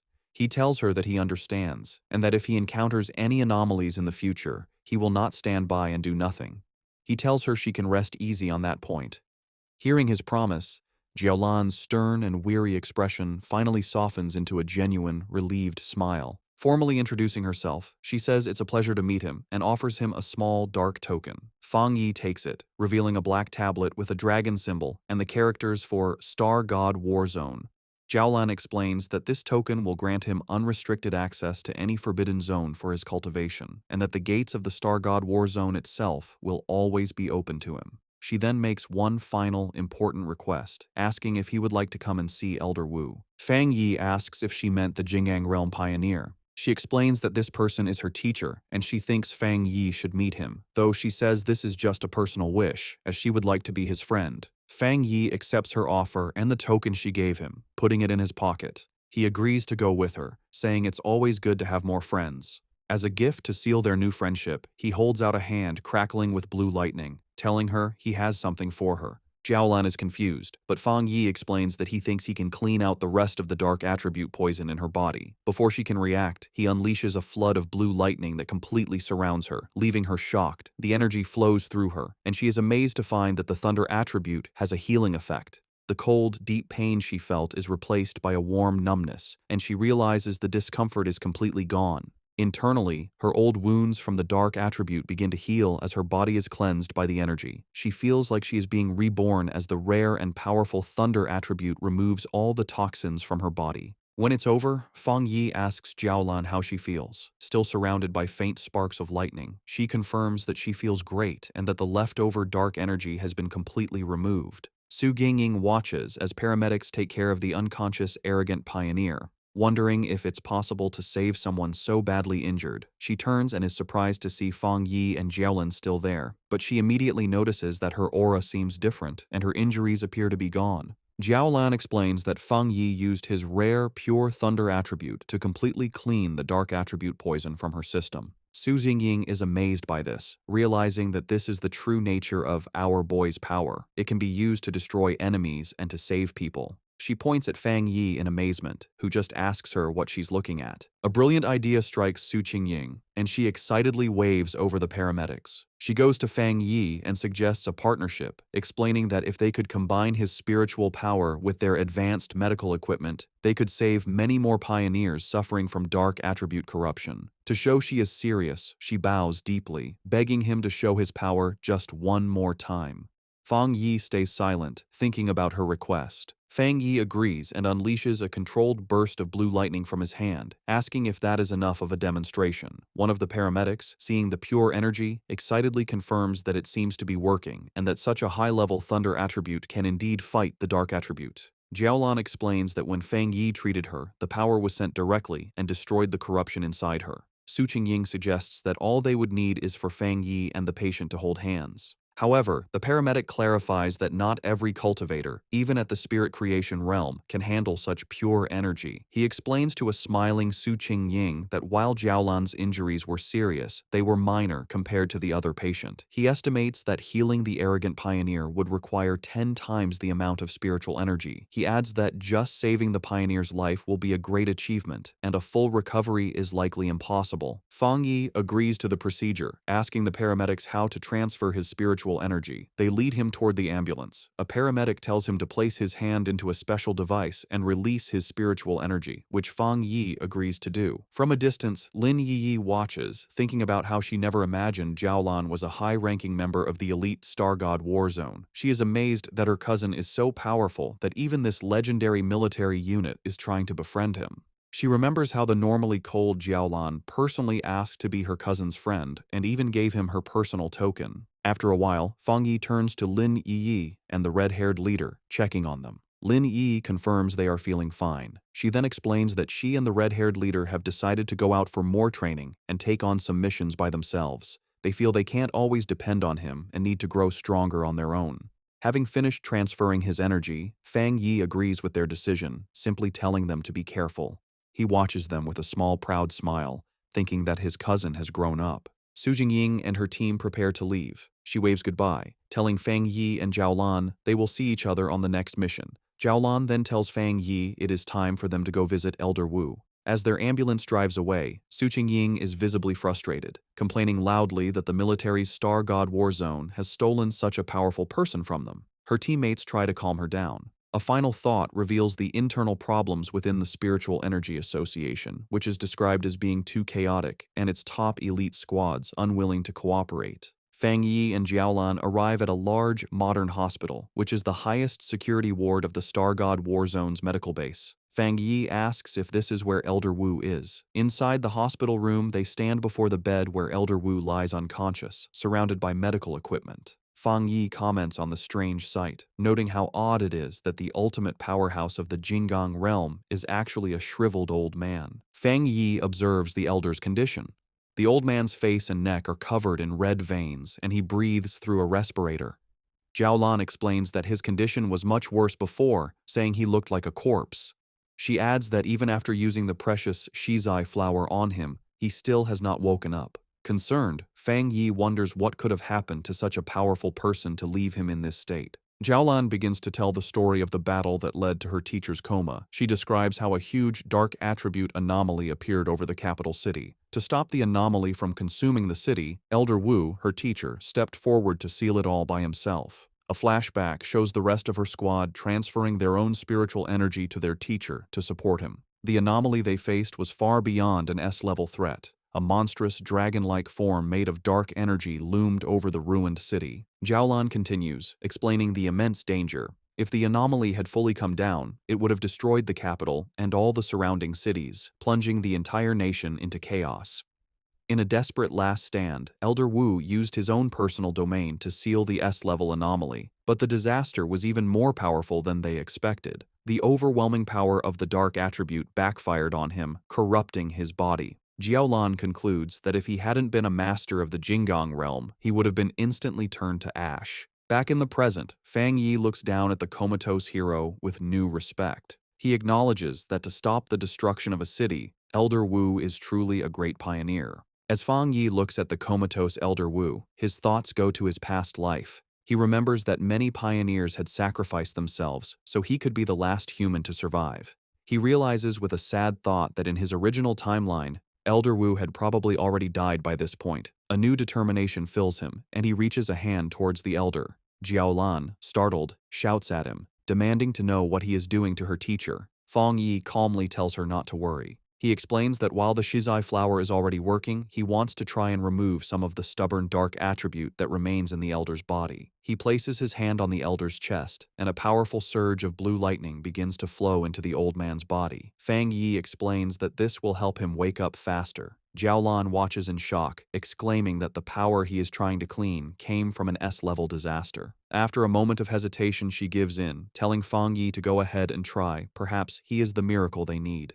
The room is filled with the crackling of Fang Yi's power as he pours his energy into the elder. Jiaolan warns him to be careful, explaining that the dark attribute inside her teacher is far more terrifying than the dark tide. She adds that, without the Shizai flower, the elder's recovery would not have been so slow. Fang Yi, his face serious, confirms that he understands. He can feel the immense power of the darkness within the elder's body. He knows that even though the Shizai flower's purifying power has weakened it, the dark energy can still exert an immense and oppressive force. Suddenly, a powerful wave of dark energy erupts from the bed, pushing both Fang Yi and Jiaolan back. Jiaolan shouts a warning, telling Fang Yi to be careful and focus his mind as the dark energy is beginning to affect him. In response, a brilliant golden aura erupts around Fang Yi as he activates his own spiritual protection. His eyes glow with a golden light, but he realizes with a start that the dark energy has pulled his consciousness into a vision of the past.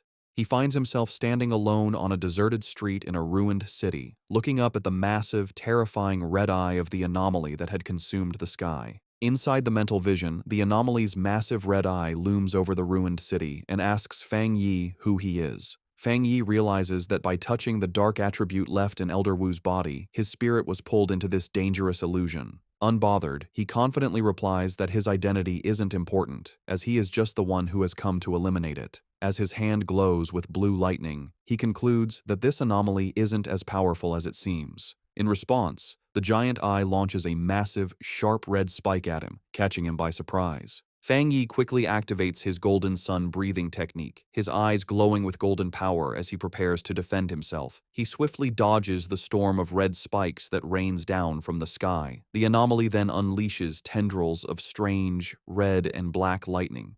Fang Yi notes that this strange lightning is as strong as the divine thunder he absorbed on Yuhuang Mountain. The anomaly reveals its true form, shifting into a huge swarm of countless insect-like creatures made of pure dark attribute energy, swirling around a central red eye. Fang Yi recognizes that each of these creatures is as strong as the monsters from the dark tide, and he understands there are tens of millions of them. The entire swarm then comes down on him like a terrifying vortex. In response to the huge threat, Fang Yi summons his flaming sword.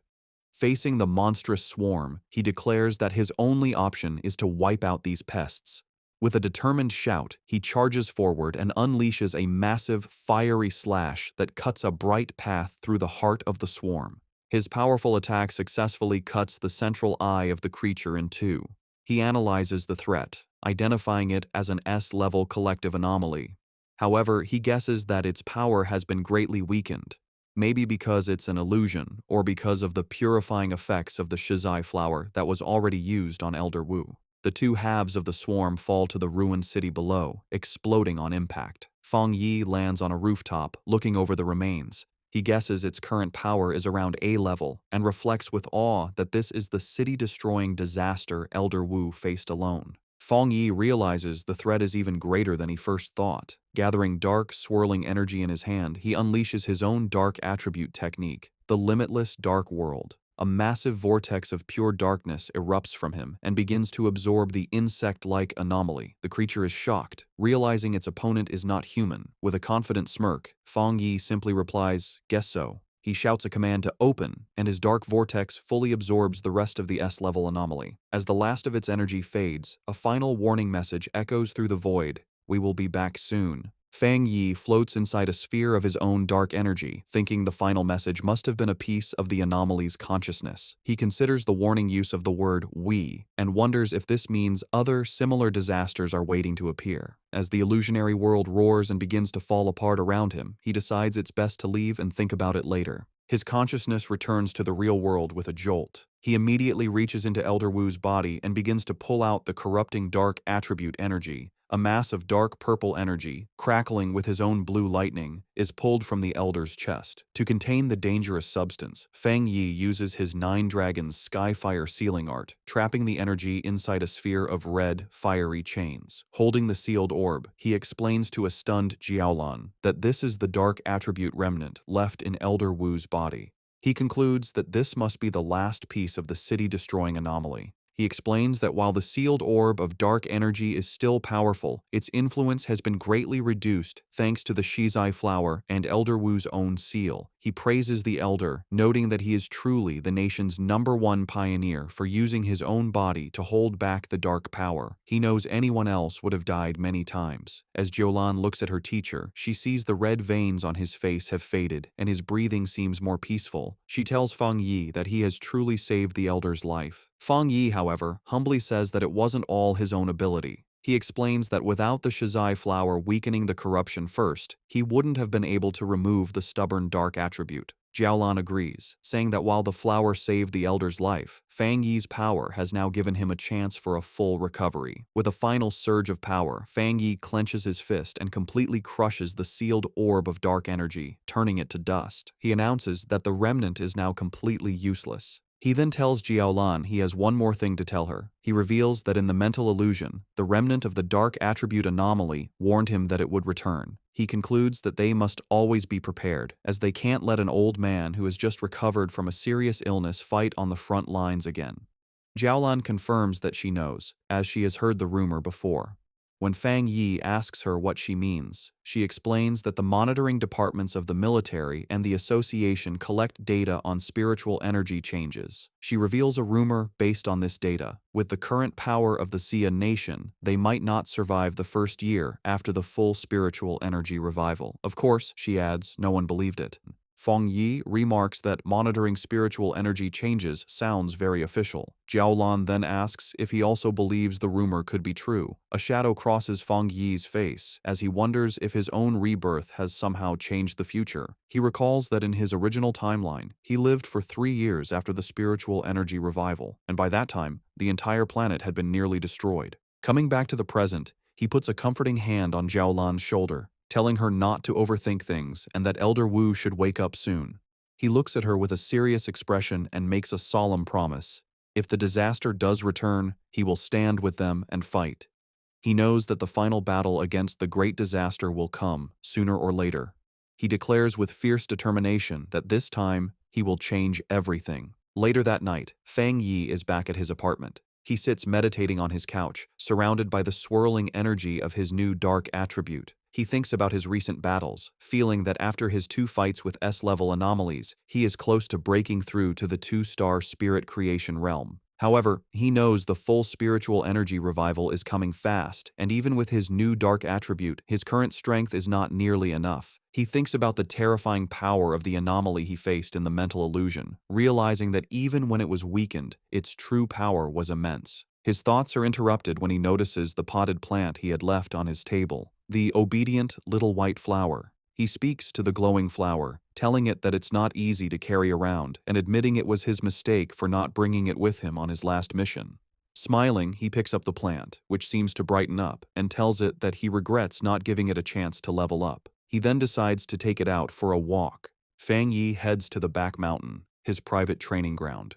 As he walks along the moonlit path, he notes how skilled the association's plant research department must be. He observes that in the short time since the area was last damaged, the forest has already begun to recover, a sign of nature's improved self-healing in this new era. He finds a good spot in the woods and kneels down, taking the flower from its pot to plant it in the rich soil. He makes a mental note to thank Su Qingying and her team for securing this place for him. As he prepares to plant it, he holds the flower and gently warns his new companion to take it easy and only absorb a little at a time, reminding it that if it becomes too greedy, not even all the forests on the planet would be enough to feed it. Once in the soil, the obedient little white flower immediately takes root. A massive vortex of green, life-draining energy erupts from the plant, spreading quickly through the forest and absorbing the life of all the nearby trees. After a few moments, Fang Yi stands with his arms crossed in the now dead and empty section of the woods, deciding that the flower has absorbed enough for now. With a satisfied smile, he gently pulls the brightly glowing flower from the ground,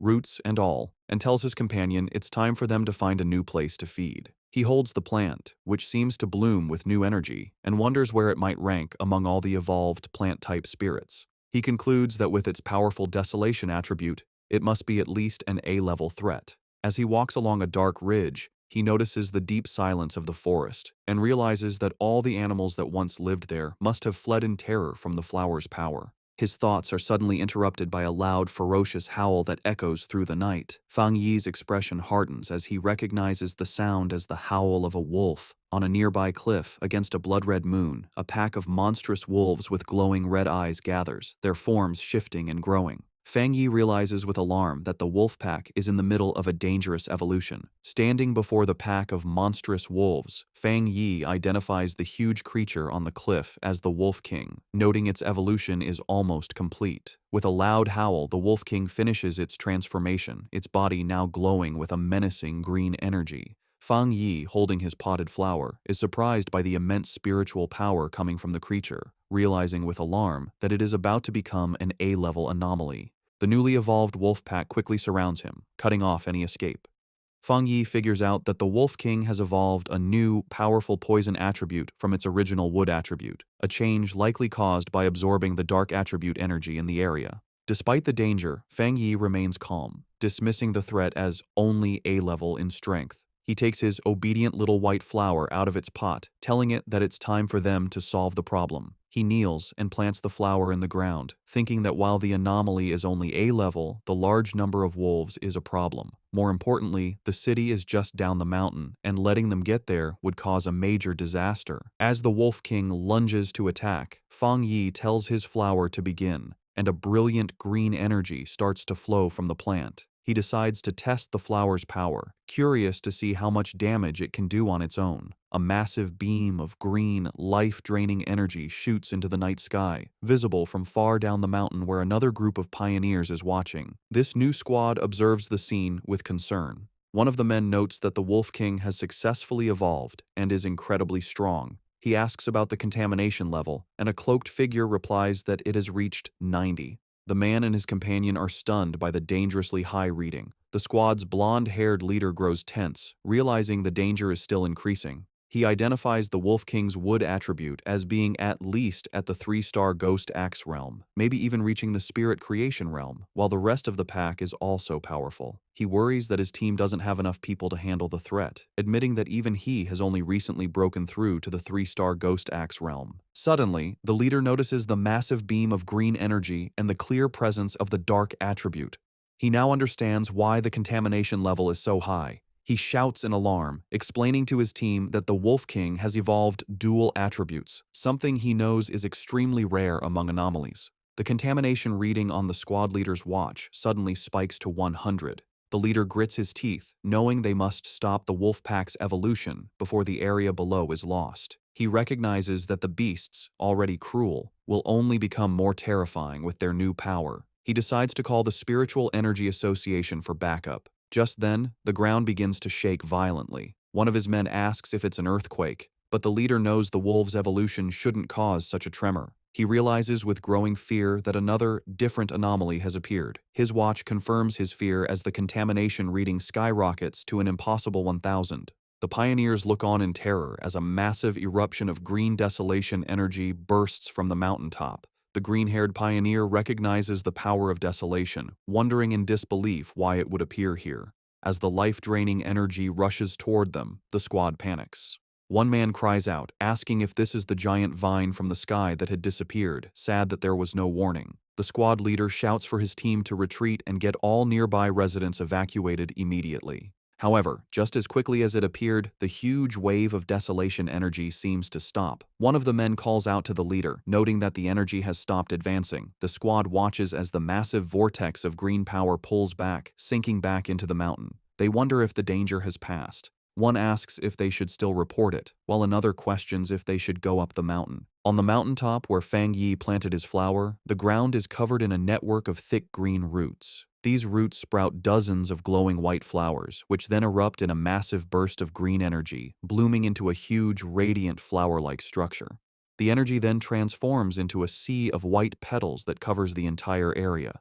The Wolf King howls in fury as the seemingly harmless petals turn into a deadly weapon, forming a sharp blade that slices through the air. Fang Yi stands calmly among the swirling petals and explains the terrifying nature of his flower's power. The sea of spiritual flowers will endlessly grow back and multiply, absorbing and purifying the enemy until nothing is left. Fang Yi stands on his flower's massive root system. As the wolf pack begins to fall to its power, he taunts the Wolf King, asking how its pack members will do without the same spiritual protection he has. The smaller wolves are quickly trapped by vines covered in white flowers, their life energy rapidly drained until only their skeletons remain, collapsing into dust.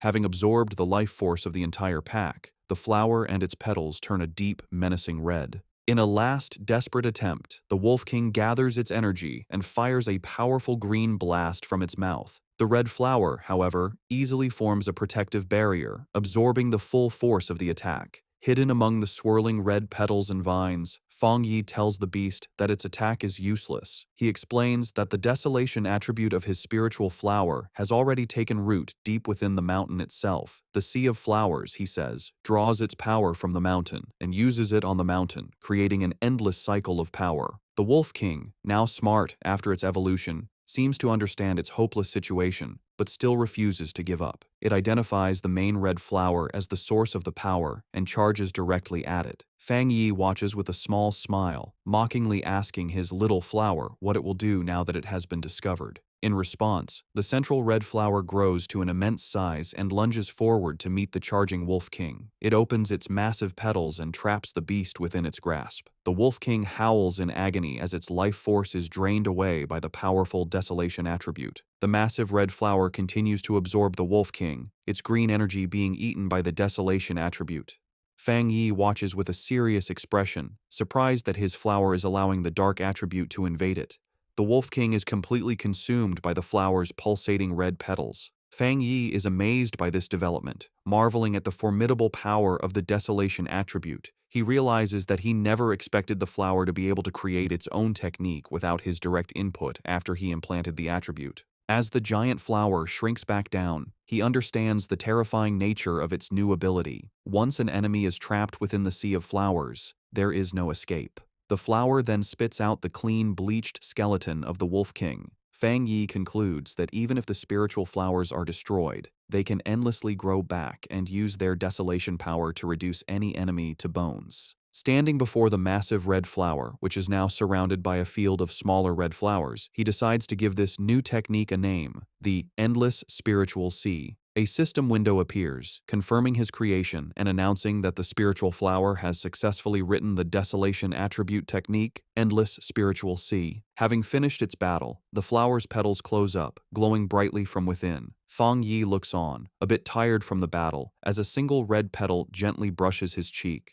The flower then erupts with a massive surge of energy, and Fang Yi realizes with surprise that his little flower is also about to evolve. In a high-tech control room, alarms blare as an analyst reports an A-level anomaly. He explains they are detecting two different spiritual powers in the same area. Just as the Wolf King was evolving and creating a dark attribute, a separate and powerful desolation attribute appeared. The Association Superior, listening with Su Qingying, demands to know the location. A technician points to a map, explaining it was an area Su Qingying's team was previously in charge of. The Superior questions this, asking if the Destroyer Squad wasn't already sent to deal with the Wolf Pack. His question is cut short by a call from the squad on the ground. The squad leader reports that a powerful wave of desolation energy appeared and wiped out the A-level wolf pack. However, he adds that the desolation power moved back into the mountain, where a large number of unusual flower anomalies have since appeared. The pioneers stand before the mountain, which is now glowing red from a sea of flowers, unable to get closer. The association superior and the squad leader continue their talk. The leader warns that if this new, unknown anomaly were to erupt, it would be far worse than the celestial vine.